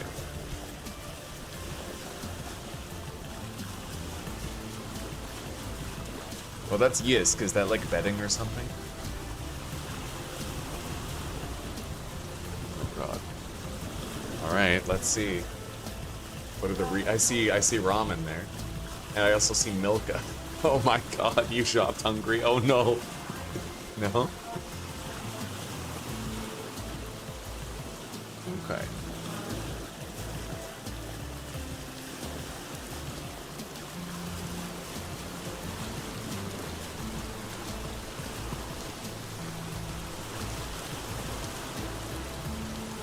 Okay.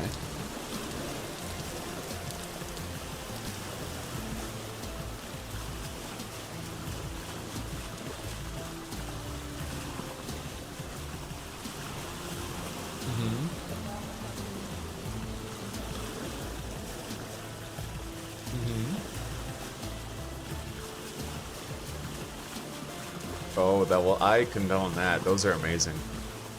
What are those? What's special about those chips? How are they made? Salt and oil? Yeah, here, I want to show people. These chips, guys, these are amazing. They're what? They're called pub chips, and they're literally just potatoes, salt, and oil. Now, presumably, these are vegetable oils, right?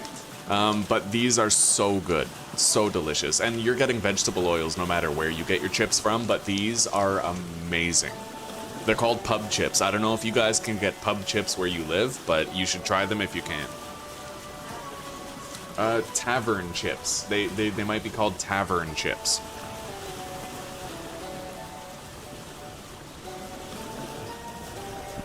Funky Kit Kat Chunky. Chunky Funky. Okay. Yeah. Little treats to get you through.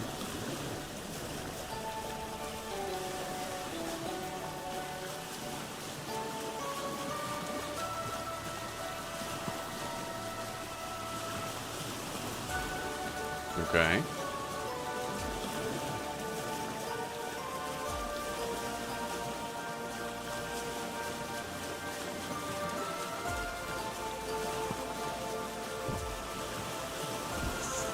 All right.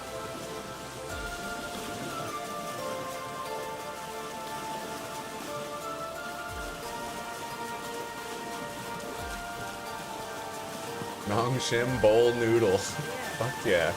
All right. Yeah.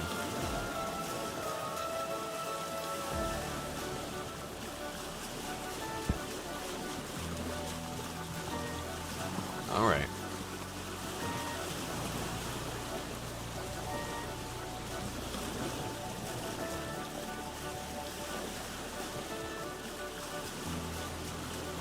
$2,300 crowns. So that'd be like $150.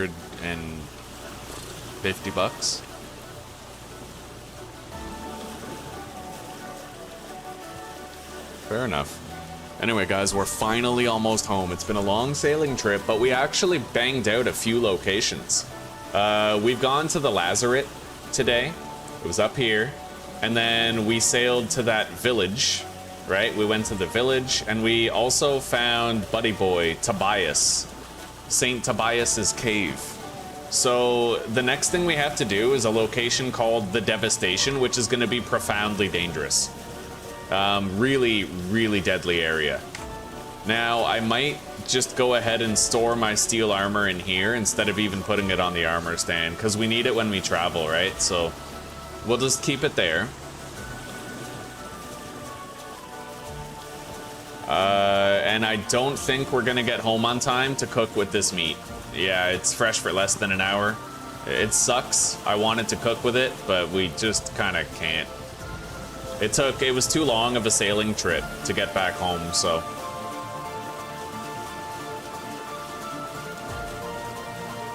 Zuzi got a bunch of good stuff. She got a bunch of food. Hell yeah.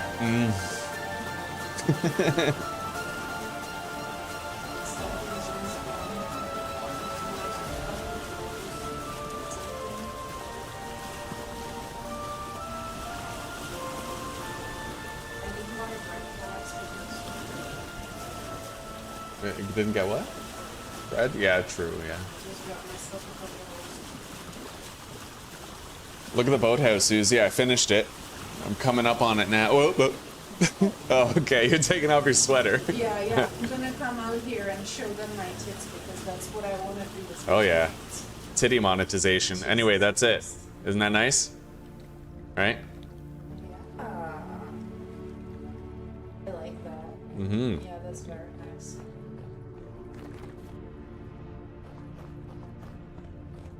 All right.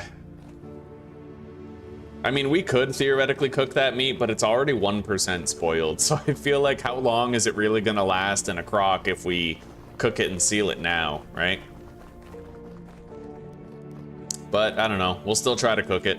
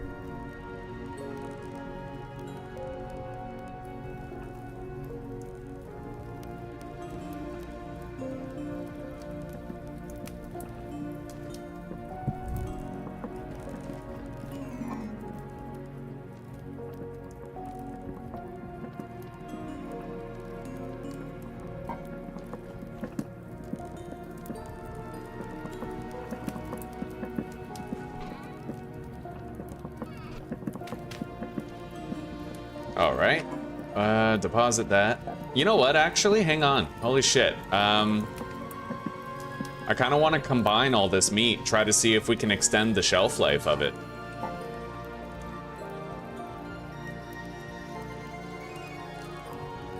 Yeah, I don't know if it worked, but we'll try that.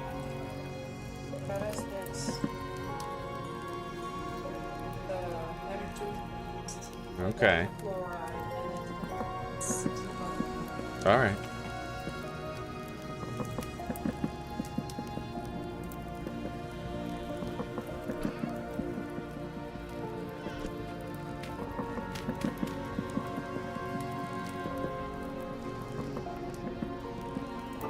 All right, let's deposit everything.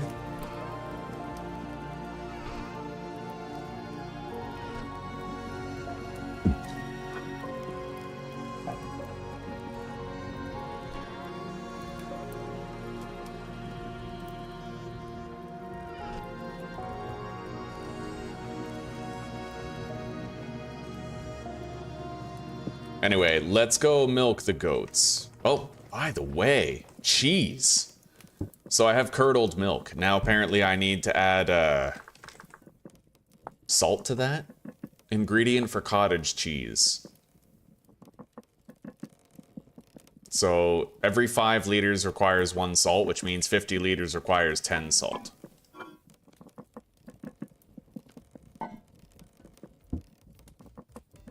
Will turn into 50 liters of cottage cheese 24 hours after sealing.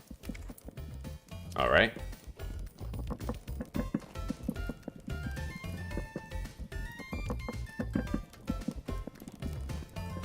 Yeah, let's go get more milk. In fact, we might be able to milk 2 of the goats. It depends on if the other one gave birth yet or not. It doesn't look like it, though.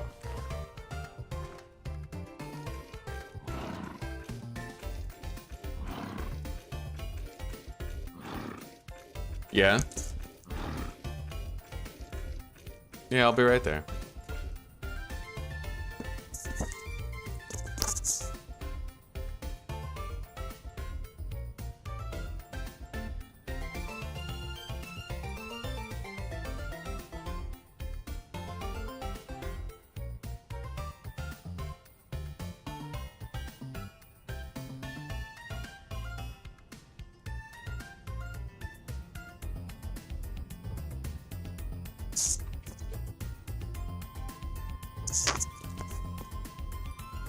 All right, we got the milk. Several days before that iwi is ready to mate. Iwi. I'm just gonna drink the milk, honestly. We'll make a batch of cheese out of that first batch, but I want to get my dairy score up. And we have a lot of a lot of milk that I kind of left for a while, so you know, I'll drink it to get my dairy score maxed out.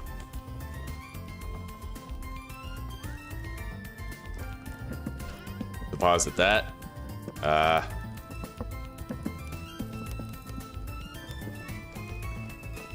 I'm gonna leave these here for now. I want to see exactly how much time they have before they spoil. I don't know. Maybe I could just seal them up.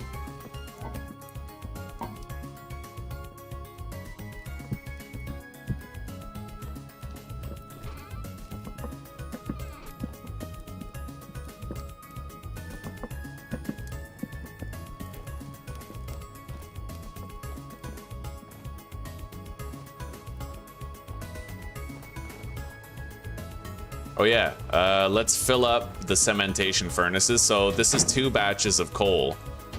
So it's 50% complete after 2 batches. I may have added more though, I don't really know. I think I did, yeah. So let's just fill it up again.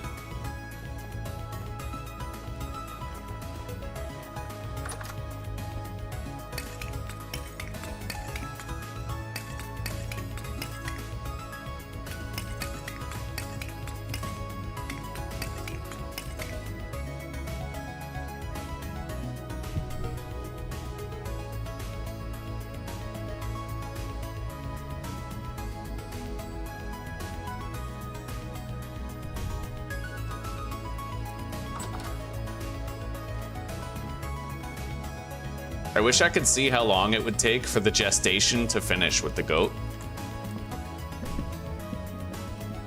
Where did this torch come from?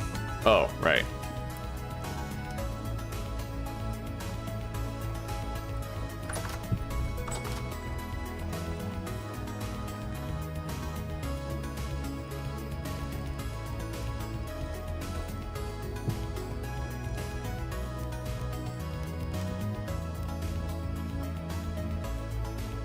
What happens if I put a crock in here? Will it like cool the meal down or something? No.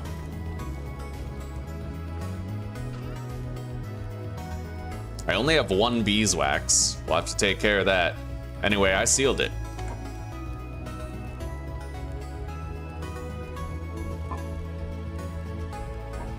And then we gotta seal another. There's 4 more servings here, I think. Yeah. For that, we're gonna have to process some honeycomb.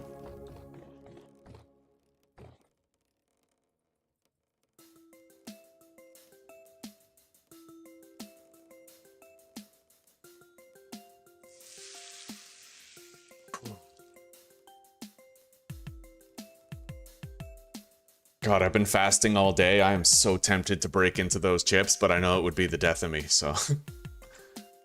All right, deposit the honey.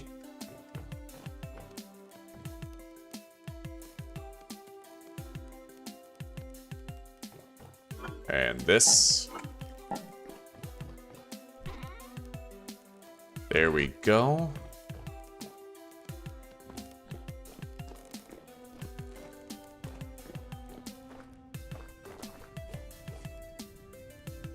Oh yeah, let's go harvest the bees too. We can definitely do that again.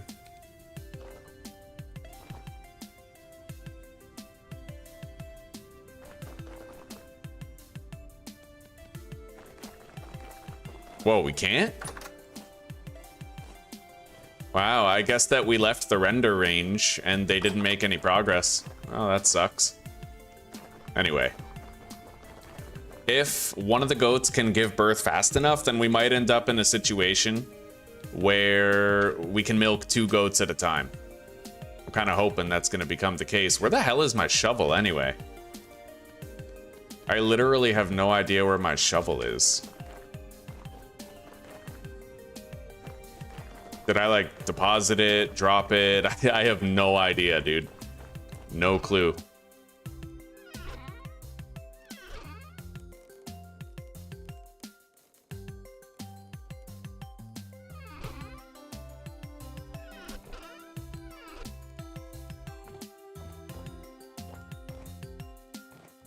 Well, let's go check storage, I guess.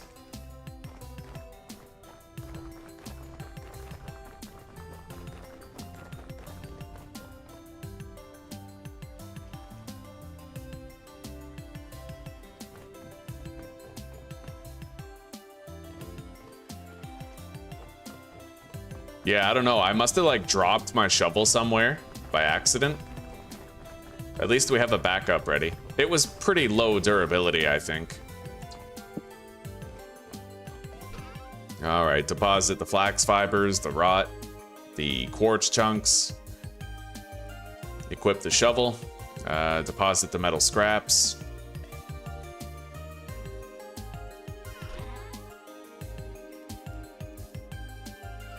$28 rusty gears, not bad.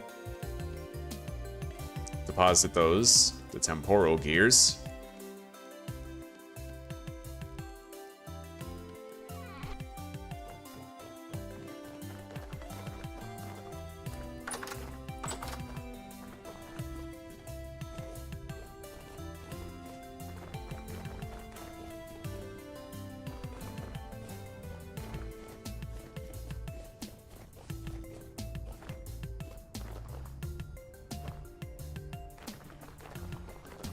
How's the flax looking?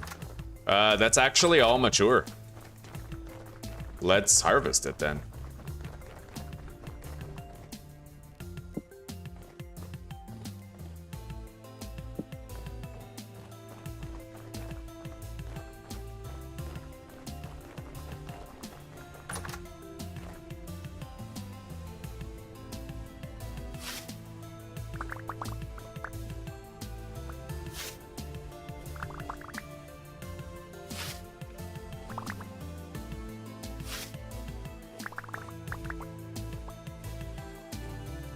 One thing I should do is put a glass slab at the top of the water blocks. The water will stay there, but the glass slab will stop the grain from falling in the water and dispersing.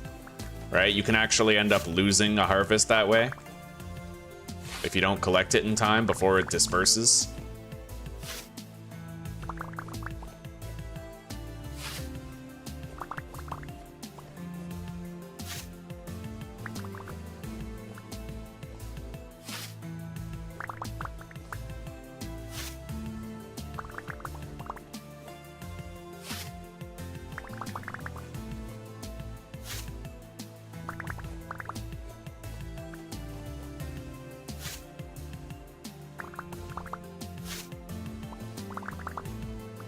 All right, inventory is getting pretty stuffed, so let's go deposit.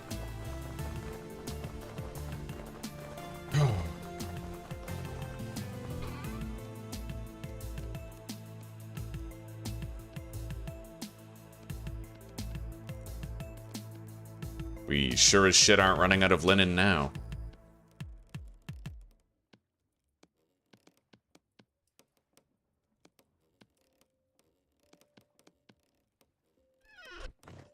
Nor flax. The flax grain situation is kind of fucking crazy. I literally might start deleting the shit. Like, I just don't know what to do with it, you know? Already our first batch from last year is gonna still last another 4 years in here. Now, technically I can grind it up and then I can hydrate it and I can turn it into rot, but that honestly seems like more trouble than it's worth. So I do think I'm just gonna start deleting the flax grain. Oh, thank you, Zuzi. That's one we need to know. We have them. All right.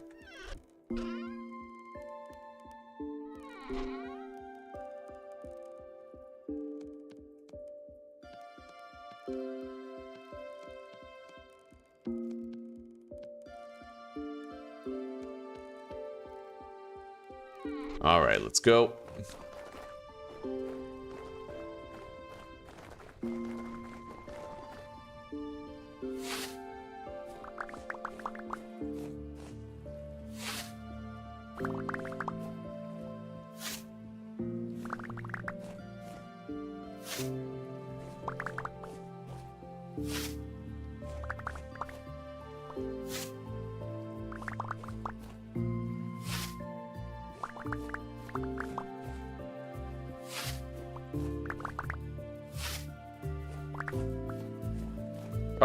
I've been using the iron one. I should have been using the tin bronze one this whole time. We still have to break that one.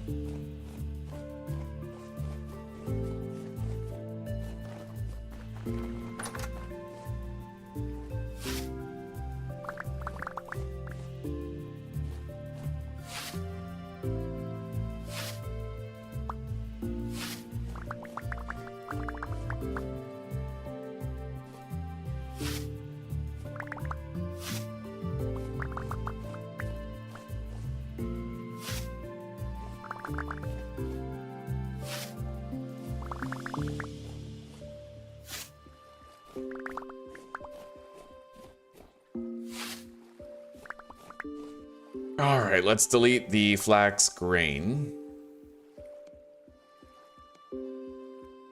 And then craft a whole bunch of linen sheets.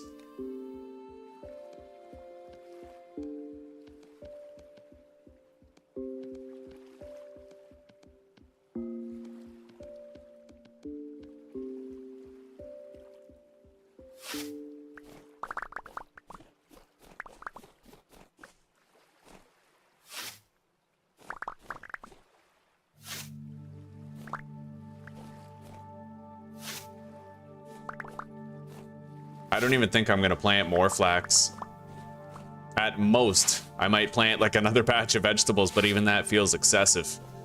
I don't know, our current vegetables will last a hot minute, but I don't think they'd last an entire year. So I might plant a little bit of veggies. Over there in the big plot where the flax was. Just one full field of veggies. As far as grain and flour goes, we're fine. In fact, we're gonna be fine on that front for years. There's not enough pies in the world to burn through everything we've grown.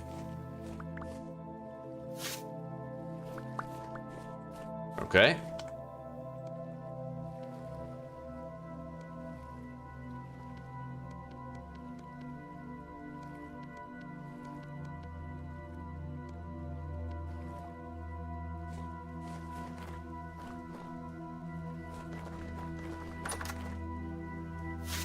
Anyway, we will end up breaking this tin bronze scythe during use here.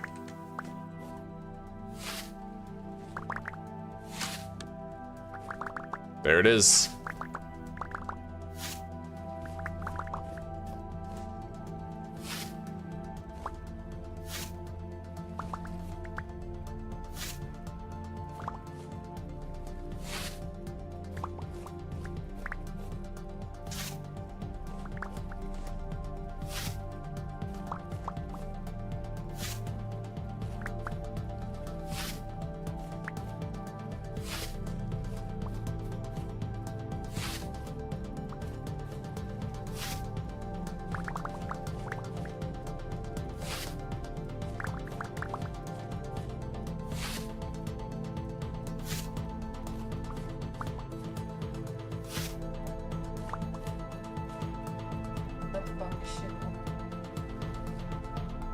a box for cocoa.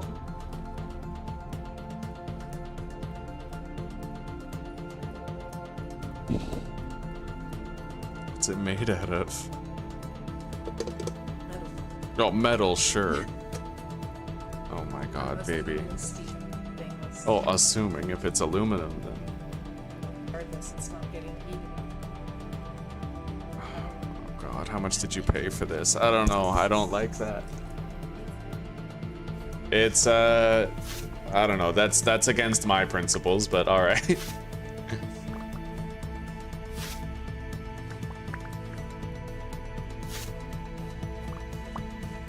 Ugh.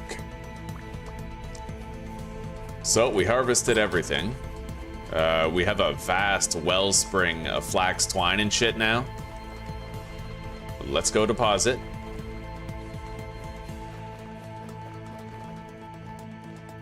Get rid of the flax grain.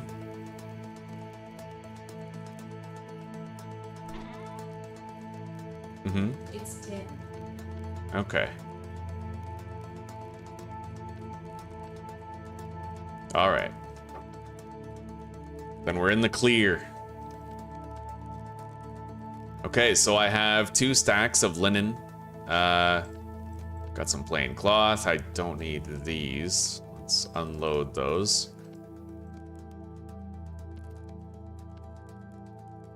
We're gonna use half of these flax twine to make more linen, and then half of this to make more flax twine. There. So we have 47 flax twine, just about 130 linen with stitches, 14 cloth, and 65 flax fibers. We're good. Let's... Honestly, I don't need more flax seeds than 1 stack. Ditch those. I'll plant, yeah, just like a full field of crops.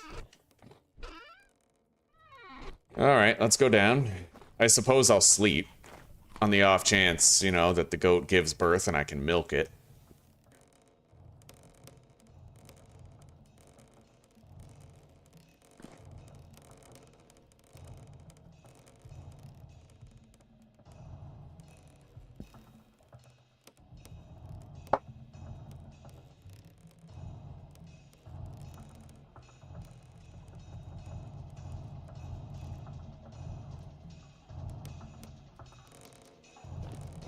Okay, we slept for a little bit, maybe like 8 hours. Let's go plant the veggies after we check on this shit. Well, there's no new baby. All right.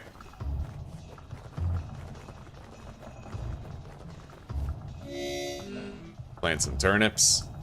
Are we good for N nutrients all the way through? It looks like we are. Let's eat this slice of pie. It looks like they're spoiling. We'll just eat both right now then.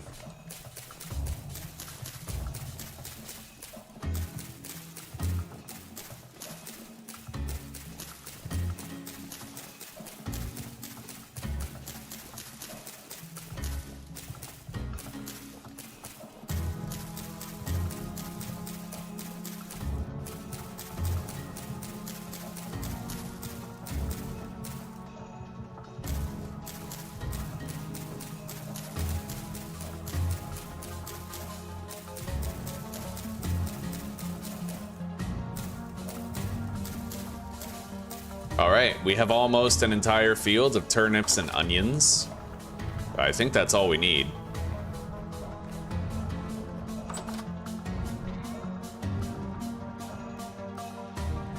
Yeah, we're good. I'm just gonna delete the glider schematic. It's, I don't know, it's a collectible. It's useless as an item, right? So I'm ambivalent to have it take up a slot at all.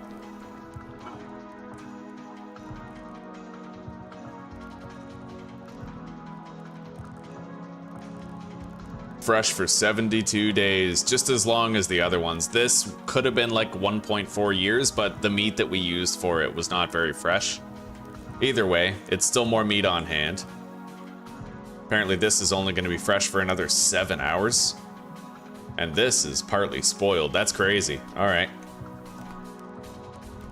I guess we've had this meat unsealed for too long. Let's put it in there. It'll be fresh for a day.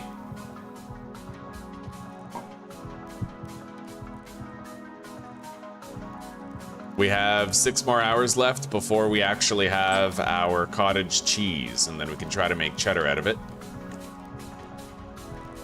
Let's go check on the steel.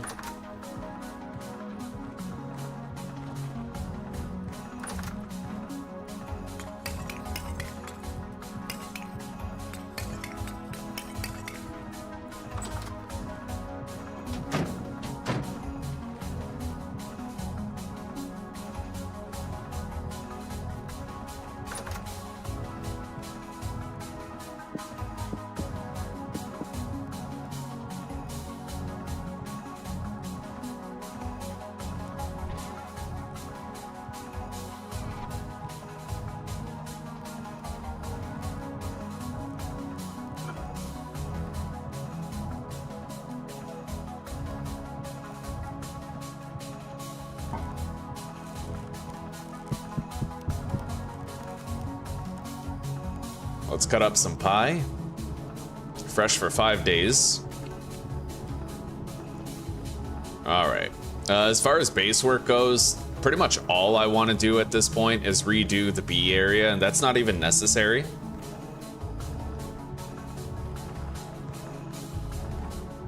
No baby yet. We can't milk that one. Right now, we're kind of waiting until we can sleep again while the steel is producing so that we can make our first batch of cheddar. I'm really curious to see like how much we get, you know? I can sleep right now, so let's find out. Oh, okay.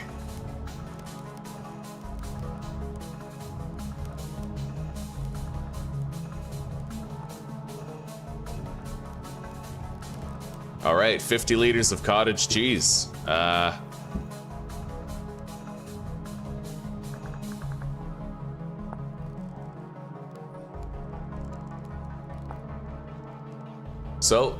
We'll create cottage cheese. You can use a bowl to eat it.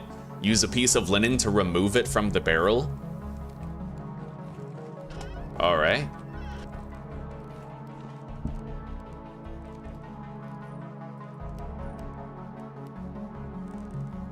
Am I supposed to put it in my hand and right click?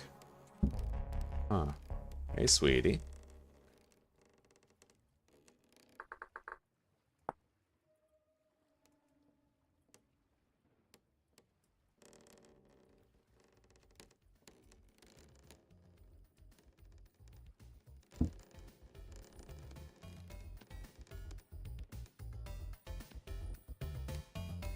How do you do this?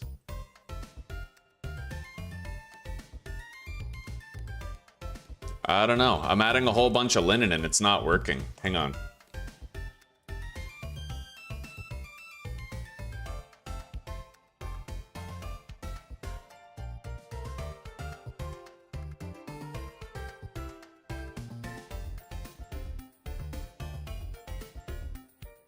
Use linen in hand on the barrel to receive a curd bundle. I don't get it. What? Oh, okay. You actually have to fucking... It didn't tell you. You have to crouch. You have to press control and right click. So now that we have that bundle,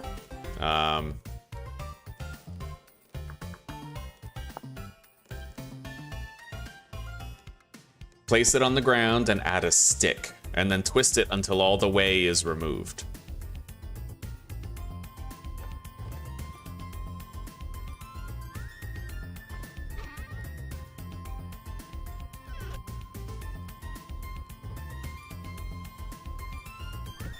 Oh, what?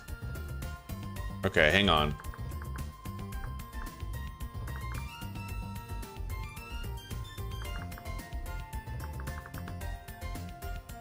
Yeah, I'm gonna have to refund that.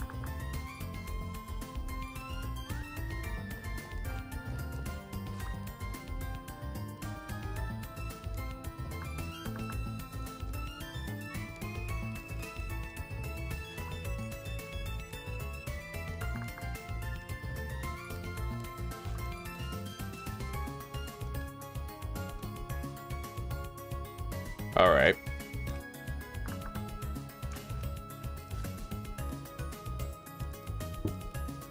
Yeah, you can't pick it up, it looks like. What if you crouch and click? No, yeah, you just can't pick that up. So once you place it, it's permanent. Let's use one of these. Curdled milk. Oh, right. We don't want curdled milk. We want cottage cheese.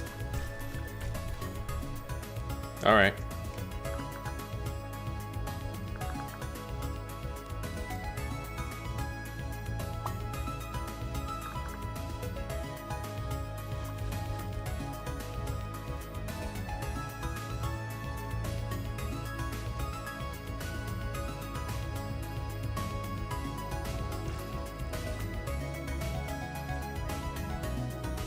All right, so we have these. Now I need to add a stick and then twist it.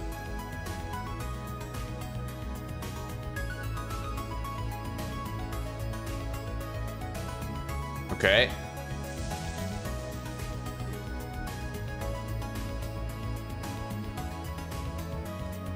Looks like it's done. Oh, hang on, GM. Yeah, okay, we're in survival mode. So what do I do with this? Open the curd bundle and add 5 salt to the exposed cheese wheel. So I need 10 because we have 2.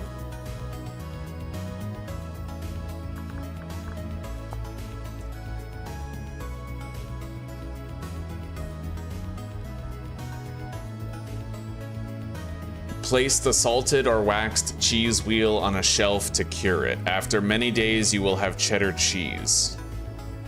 So I need a shelf.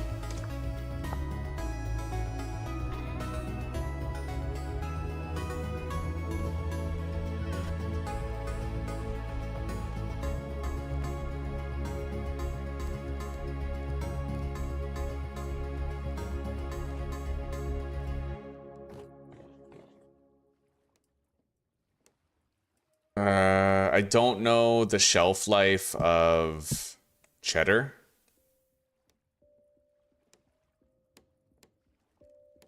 $23 days left for ripening. Holy shit, dude. Well, you know what? I'll use wax on it, which apparently increases the shelf life. Yeah, so we now have waxed cheese, which is honestly kind of gross, but all right.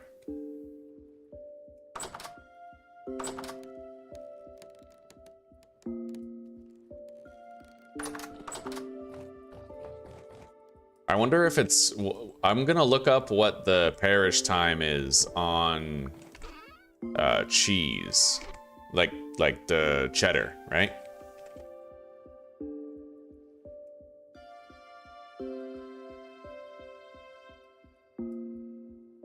Uh-oh. Someone here is saying cheddar cheese is garbage. 10 liters of milk gives 1500 satiety, and you need 25 liters to make 1 cheddar wheel. That means you invest 3750 satiation into 1 wheel, yet the wheel gives 840 satiation.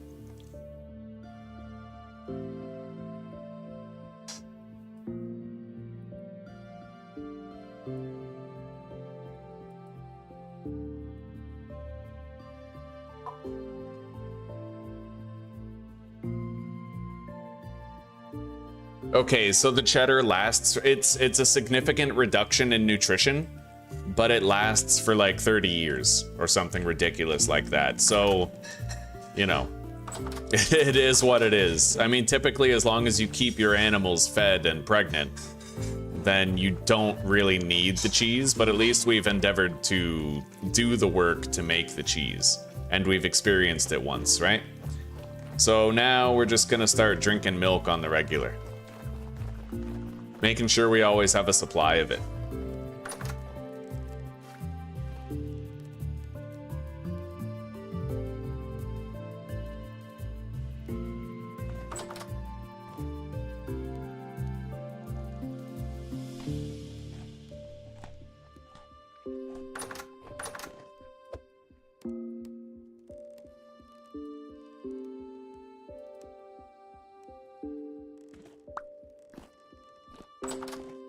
All right, so do we try to do that quest? Should I save it for the next episode? Because honestly, this boss is the hardest one to kill. I have a shitload of arrows and I have a good bow, but this boss and the parkour section to reach it are apparently extremely deadly. So if we are gonna go try to do this boss, then we have to do it with the understanding that we might die there, and it might mean the end of the entire playthrough. Which is honestly kind of crazy, but it is what it is, right? You only gain experience by risking your life that way. We have a bunch of new decorations in there. We have a reliquary.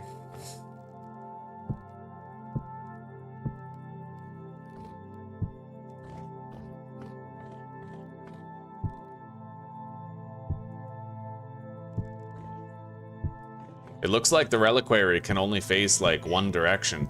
You can't like, oh, you can rotate it.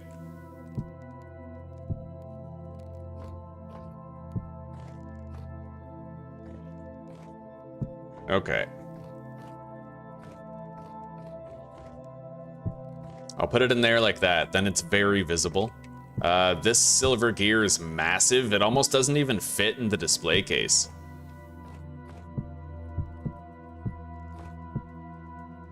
It is huge, yeah. God, I don't even know where to put this thing. I'll just fucking, I guess, put it right there. We'll figure out something else to do with it. This rosary, we can... Does not fit? What?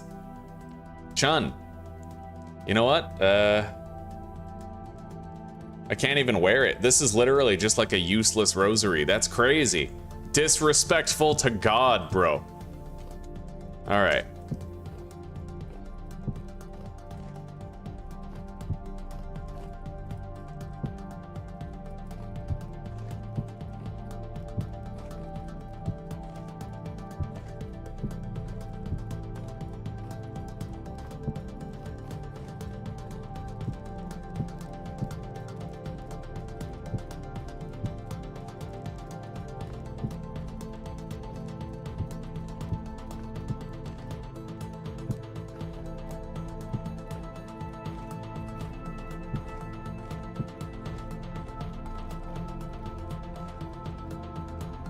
And the Forlorn Hope Reliquary. I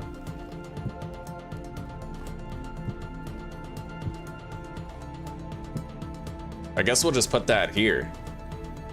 Or beside the bird.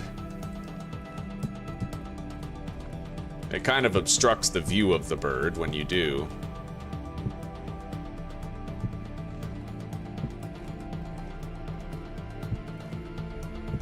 Yeah, I guess we'll put it here.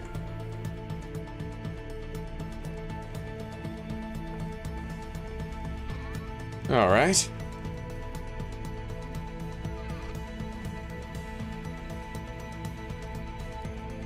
Is that cheese? It is cheese, buddy. And apparently the cheese is terrible.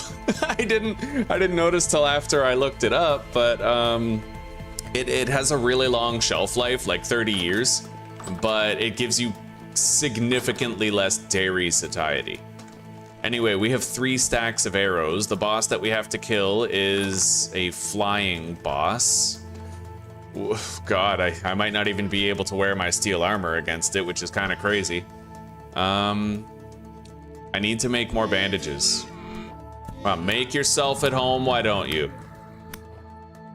I gotta close my doors.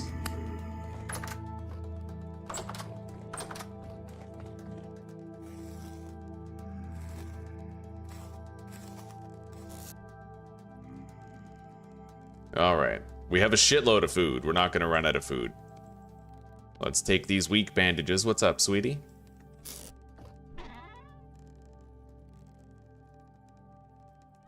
I don't know. What are the options?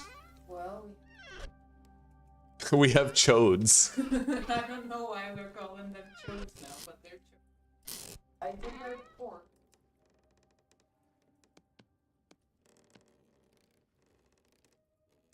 Pack of chicken and a pack of ground beef in the freezer still. Do you want to do beans and chodes? We don't have beans.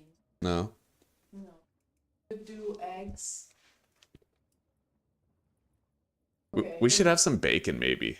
It's Here's an option. I could do like a fry up of bacon, onions, chili. Maybe yeah, like a yeah. mix, maybe. All right. Well, sounds nice and nutritious. Very good. Yeah, sounds good. Now we should actually make more bandages. We're gonna make them out of, yeah, we're gonna bring extra, so I'm gonna make some honey sulfur poultices with linen. Let's grab the powdered sulfur. I'll also make another stack of the reed ones. We have a bowl, so let's grab some honey. Put it there.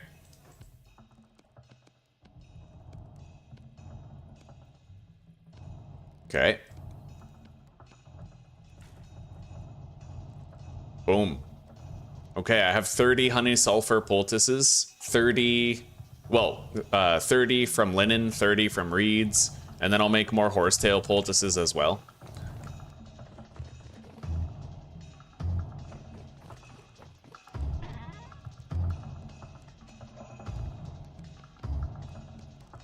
There we go. We have a shitload of healing for this, the boss, wherever the fuck we're going. I know that we're so likely to die there that I'm not even worried about it, you know? Let's just make sure. I'm gonna bring an entire stack of honeycombs so I can keep my nutrition up. I'm gonna cut up 3 more pies.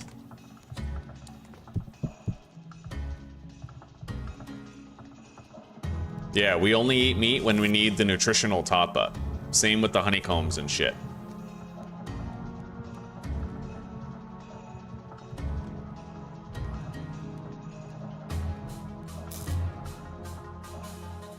Let's put this on our back. It has everything we need. Hang on.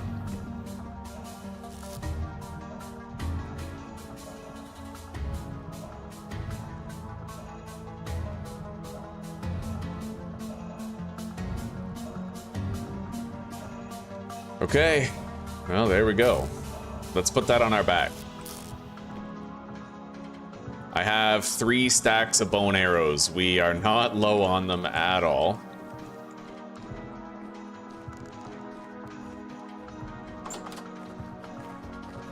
Let's go refill this.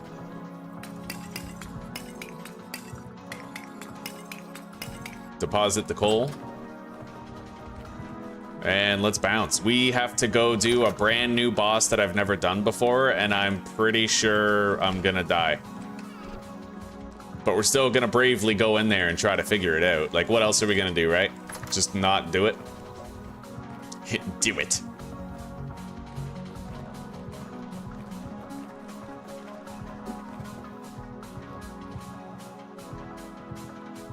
All right.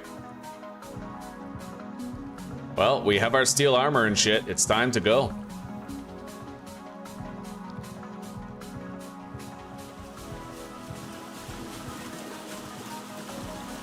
We can sail there at night.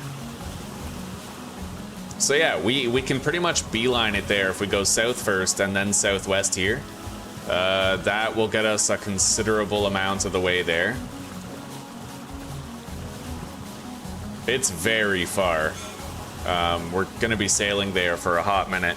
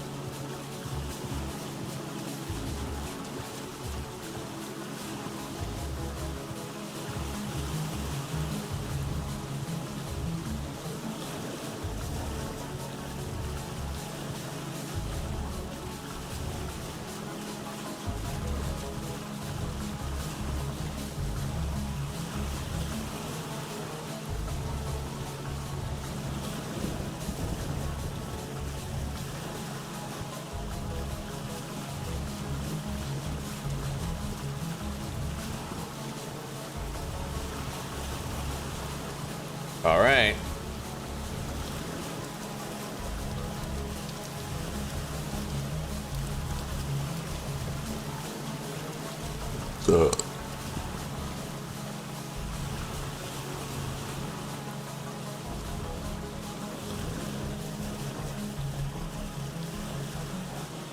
Yeah, I'm not even going to be able to wear my armor, the steel armor, because it's a ranged fight. There's an airship mod? That sounds pretty sick.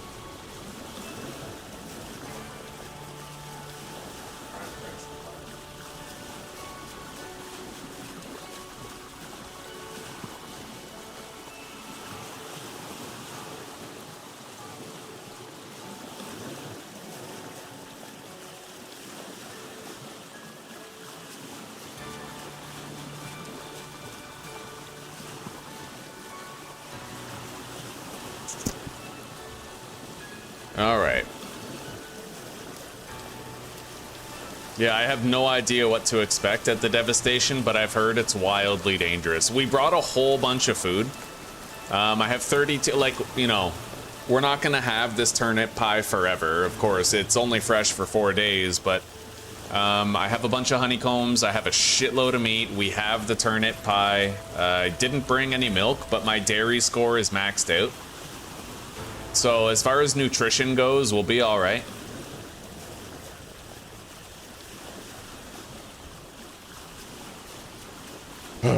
Yeah, this is intense.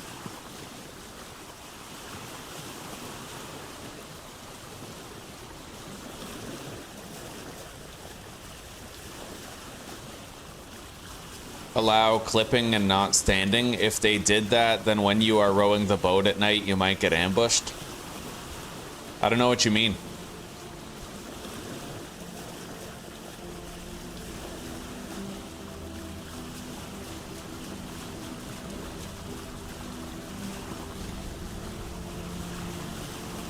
God, I can't imagine sailing this distance without the speed boost that we have. Can you imagine if we actually, one, had to run all this distance, or two, had to sail there at the vanilla boat speed? The vanilla sailboat is so damn slow. I feel like it's absolutely necessary for players to give themselves a mod that increases the speed. But it's wonderful after you do.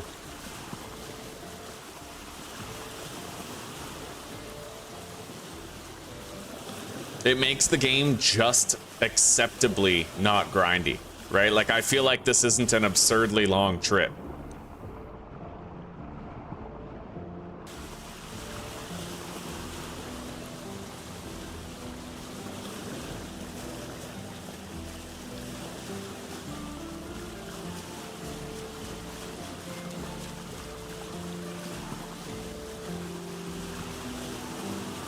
Oh, you know how you can't stand in your boat? Yeah, yeah.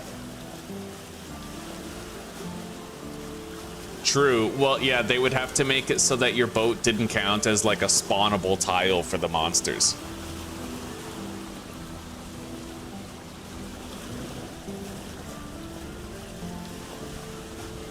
And one of the ways they might be able to do that is a chiseled block.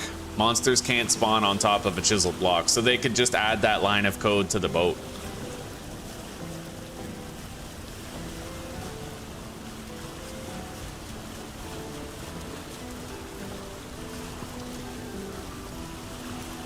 Hopefully in the future they add like a large Da Vinci ship that you can craft when you have access to steel. Like maybe you need steel nails for it, or like sturdy acacia planks or something, or both, and you can make like this massive live-in boat where you can like build on it, right? Like a boat where you can build a kitchen, a forge, you can have a mobile base. Like I feel like that would be sick. Like an ark. God, this is so far, it's ridiculous.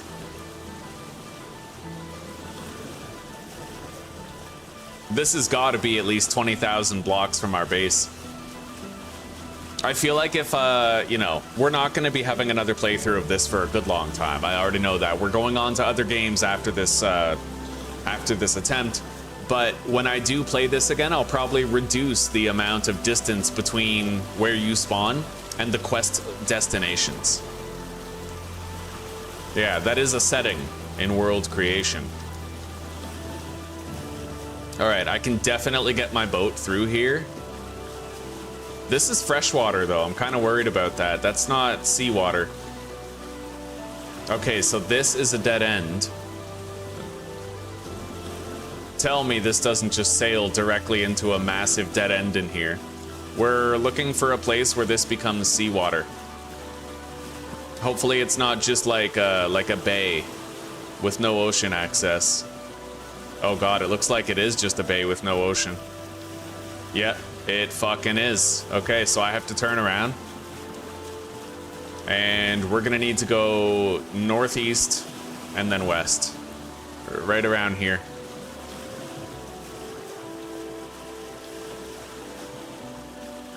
Who knows, buddy? Maybe one day that modular boat's gonna happen. Speaking of modular boat, I've never been a big fan of it. I usually hated it, but I'm kind of curious to see how Forever Skies is doing, development-wise. I might check it out. They had a lot of updates that kind of ruined the game for me. They changed so much about it. But I don't know, maybe these days it feels like a more cohesive experience. They made it too accessible. Like, I'm pretty sure they removed permadeath as an option. So, like, rather than fixing the jank associated with permadeath, they just removed permadeath.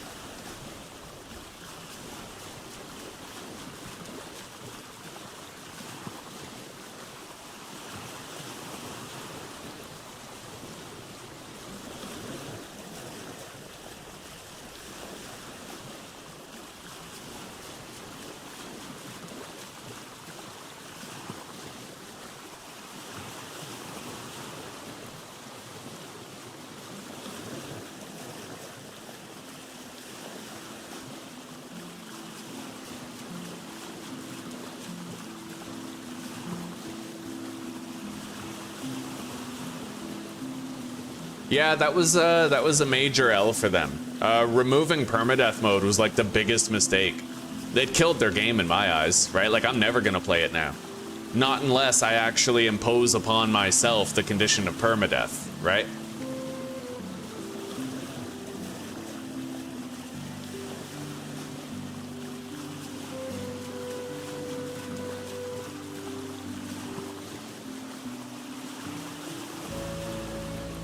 God, Steam is so annoying how it does that. Look, nothing against Gabe and the company. The company's great, Gabe is great, but the way that the Steam window forces itself into the front, you know? And no other program does that as far as I know. Like, I can open anything and like, let's say I open OBS to start streaming and I have like Google Chrome open.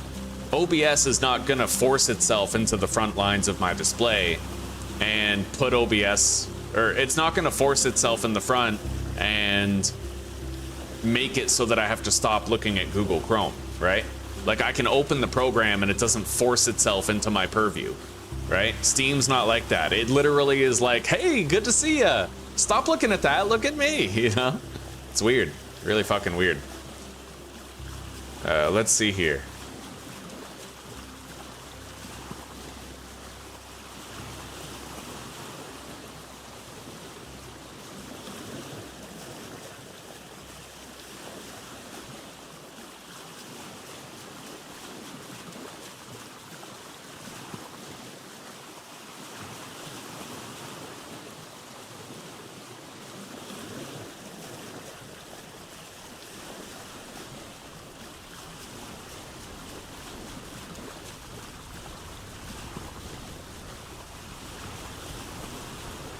Yeah, it sucks, but with Forever Skies, it literally looks like they gave up on balancing their game and simply chose to remove Permadeath instead. It was very lazy.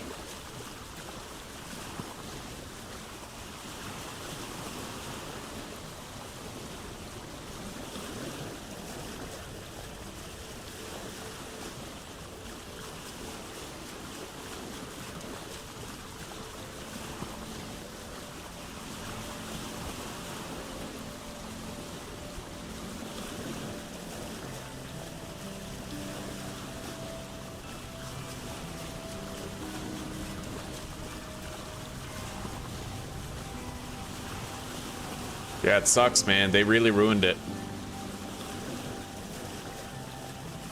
It's one of those games where it makes you feel like you got scammed having bought it, right? Like that's basically what Forever Skies. It's one of those games where you feel like you got cheated into buying it and it wasn't worth it.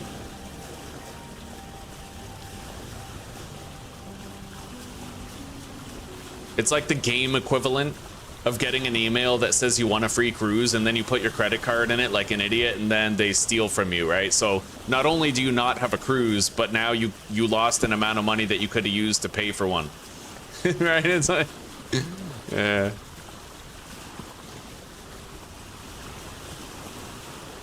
Yeah, it used to have a permadeath mode, but they removed it, Chris. Unfortunately, they removed it for the wrong reasons. It's because they didn't want to bug fix it.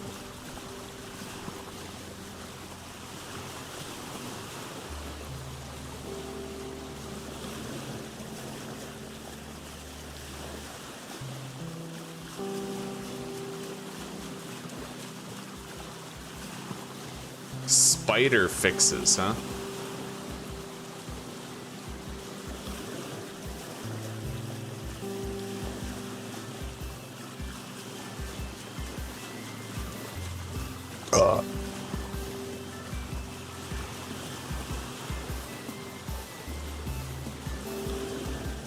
I'm so glad that I beat Darkest Dungeon.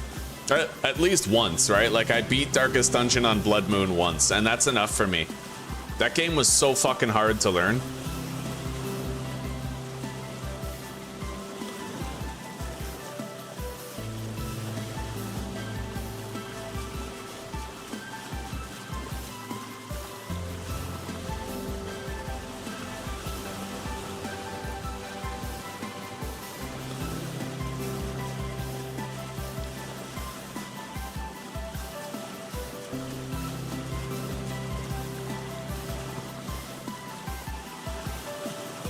How are the reviews for Enshrouded? Because when I played it, man, I was getting so fucking bored so fast. Apparently they're very positive, but in order to get an idea of what it's lacking, you have to look at the negatives, right?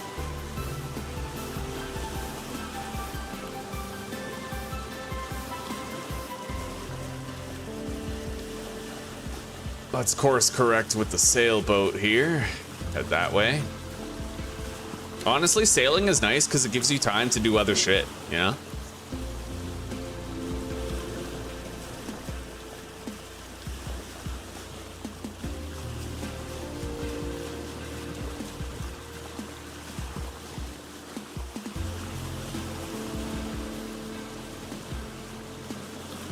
$180 hours doesn't seem like enough time to know that you really love a game. Look at this review. This is shit and boring. Wow, dude. Oh my god.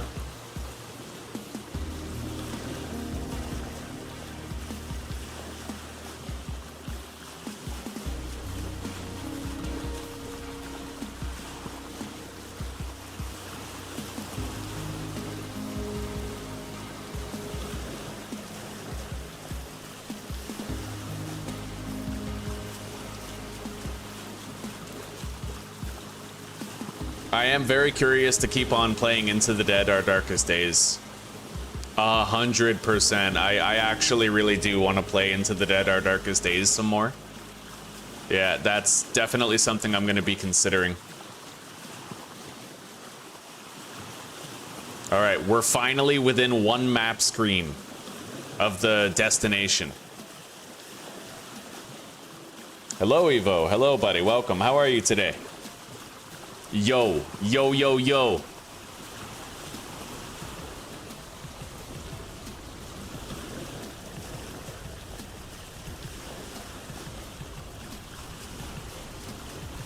Oh, and Chris, I have a piece of like advice for you. You're already proving that you're very serious about trying to cut back on your sugar, or perhaps even like majority quit it with just the occasional treat once in a while. So I'm gonna tell you, show you something ahead of time that I learned when I was trying to quit weed. Your brain is the enemy. Okay, because your brain and your personality, they're two different things. Your brain is gonna try to deceive your personality into making you satisfy the addiction to the sugar, right? Right now, you have a very high baseline. You're very used to being like enriched by sugar every single day. And your brain is gonna try to deceive you just like it did with that super sugary mocha drink that you got. The Starbucks mocha frappa lappa tappa, whatever the fuck, right? Your brain is gonna try to deceive you into fucking up. It's gonna try to create like, it employs many different methods of this, okay? The first is irrelevance. It's gonna try to convince you, what's the point? Why should I bother, right? Especially as the withdrawals get stronger and stronger, your brain is gonna lean into this relativist perspective in an attempt to manipulate your personality into yielding to it. Always remember that your brain and your personality are not the same. Who you are is not what your brain is, and your brain is going to try to betray the disciplines of your personality. Your brain is just a bunch of impulses and signals, right? And your brain is going to want to manipulate your personality into yielding to it, right? So always remember that, and always view your impulses as the enemy. Your brain is going to try to convince you to do various things that move the goalposts of quitting or cutting back your sugar consumption, right? So always remember that you are at odds with your brain, and your personality and your brain are not the same thing, and you need to be disciplined against the temptations of your brain.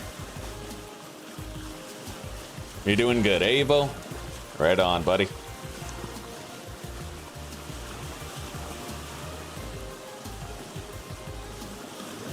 Then you have to enter your email address and shit. Yeah. Those fucking phishing scams. So we're coming up on a massive dome. I can see this large dome. It looks like we're reaching the closest available coast to that quest objective. I need to figure out where I'm docking. I don't know if I can get closer if I go around here. I'm not really sure. I don't think so. I might want to just dock right here. Oh, there's water right there. You know what? Yeah, that looks a lot closer. Let's go around.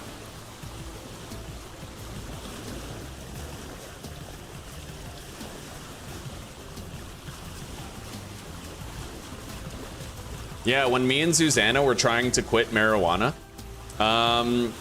we eventually wised up to what our brains were doing. See, we'd have weed and we'd be smoking it and we'd be like, okay, we're gonna quit when we run out. But then when we ran out, we would basically have like one good day and then we'd start arguing, right? We'd start arguing, we'd start fighting, and then we would make up with each other by going to buy more weed. That was our thing, right? And it didn't stop, the pattern didn't stop until we recognized that it was our pattern. So I feel like you might have other things in your life very similar to that, where if you're trying to quit the sugar, your brain is gonna try to develop a pattern of relapse, and you need to discern and detect what that pattern is. Your brain is your greatest enemy, because that's where all the addictive impulses are. Yeah, remember that your brain is a traitor to everything that your discipline tries to accomplish. Alright, so let's just mark this. I know that we technically have the elk marker, but yeah, we'll mark that as boat. And we now need to head in. That's a massive area, dude. I don't know. There's acacia trees here. We're very far south.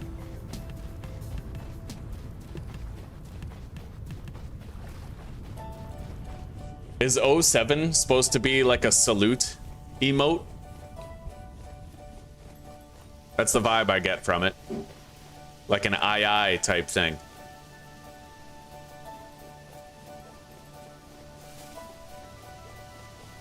You know what? I need to grab the steel armor off the boat.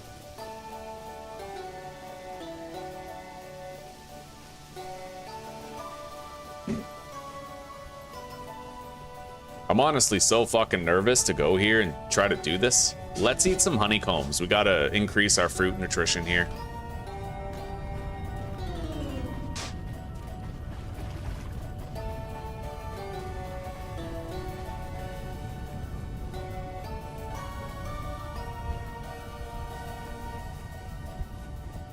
Yeah, it's fascinating to observe, like when you look back and you like I've realized we had these patterns of relapse over and over again.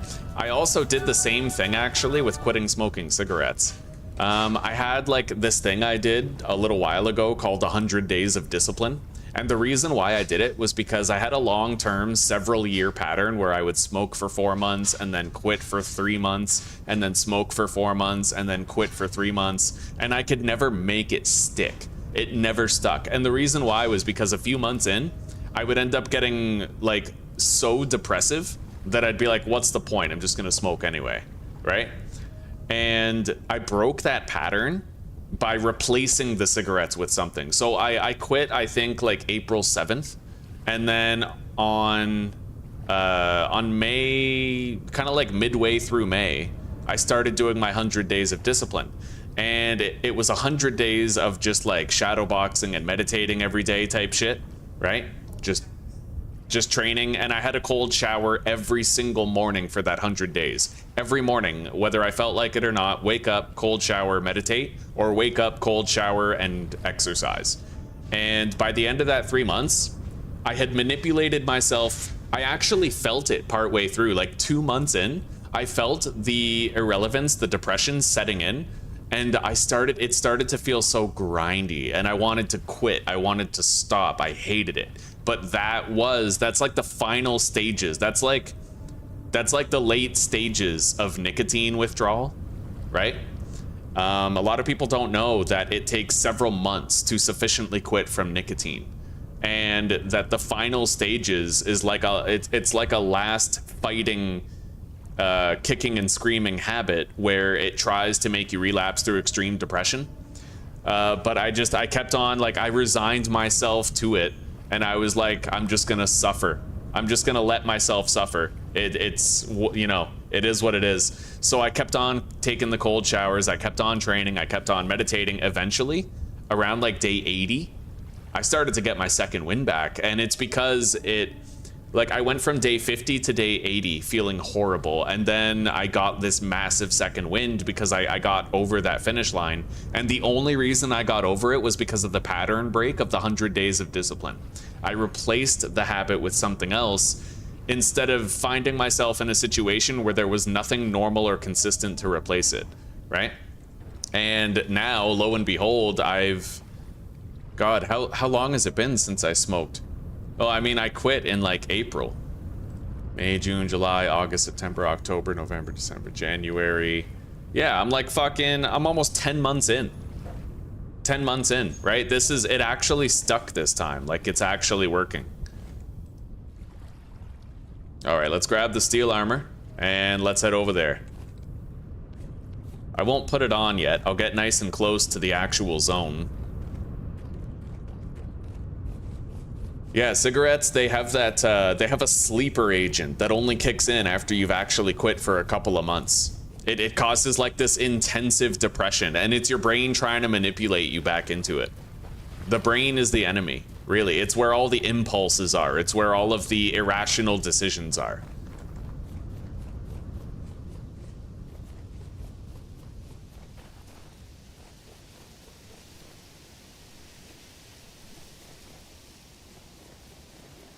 So this is my first time ever going to this place that we're about to see. I'm gonna put my armor on now while we're a considerable distance away, because I think there's extremely dangerous shit like crazy shivers over there and stuff. Yeah, this is an ecological dead zone. Devastation growth requires tier 99 tool to break. I don't know what there's gonna be here in terms of lootable stuff. I really have no idea. But I think this place might be so dangerous that there's like bellhead shivers and shit. I'm pretty scared of it. We'll have to wait and see. Anyway, that tower off in the distance is where I have to go. I'm gonna turn the music on.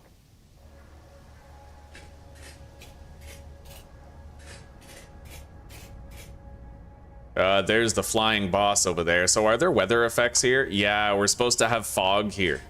I'm gonna leave the fog and mist effects on so that we have like maximal immersion here.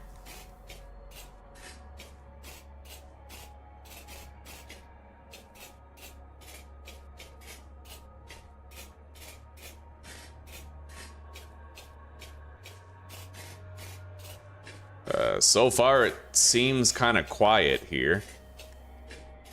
Oh God.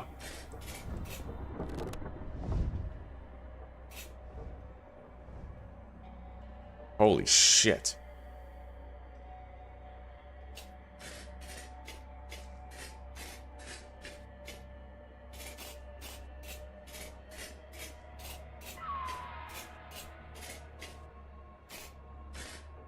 Not gonna lie, man, that was marginally sus.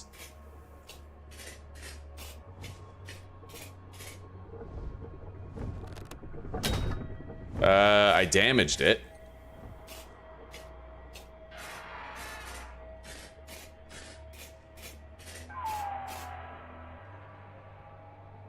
My accuracy is reduced, but it's also a very large target. I wonder if I could melee it if it kind of flew close enough. I doubt it, but...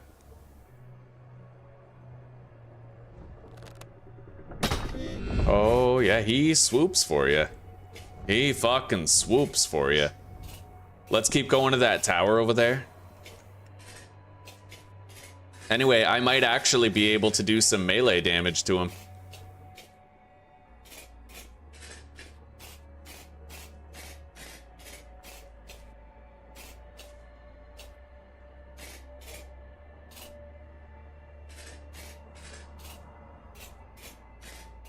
This place is fucked. Oh. Well, I couldn't get close enough there. I'm hoping to get a chance to melee him and see how it is. Apparently, you can damage this thing. After 7 days, he resets, but you can try to whittle him down from down here, or you can go fight him at the top of the tower where he's like perpetually aggressive. Very dangerous fight though. He tries to knock you off and kill you with fall damage when you fight him on top of the tower. So, you know. He's coming.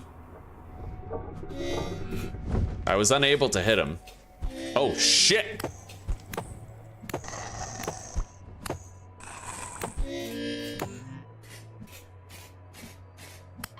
Alright, corrupt shiver down.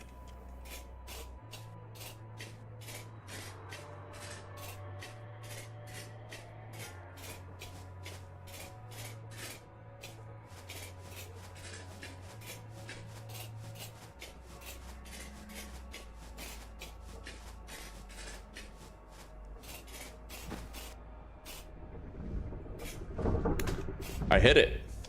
I don't know how much damage I did, but I hit it.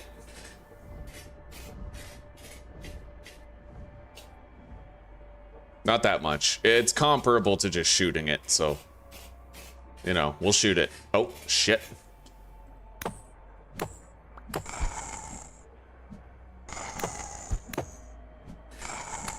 This is honestly really scary, just being here. I hope that nothing like a nightmare shiver or a deep slit shiver runs up on me. That could be uber fucking deadly. Where's that tower?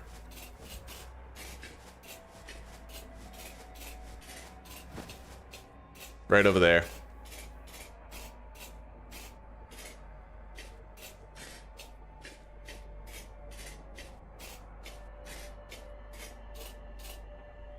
You smoked for 15 years and you quit last year? God damn, buddy. I was kind of like that. Oh, he's fucking stuck. Okay, he turns around if he gets stuck. I started smoking when I was 15. I'm 33 now and I struggled with it my whole life, but I would have phases where I would quit. I could just never stick the landing. Oh, shit.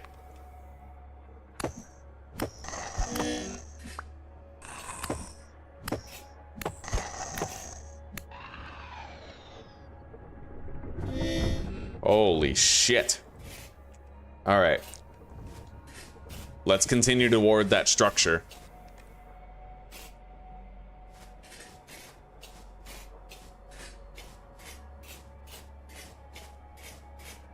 Yeah, I think the longest period of time that I like consistently smoked, honestly, I don't even know. Might have been a couple of years.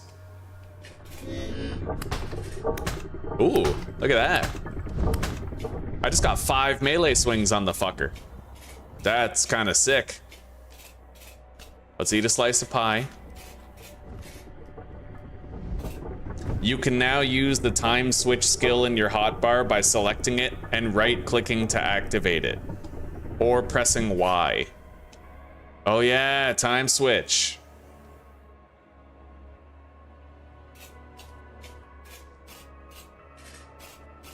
How do I disable the time switch, though? Oh, that's weird.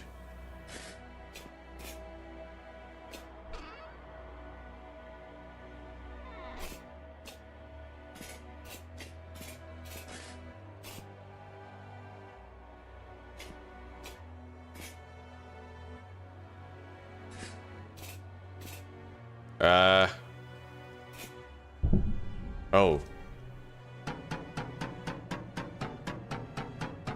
Well, I can't break it. It's claimed by a higher power. I need to find a way through here. I think it's all pretty much like a parkour zone. Hang on. So yeah, go up here. And then I have to exit. See, you have to kind of like switch between being in the present and being in the past. It's very strange. I have to like routinely switch.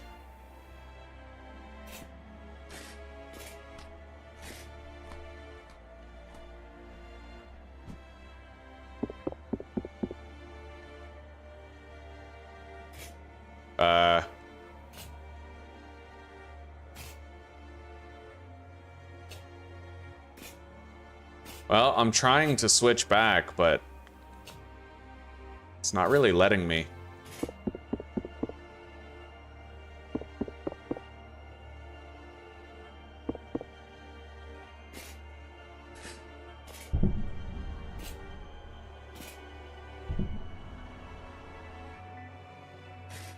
Yeah, I don't know. I can't.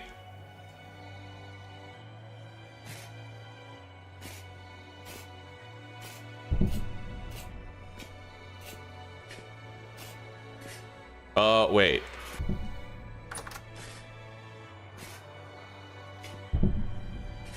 I hopped over here, didn't I? So there's got to be something I need to do here, right?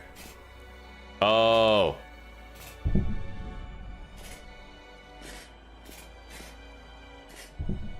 All right. Yeah, you have to kind of like switch repeatedly and find a route.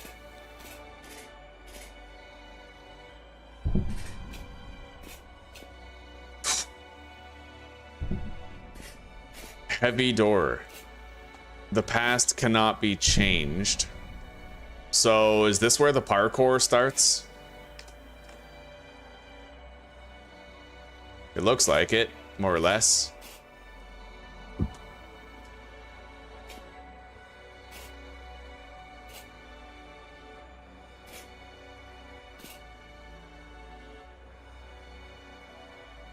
They certainly don't really give you like a parkour skill set in earlier parts of the game to prepare for this. All right, hop over here. What am I supposed to do here? Wait. Yeah, like that. Okay, fair enough. 48 iron bits, I'll take them. Rusty gear, brass plate.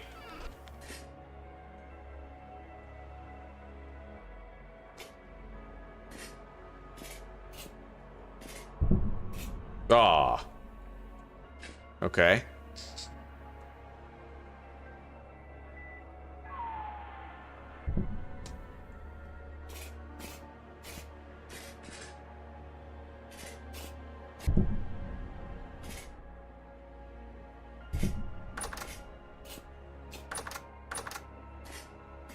Yeah, the past can't be changed. The only value to it is getting around easier. Oh, that's strange.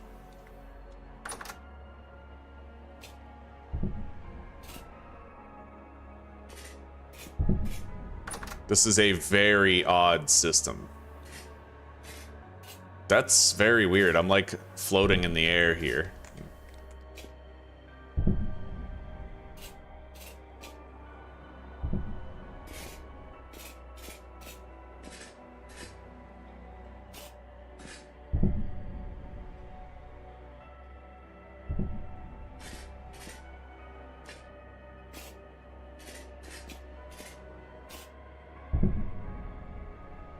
How do I get down there, I wonder? It's weird. Is that floor supposed to be there? Hang on. Can I parkour somewhere?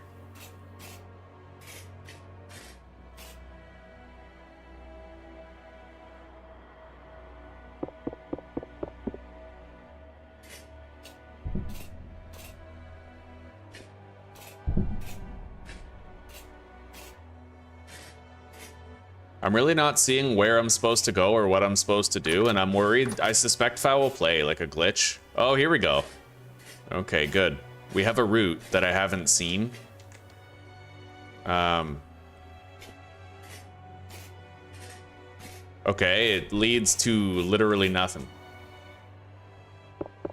Porthole window.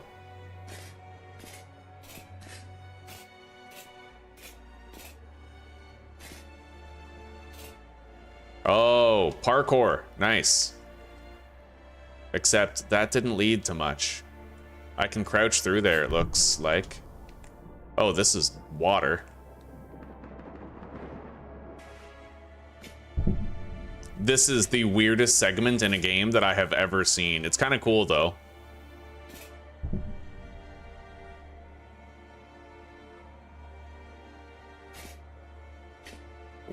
Where to now?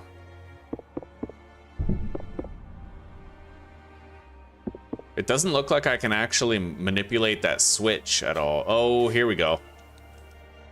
Okay.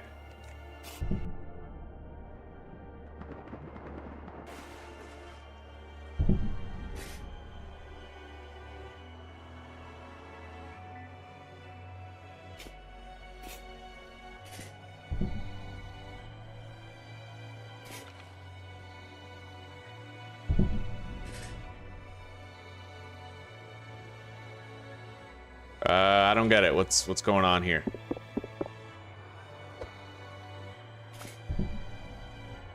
There's a door right there, but I can't get close enough to it. I don't know what's up. Maybe I need to parkour over there somehow, but I can't see how.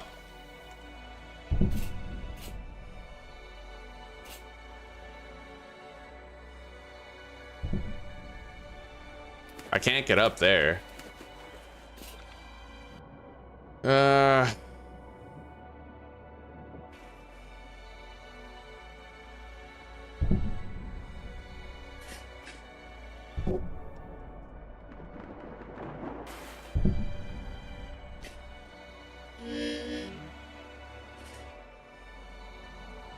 God, this is... I don't know, man. There's like a dead end here. I can't do anything. I see, like, I should probably be able to get through there, but I just can't. It's not letting me switch, right? It seems like a cool system until you hit a place like this where there's virtually nothing you can do. Right? Like, I can't do anything here. There is virtually zero path to take.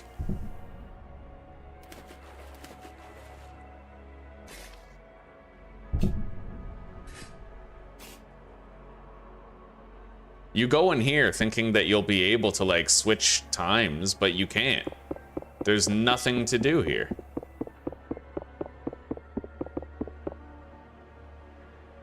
Yeah, I can't do anything. I don't know, man. And it's discouraging because you don't know if it's a game flaw or if you're just missing something. I don't like things like this.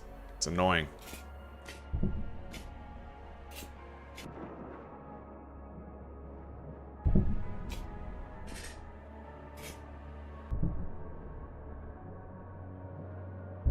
Well, I can't even backtrack, so...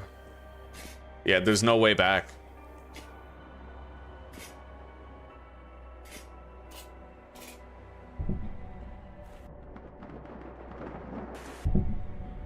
So, like, literally, I have to try to find a way through here. There's nothing else I can do.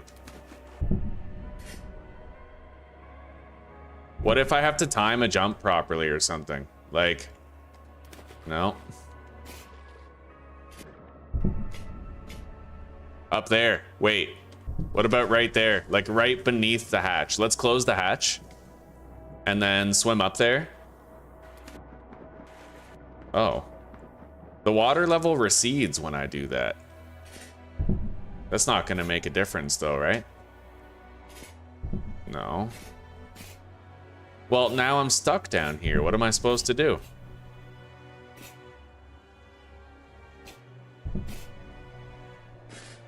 Yeah, I'm literally stuck.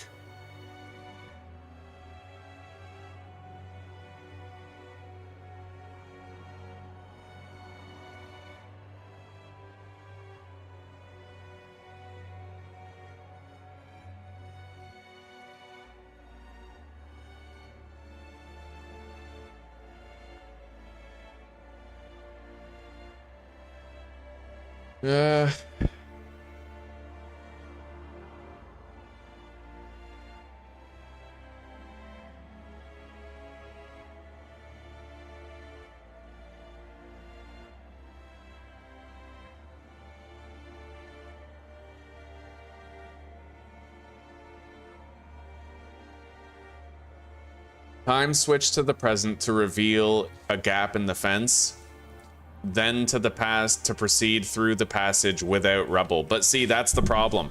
I can't go back to the past. Apparently I'm supposed to be able to get through there, but I can't, right? I can't time switch here. So is it lying? I'm supposed to be able to get through there. So you know what? Honestly, GMC. Fuck your shit. I'm just gonna beat my way through. Well, if it's not gonna work properly, then why should I give a shit? All right. Yeah, that's stupid. I need to bug report that. So this is the 9th obstacle, fence.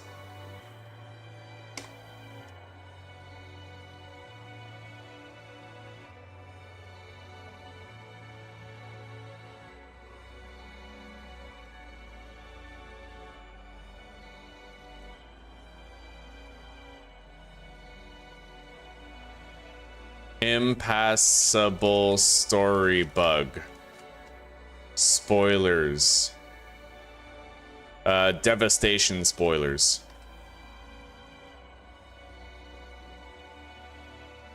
In the 9th...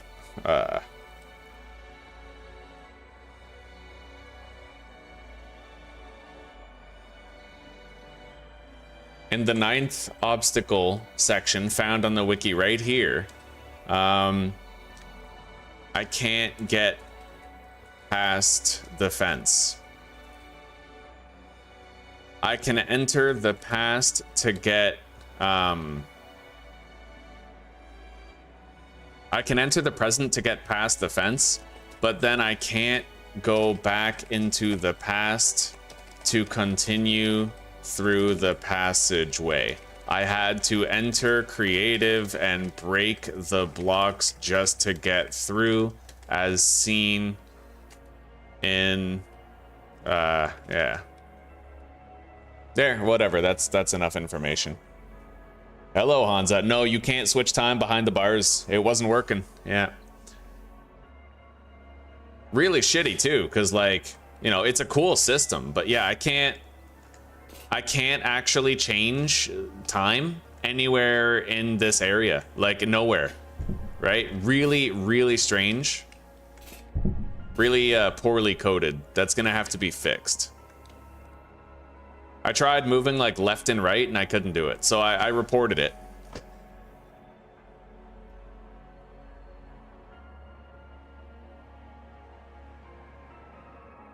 Live stream evidence can be provided upon request. All right, there we go.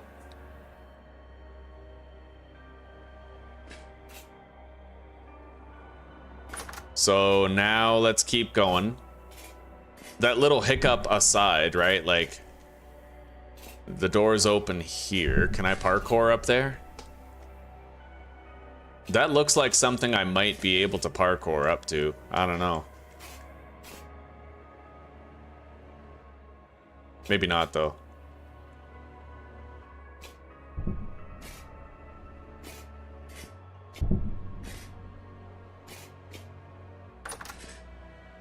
Let's eat.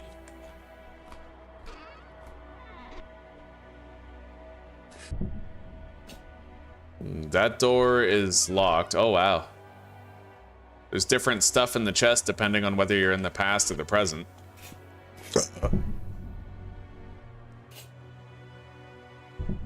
There's a hole right there. Not traversable, though.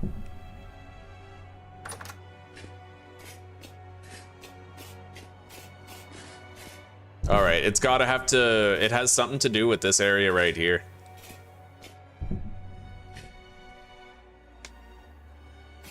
Okay, and then from here, from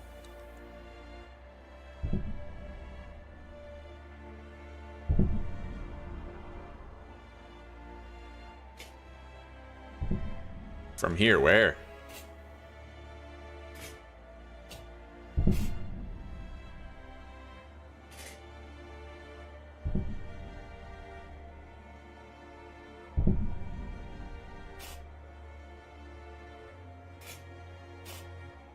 Yeah, I don't know.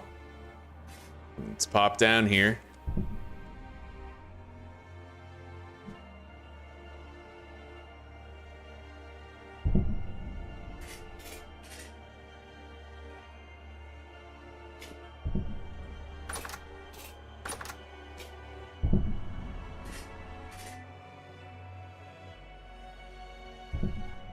It's a damn shame, really. Like, it's a cool idea, but it just feels really clumsy in its implementation. Like, it needs more time to cook. You know what I mean?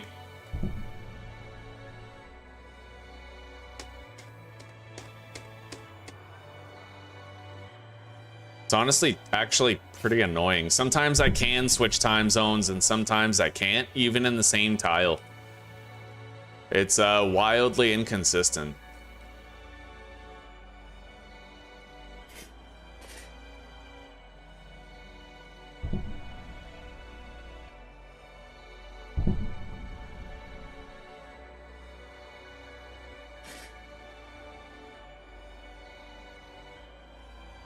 Yeah, I have no idea where to go or what to do. I have to follow the guide. Like,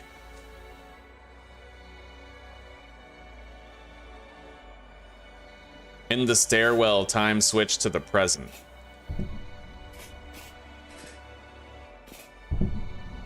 Okay, I time switch to the, oh, clever.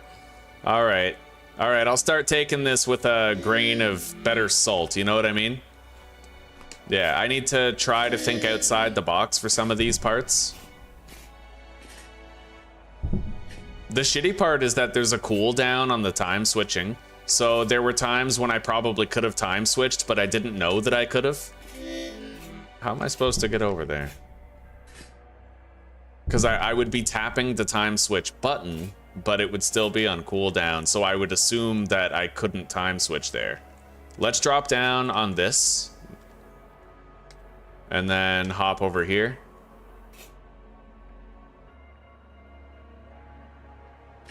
I'm assuming I go over... Oh, God.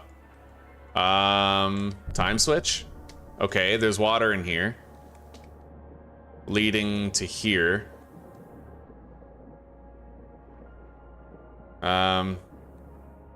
There's no air. Okay, okay. I can get air down here. I have to time switch somewhere up here. Ow. This is hard as fuck. Hang on. That opening is where I came from, isn't it?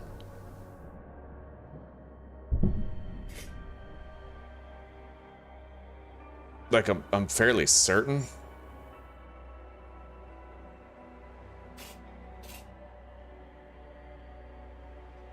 Another part of the problem is it's hard to tell what's something that you can jump up and what is something that you can't. Like, you'd think you could jump on this box or that lever, but it isn't so, right? It's very ambiguous about what you can and can't do.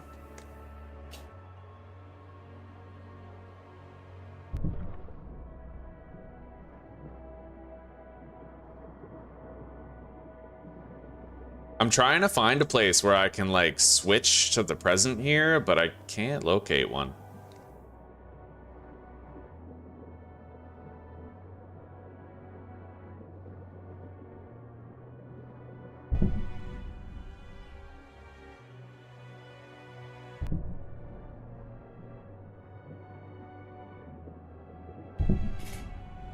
Yeah, I don't really know what to do here.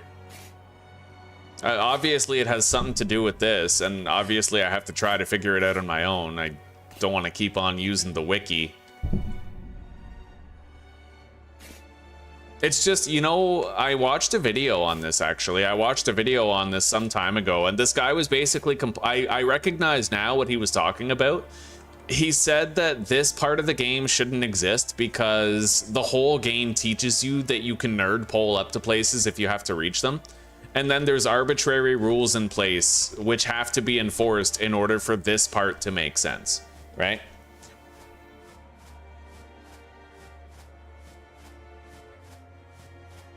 Is this a mod? No, this is story. Yeah, this is part of the story of Vintage Story. This is a plot area.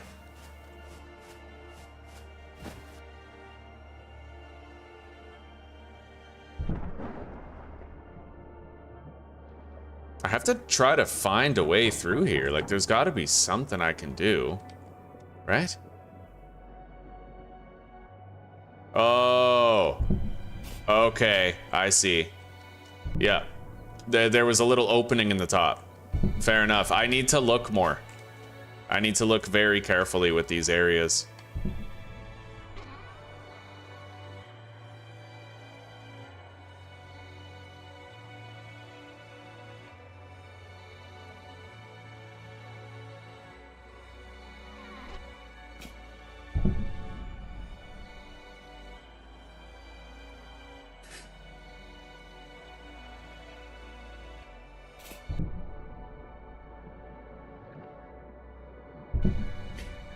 Whoa.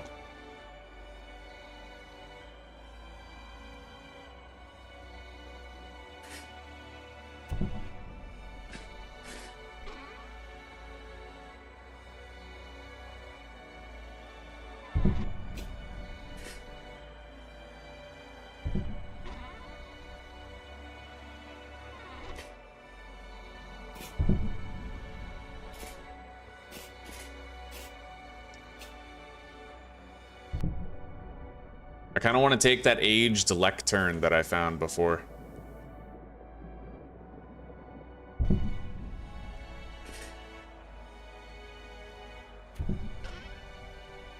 Yeah, we'll take that. What about that gate that we saw? Didn't we see a large double gate or something? Whatever, it doesn't have to matter. Let's keep moving.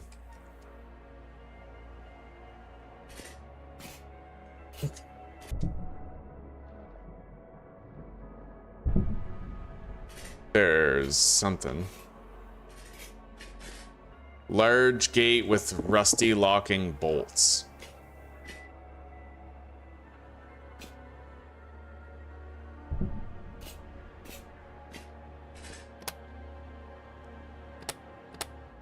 I can't use the elevator. Not yet, anyway.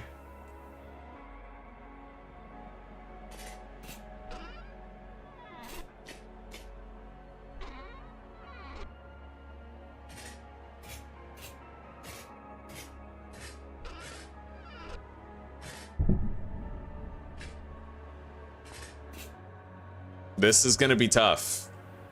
Really tough. Oh, yeah.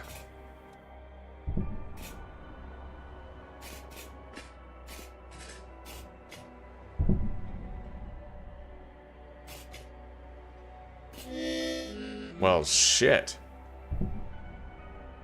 Well, now I'm back at the entrance, which is pretty fucked up. That parkour shit's gonna be a real buzzkill.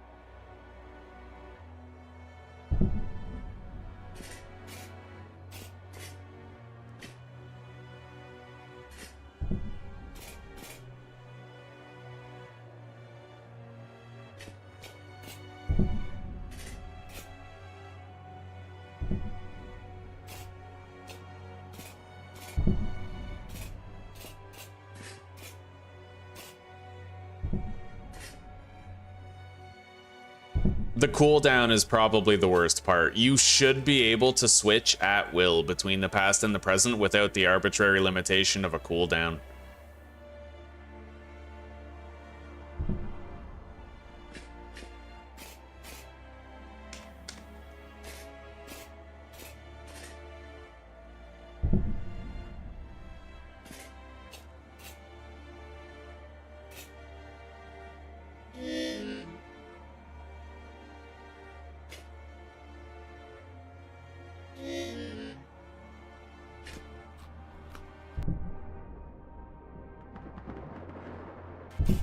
At least I'm learning the route, I guess. And this is the place that I literally had to break open. There was no way to do it otherwise. Yeah, I still can't switch here.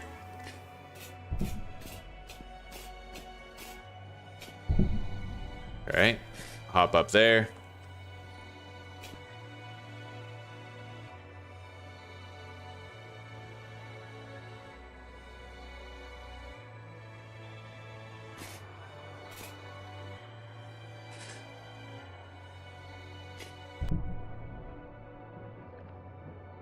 All right.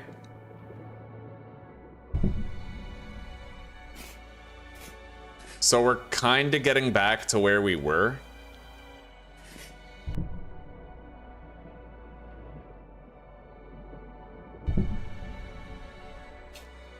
I really hope I don't fuck up too many more times though, because man, like having to go through all of that again is just painful, right? Like I'm hoping we unlock a shortcut back to this level or this area.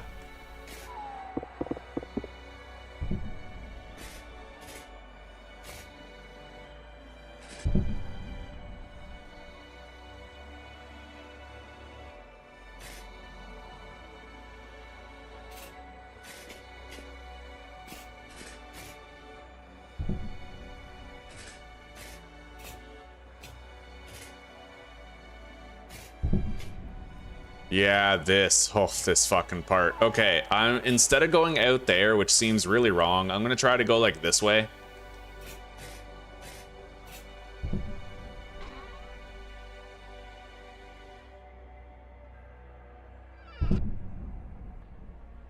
Yeah, we need to try to parkour our way up there.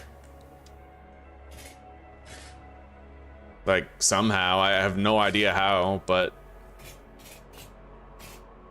I just don't want to fall all the way back to the fucking beginning again, you know what I mean? Like that. Yep, nope. GMC. Fly back up. The thing is, I'm okay with trying different things, but I will not time sync having to go back through everything every time I fuck up, right? Because the thing is that this might not even be the way that I actually have to go. Definitely an insult to injury situation that you have guys shooting at you while you're trying to do this. Yeah, this is a little too theater kid for me. I don't enjoy this very much. Like, it's an interesting idea, but it's annoying, you know? Like, it's really fucking... But I'm just gonna give myself that allowance where I can use creative to fly back up and try again.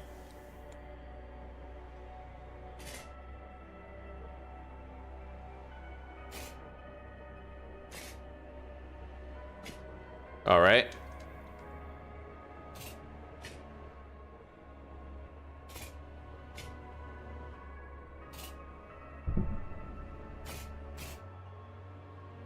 Yeah, I can't use anything in the past. I gotta find a way up. That's the elevator shaft. Okay.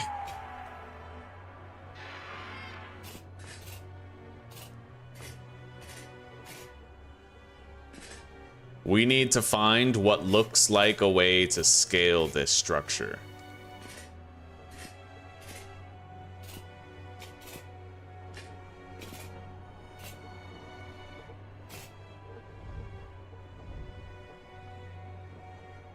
Well, I can't switch time zones right here. Nor can I switch time zones right here. Yeah, I'm gonna try to figure out the rest on my own. Oh my god. Yeah, I don't think so. Again, I'm just gonna fly back up, right? I don't want to have to deal with that shit. GMS. Yeah, the way up was easy to see. It's kind of like a little staircase right here. Yeah, this is the way up to the next part. Let's eat more pie. And then I'm looking for a place where I can enter the other time. Okay. So this way is blocked.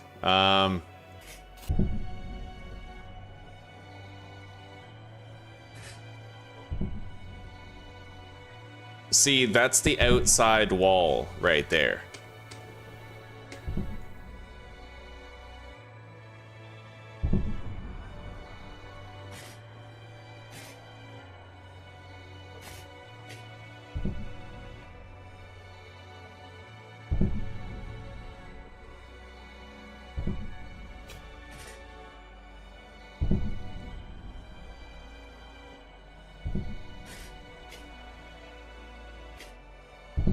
Oh, yeah. Okay, you have to switch, right? Like, you have to stand on this one, and then you have to jump and switch times.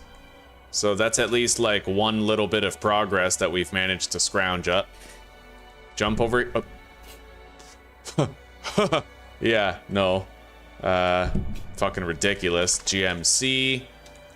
Again, yeah. This is... not really a fun part of the game. This is just frustrating. I'm gonna use creative mode liberally in order to regain ground that I lose.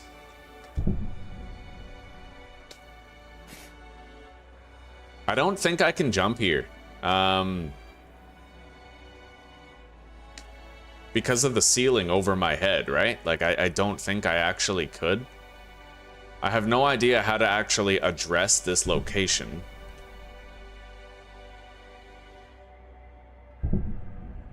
I don't think I can do anything over there. I don't think I could jump over there. Yeah, see, I hit my head on the ceiling here, so...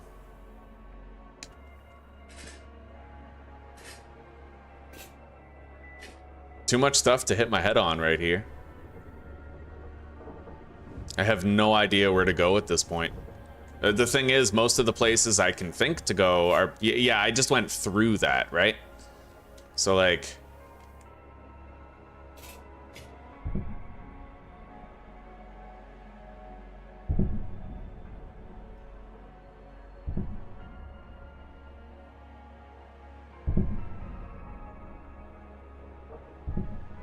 We're looking for things that I can use to gradually parkour higher and higher. But our options for that seem so limited, dude. See, and then I plummet right there.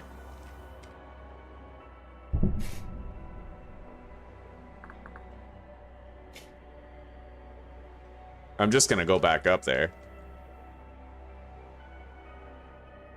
All right.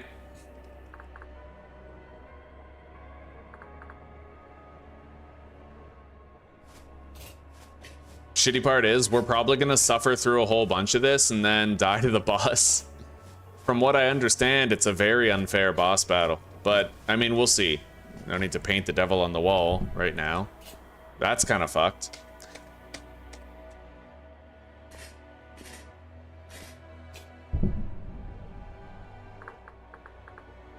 Yeah, I don't like this. It's like you think that you found the way, and then it just turns out you didn't, you know? Like, I'm standing here, I made it here, but I don't know where else to go from this point. There's no indicator. Like, am I supposed to sprint over there, or... I didn't even land over there, right? So it's like, what am I supposed to do? And the thing is, I'm wearing my steel armor, and I don't want to take it off because I know that there's things at this level of the game that can, like, two-shot me, right? Okay, I made it over here. I had to jump. I hit my head on the ceiling, but I still made it. So that's how you're supposed to get over here, at least. And the shitty part is, every time I time jump, I'm gonna be at risk of falling. Like, I don't really know the general...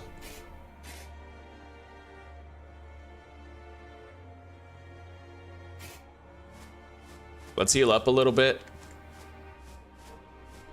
I need to get all the way to the top of this tower. It's crazy. And I'd imagine that one simple fall could actually kill me and ruin all this, so... And it would be as simple as switching times in a place where, like, you know... Like, if I switch time out here, I'll probably plummet to my doom. The only safe... Yeah, see, even that wasn't safe. In my mind, I was like, okay, I'll stand on the machinery, because obviously the machinery didn't move, but it looks like that's profoundly false. We're just gonna fly back up again. I'm glad I brought extra bandages. So this is where I left off right here, I think. Yeah, it's right here.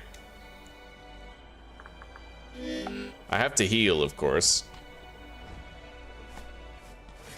Yeah, I gotta admit, this part is, not fun. So, I'm assuming I have to go up through this area right here. There's like a little fraction of a staircase. I'm assuming I have to try to time jump up there. Let's use one of these bandages here.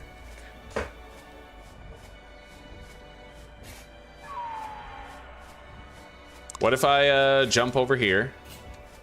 Oh, I can't climb that. Yeah, that's not the way.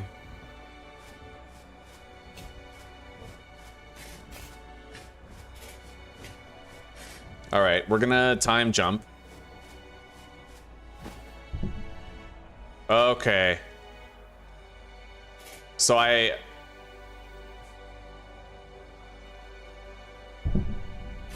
No, that didn't work. It kind of did, but you have to be precise about it. So like I time switch here, and then I go over here, maybe jump and time switch. No. That worked. But then I can't do the final jump right there. I have to figure something else out. Okay. So now maybe I can like...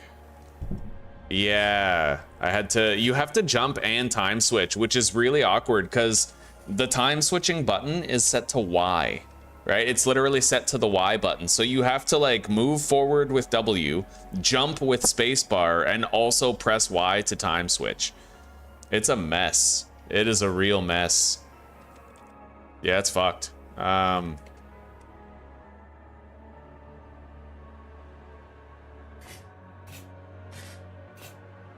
And now I'm just scared to do anything. I'm gonna stand right here because I know there's a floor here in the other world. I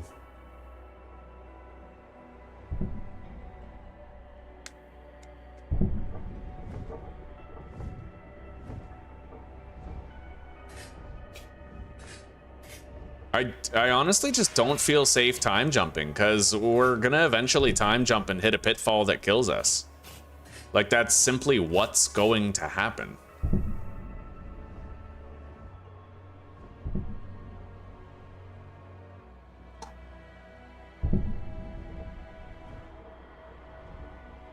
I can't see any way that looks viable in this timeline or the next.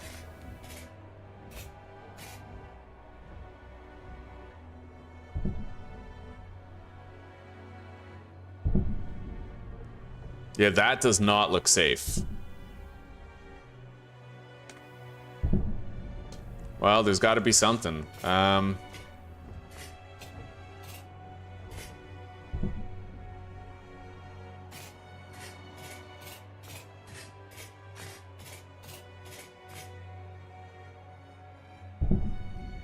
Honestly, have no idea, buddy.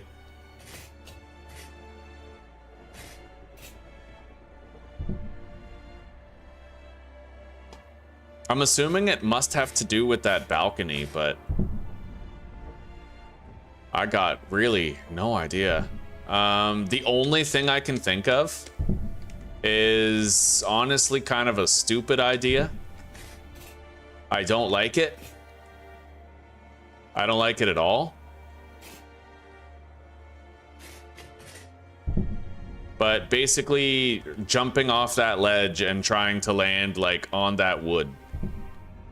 It just seems profoundly unlikely to succeed, though, and I certainly don't think I could make the jump if I'm wearing my steel armor.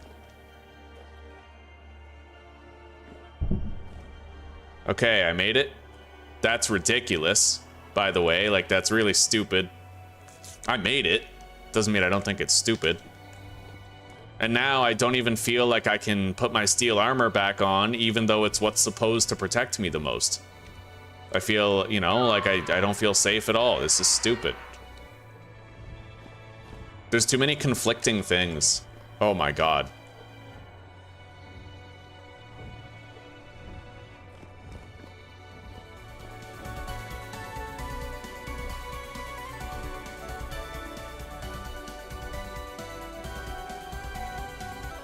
It's a cool song.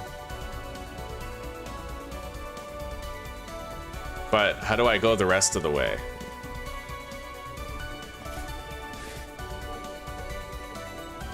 Crouch.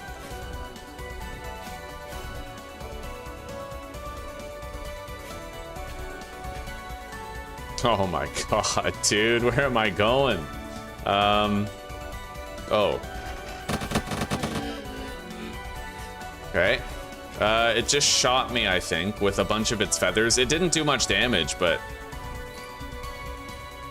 Oh, this is fucked.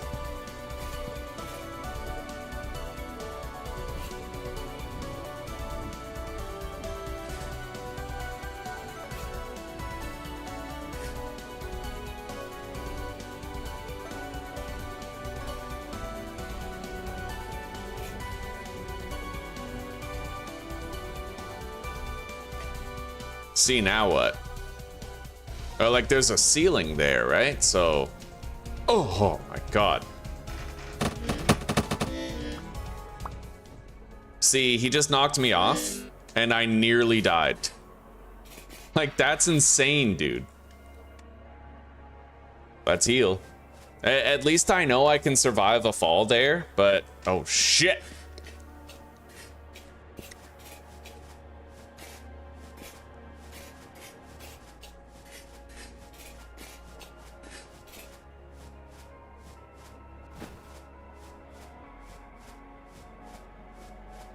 What's really crazy is that if I was playing as a blackguard, I would have had 1 HP left after a fall like that. And if he manages to knock me down from a slightly higher height, right? I was definitely buttered up for like one more hit from one more enemy to finish executing me. 100% I was. Anyway, I'm gonna fly up to where I left off again, right? I'm not doing the entire building again. Like, fuck that. Self-respect, bro. Anyway, let's get up here. I have to figure out where I was. This is here. So I jumped... Where? Is this the same balcony, or was it like a different one? I think this is where I jumped, right?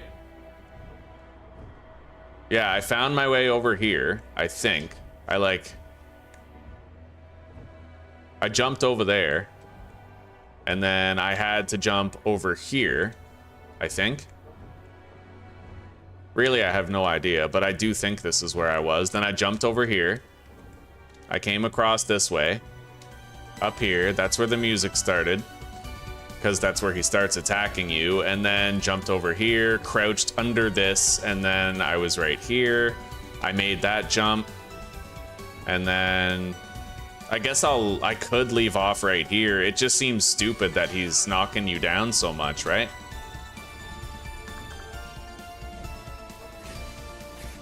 The main problem is that you're still trying to carefully parkour, and he just sort of starts attacking you. I'm gonna turn the music down so I can think. And the thing is, you're trying to find the way up while he's attacking you on your way up. You know, it's just profoundly unfair. And the thing is, he knocks you down. And then the stuff on the bottom tries to finish you off. I'm just gonna fly back up while I heal. So, where did we leave off? I'm looking for that place where we crouched under the pipe.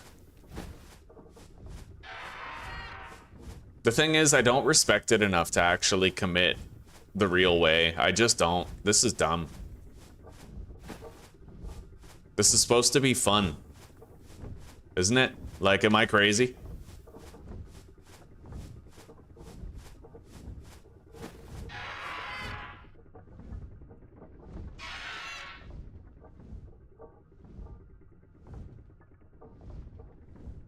Not really sure where... What would be like a good drop-off point for me to continue? Like, we're above this part, right? Yeah. So we jumped over here. We climbed up here. We went around there. From over here, we had to crouch under this. And then we jumped up here, went around here. We jumped across all of that. And then we started trying to find a way up. See, he keeps on pelting you with shit.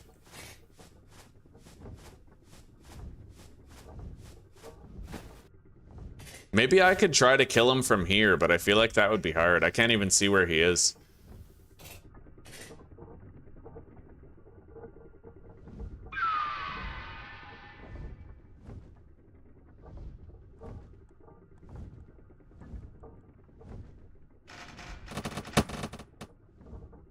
Yeah, that's very accurate, considering where he is.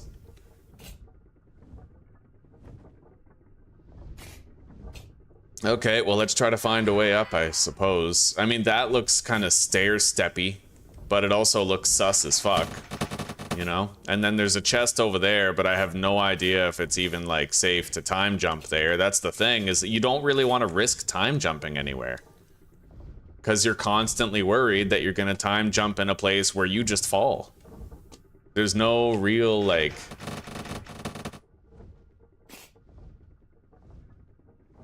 It's messed up, buddy. Anyway, I got across here, but to what end, right? Like, that's the question.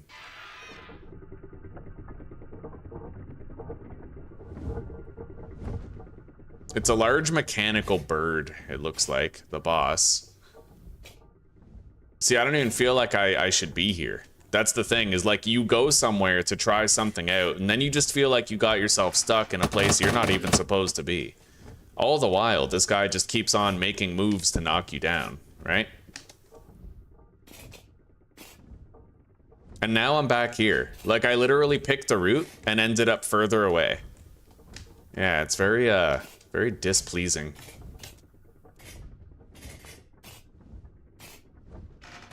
So that chest over there is a no-go. We're not going over there.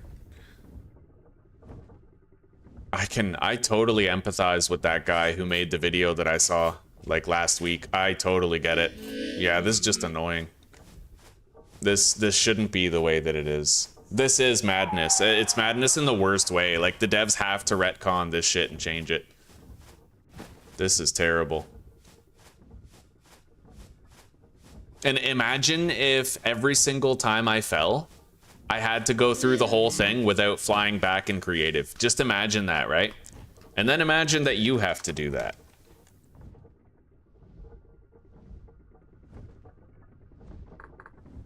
Okay, well, here we are. I need to try another route. We're not going over there, obviously.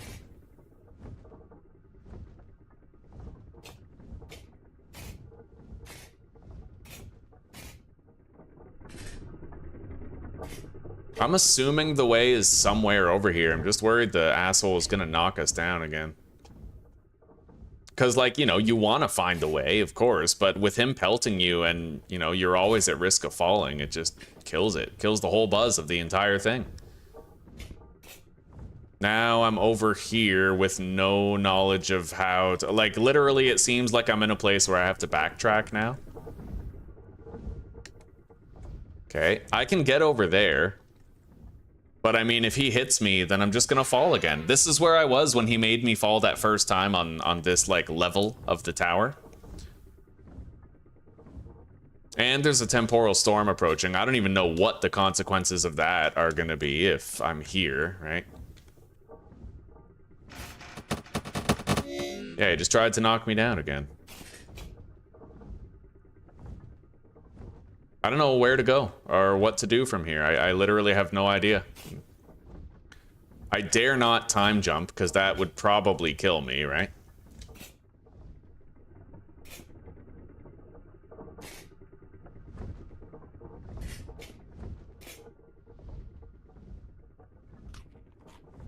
Well, now I'm just kind of waiting for him to shoot at me again.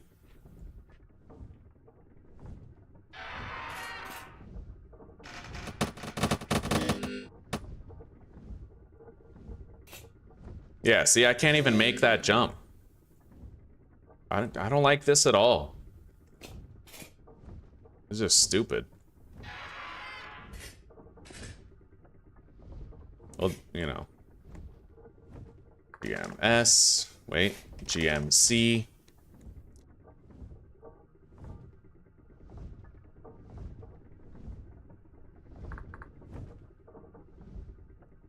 And I have to wonder, like, am I supposed to remove my steel armor for these jumps? Because then it's like they're contradicting the entire thing, right? You make better armor so you're safer, but then you're in a place where you need to be agile and engage in incessant parkour. So it's like, what do they really expect of you here, right?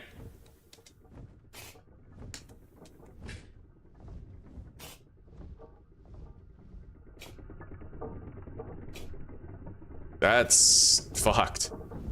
I did it, but I don't feel any better about having done it. I just feel like I shouldn't have to do it. Let's heal up.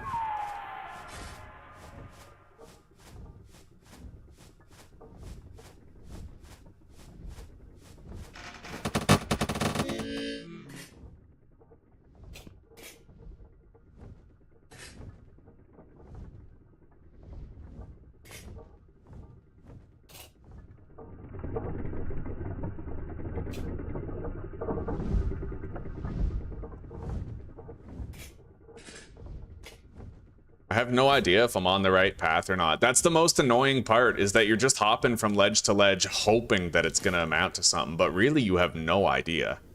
I'm still on the same level I was when I departed. Like, I've just been parkouring around the edge looking for a way up and been unable to find one.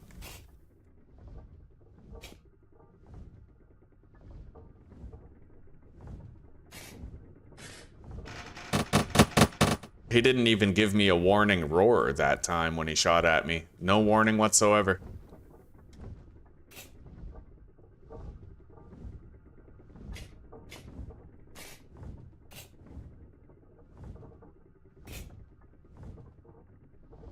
Well, I can't get up there.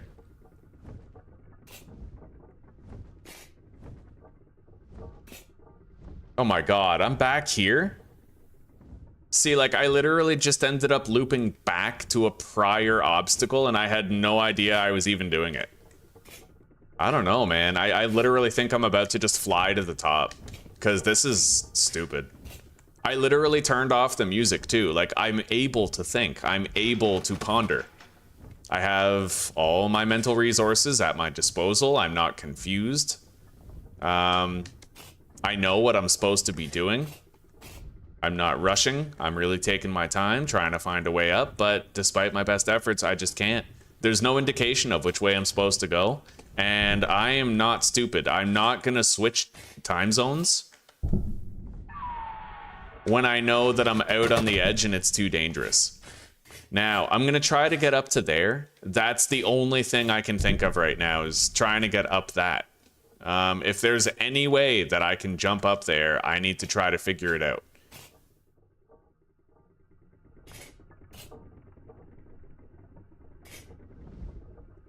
But I really have no idea how I might go about this.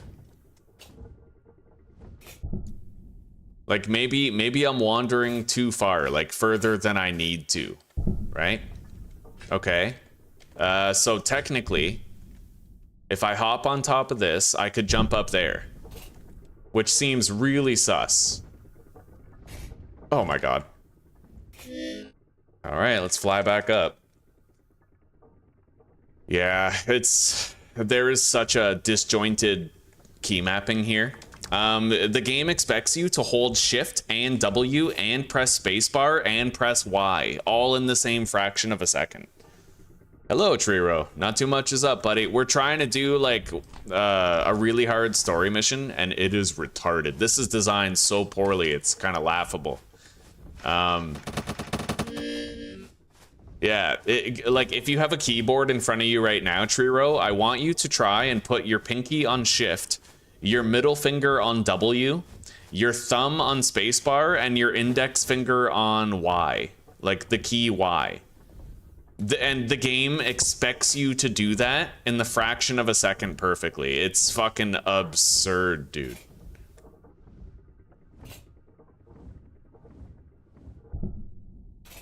You literally need two hands to do it. It's fucking insane.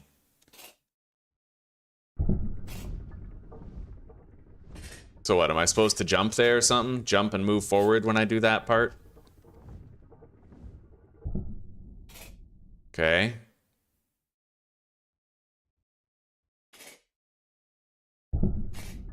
How am I supposed to... Do I crouch? I'll try crouching there.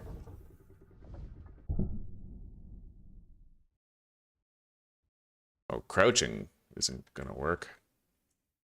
Hang on. Son of a bitch. Yeah, this is really fucked. Okay.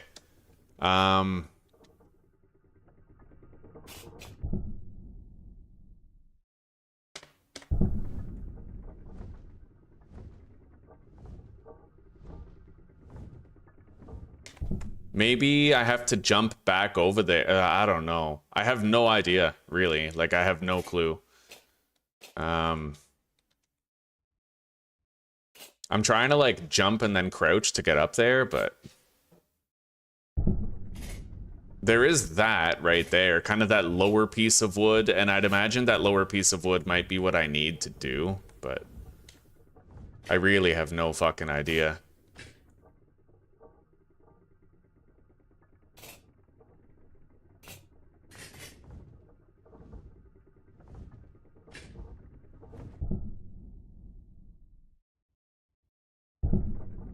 I managed to land on that wood actually, so I have to go forward, jump, press Y, and then I have to go back, press Y. I think. I really have no fucking clue. Like, we're just winging it here. We have no idea what we're really doing. We're just trying to make something stick. I keep on overdoing that, though.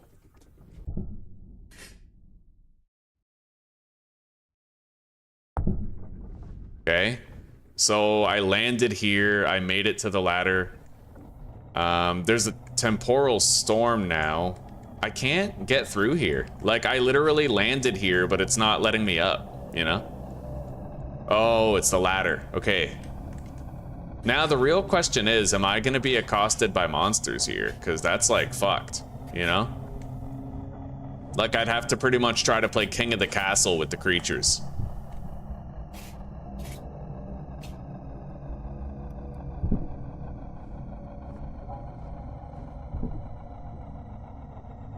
The obstructed visibility is not going to help me figure this out. Now that is a path over there, technically. Maybe. Oh God. This is fucked. You see that? Like, for some reason, look at this. Like, I'm just gonna show you. GMC, we're gonna fly up there. Because, like, fuck doing that jump again. GMS, look, when I switch times, the building actually moves. Like, it's not in the same place anymore, right? That's the weird thing about it, is that, like, you'd think that if you were just standing over there by the window, you'd more or less be okay, but you're not.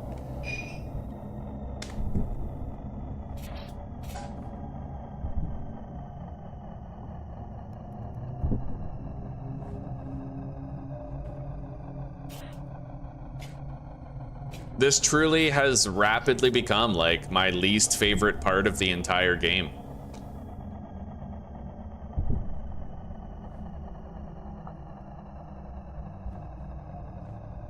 Now, I think I have to try to get over there, but it's a matter of, like, doing the jump, you know?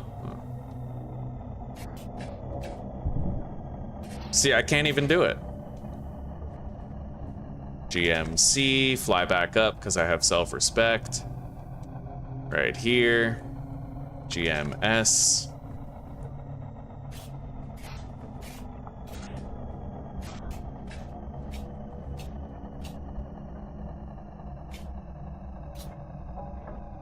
Like, I feel like I have a general idea of what I'm supposed to do, but it's way too hard to do it. At least I'm not falling down, though.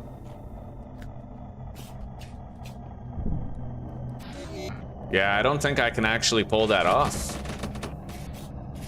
Slash GMC. Can you imagine if you had to do that that obstacle jump every single time you failed this?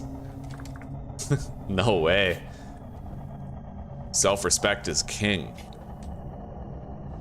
I do feel like that's where I have to go, but I'm not actually sure, right? Because I can't...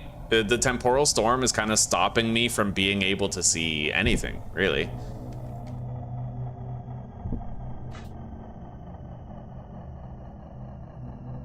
That might have something to do with it. But the thing is, you don't know. Because remember, I told you, everything is moving around. This set of bars, it like changes where it actually is every single time when you switch times, right? So even though it seems plausible that I could like hop on this and then jump off of it to land on something when I time zone switch, we have no idea whether or not it's actually true until we try it, and it could kill us to fucking try it. Right? Like, this is designed so poorly. What's the mission point? We have to get to the top and try to kill this giant mechanical bird.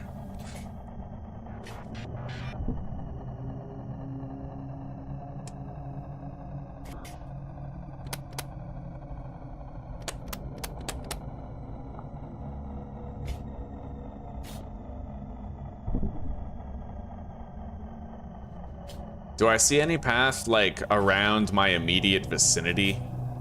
Not really, no. We definitely have to go, like, out. in order to get where we're trying to go.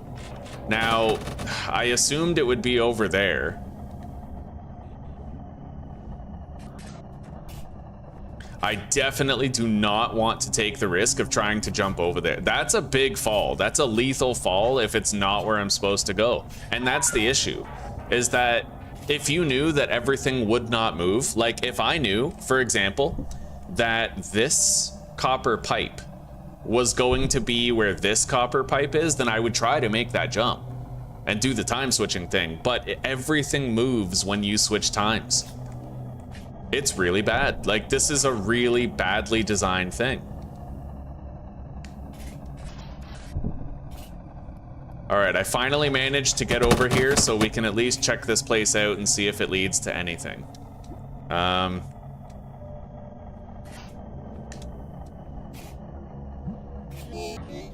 We just fell.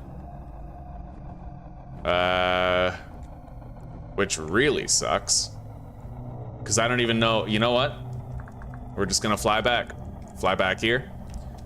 And then I'll try to make that jump again to the bars. Wait, it's one level higher, right? Or is it one level lower? Wherever those bars are, right here. Yeah, I'm not doing this the bar jump again, but we'll start from here as kind of like our starting point to continue.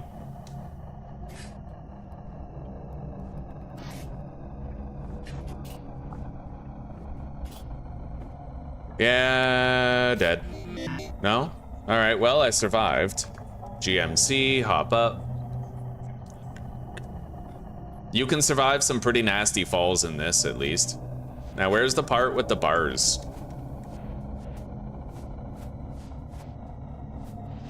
At least it seems like I'm immune to temporal degradation while we're doing this. Hang on.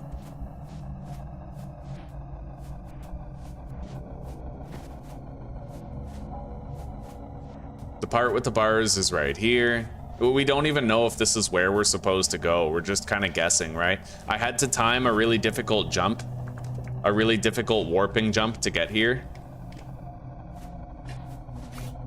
So I'm only assuming that this is where I'm supposed to be, right? Like let's try going up this way.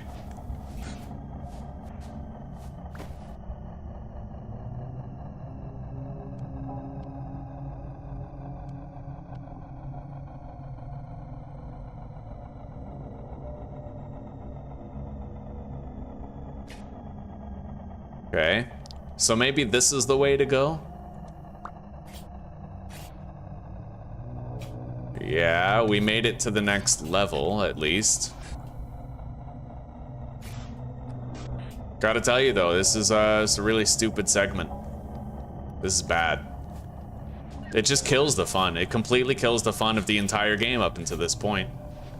I appreciate the adventure that I went on, and I'm like happy that I accomplished what I did, built such a beautiful base, but this part is like, it's really bad, right? Like you jump over here thinking you're making progress, and then it turns out, oh, you played yourself, right?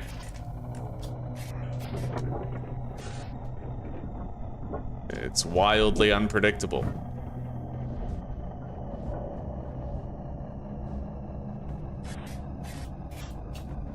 And the time jump feature is probably the worst part because it's so inconsistent. It literally moves things around, right? So.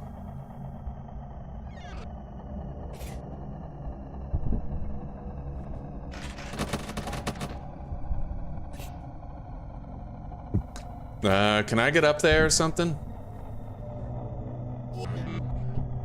Let's eat.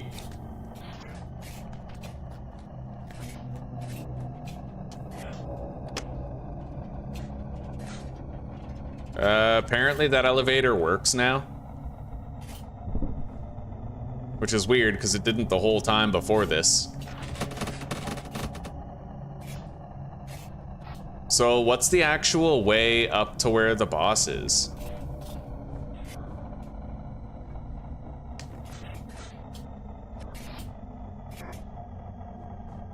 Everywhere you go where you think you might have found it, it usually ends up that, like, you just didn't, right?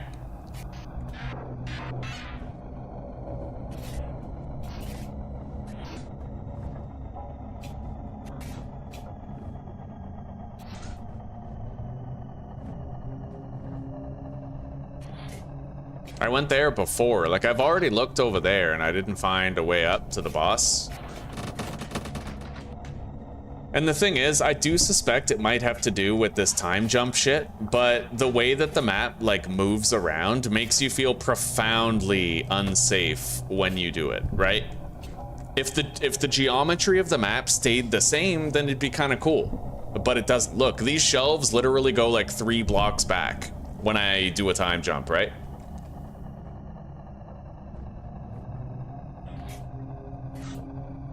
At least we're immune to the Temporal Storm, or at least it looks like we are, for the time being. Which is a small mercy, I suppose.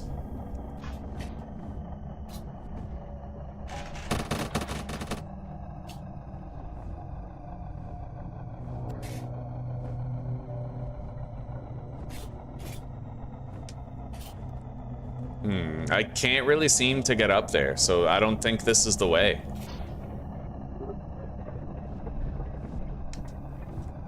Starting to wonder if there even is one. Like, shit, I've been all over, right?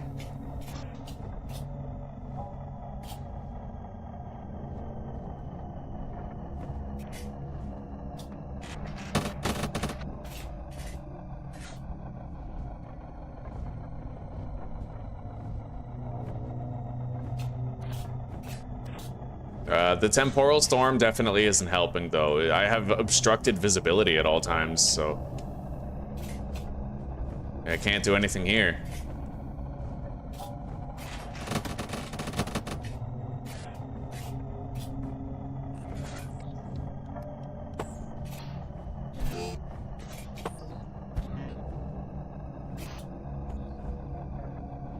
That was fucked.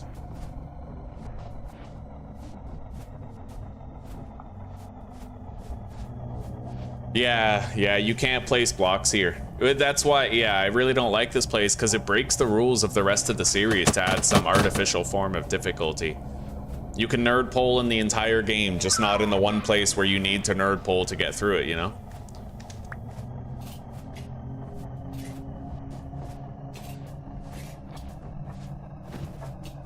Alright, I'm gonna creative back there. Back to where, like, you know, our most recent progress point, which I think is right here. GMS.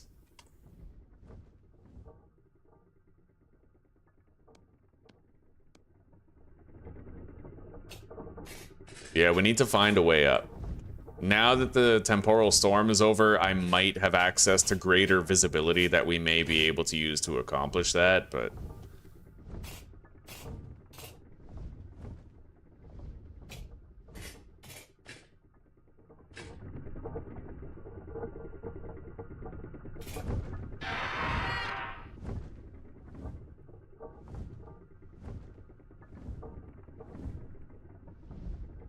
That looks like it might be the way, but at the same time, that looks like I can't make the jump. I'm not even gonna try it. I'm not even gonna try it.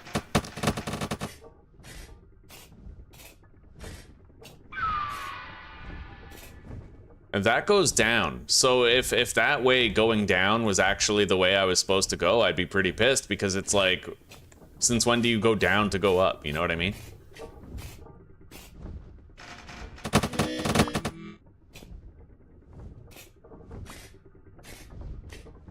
Yeah, this is really dumb.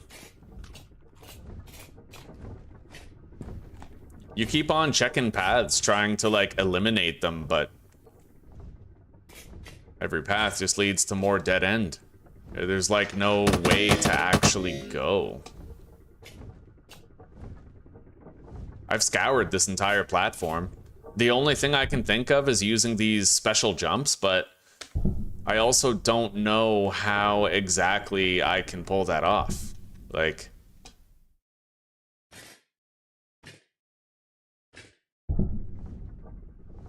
do those move or do they stay still? See, those move. So I have no guarantee that I can actually use that space. Now... we're basically in that part now where I have to start trying shit that's gonna risk killing me in order to figure it out.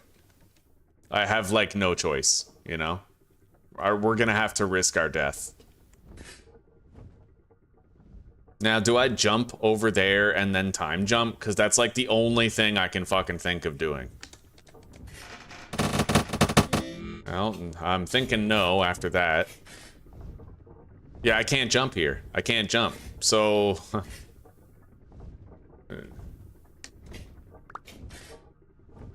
I don't know, man. I can't figure out where to go. I'm thinking I'm just gonna fly up. Poor level design is not my responsibility.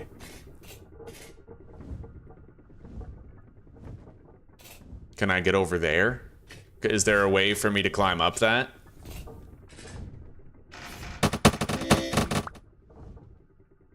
I can get here, but there's nothing to do once I am here. I've been here before is the problem. It just, it all leads to nothing. Like, I can get here, it doesn't amount to anything, right? And I feel like most of these paths are exactly like that.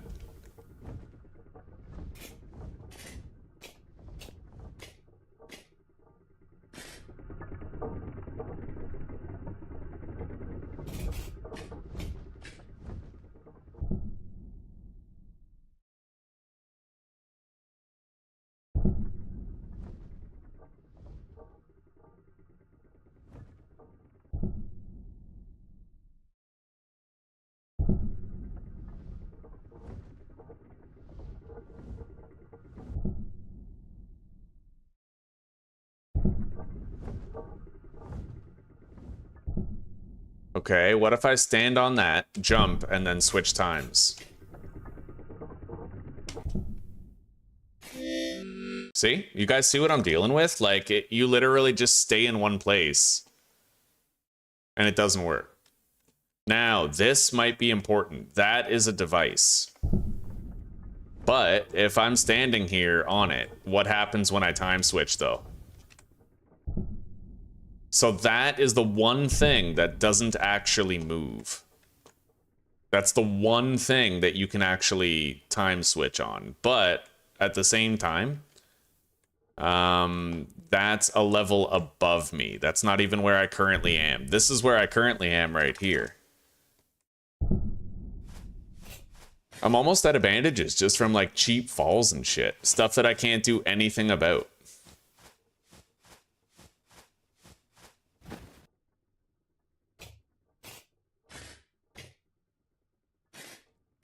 I'm trying to find the way, but it just, you know, you keep on fucking going through these random ass places. Like, they don't lead anywhere. They don't do anything.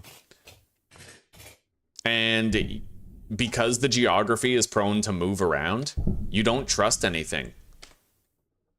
Like, you don't actually trust that if you go somewhere, do a jump and switch time zones, that it's going to yield any results, because you're worried that it's just going to be another, like, you know, the shelf looks like it's right there, but then when you time jump, it's actually over here, right? You're just constantly afraid of that, so you don't want to try anything.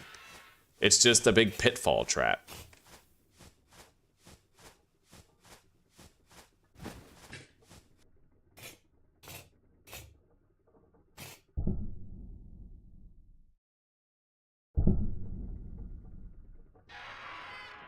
Well, that chest, oh my god. See, that didn't work. Like, I had an idea, but it just didn't work. And I don't even know if it can. I don't think it can. I'm trying fucking anything at this point. The thing is, nothing seems to work.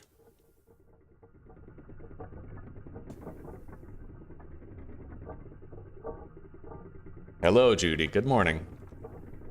It's good to see you. We appreciate you dropping by to say hello.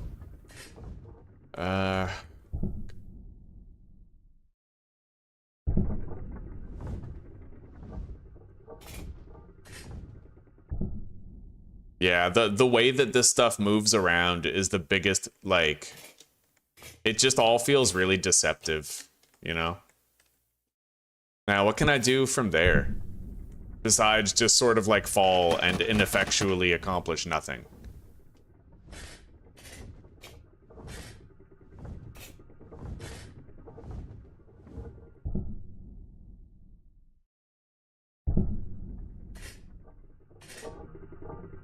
I can't get over there.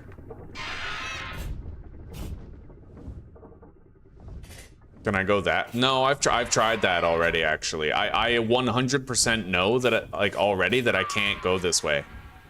Yeah, I can't. It doesn't work. You can't actually get through there. It just loops around to here, and then you're stuck again, right? Fucking hell. And this looks like you should be able to do something here, but I'm so paranoid about the way that the world is moving around that I don't think it's gonna work. Like, what the hell is this? Right? Like, is that gonna kill me if I try to do something there?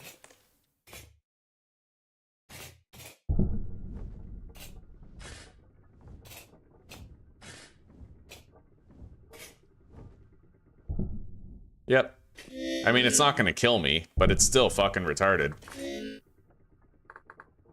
Yeah. I just, you know what? I'm just gonna fly through it. It should not be this hard to figure out a path up here, or I'm just gonna fly around and try to, you know what? No, it's not about where I'm going. It's about the limitations of what I can do. I can't switch time zones. I can't, because everything moves. You don't know if there's even gonna be, like, the obstacles geometrically change, and that's the problem. Me going from the past to the present shouldn't make all the machinery around me relocate itself, right? Like, it's really ass backwards. This is a profoundly stupid segment, and I don't know how this passed the checks. Like, all the balances and checks. I don't know how this is in the game.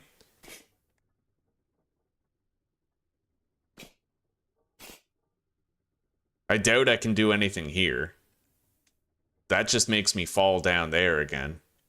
I have no idea what to do. I don't know what's safe, because you can't see outside the wall, right?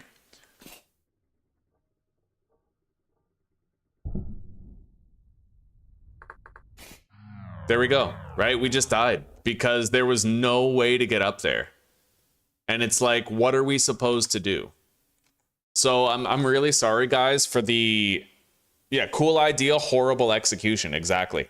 I'm really sorry for the rather uneventful end to the series. I know that was, like, just as disappointing for me as it was for all of you. I will be bitching about it on the forums in the hopes that I can sort of instigate some sort of change in the game. Yeah, that's it. So thank you for chilling. I appreciate all of your company here. I really do.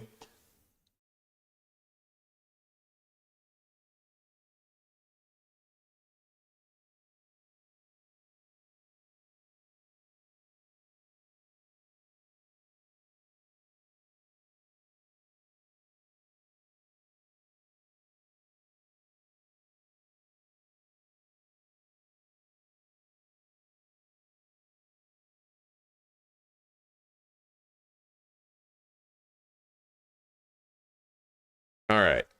So take care, rock on, and peace out for now, everybody. I hope you have a good night and a wonderful sleep and a great rest of your day, depending on the hemisphere you call home. And I hope to see you guys back here tomorrow for continued adventure. Yeah. That whole segment was total bullshit. Honestly, if I ever have another playthrough of this game, I'm just gonna fly to the top and fight the fucking bird. Right? There's no sense in trying to do that fight like the proper, like the parkour. It's retarded. It's retarded. And if you guys get there yourselves, I'm just gonna let you know now, you deserve better than just frankly dealing with somebody else's bad decisions, right? Ignore that part, skip it, bypass it, fly to the top, don't even worry about it. You're not missing out on anything. You're certainly not shaming yourselves. It's up to them to make something that is actually worth your time. That is not. Okay? Anyway, see you later, everybody. Thank you for chilling. I'll see you tomorrow.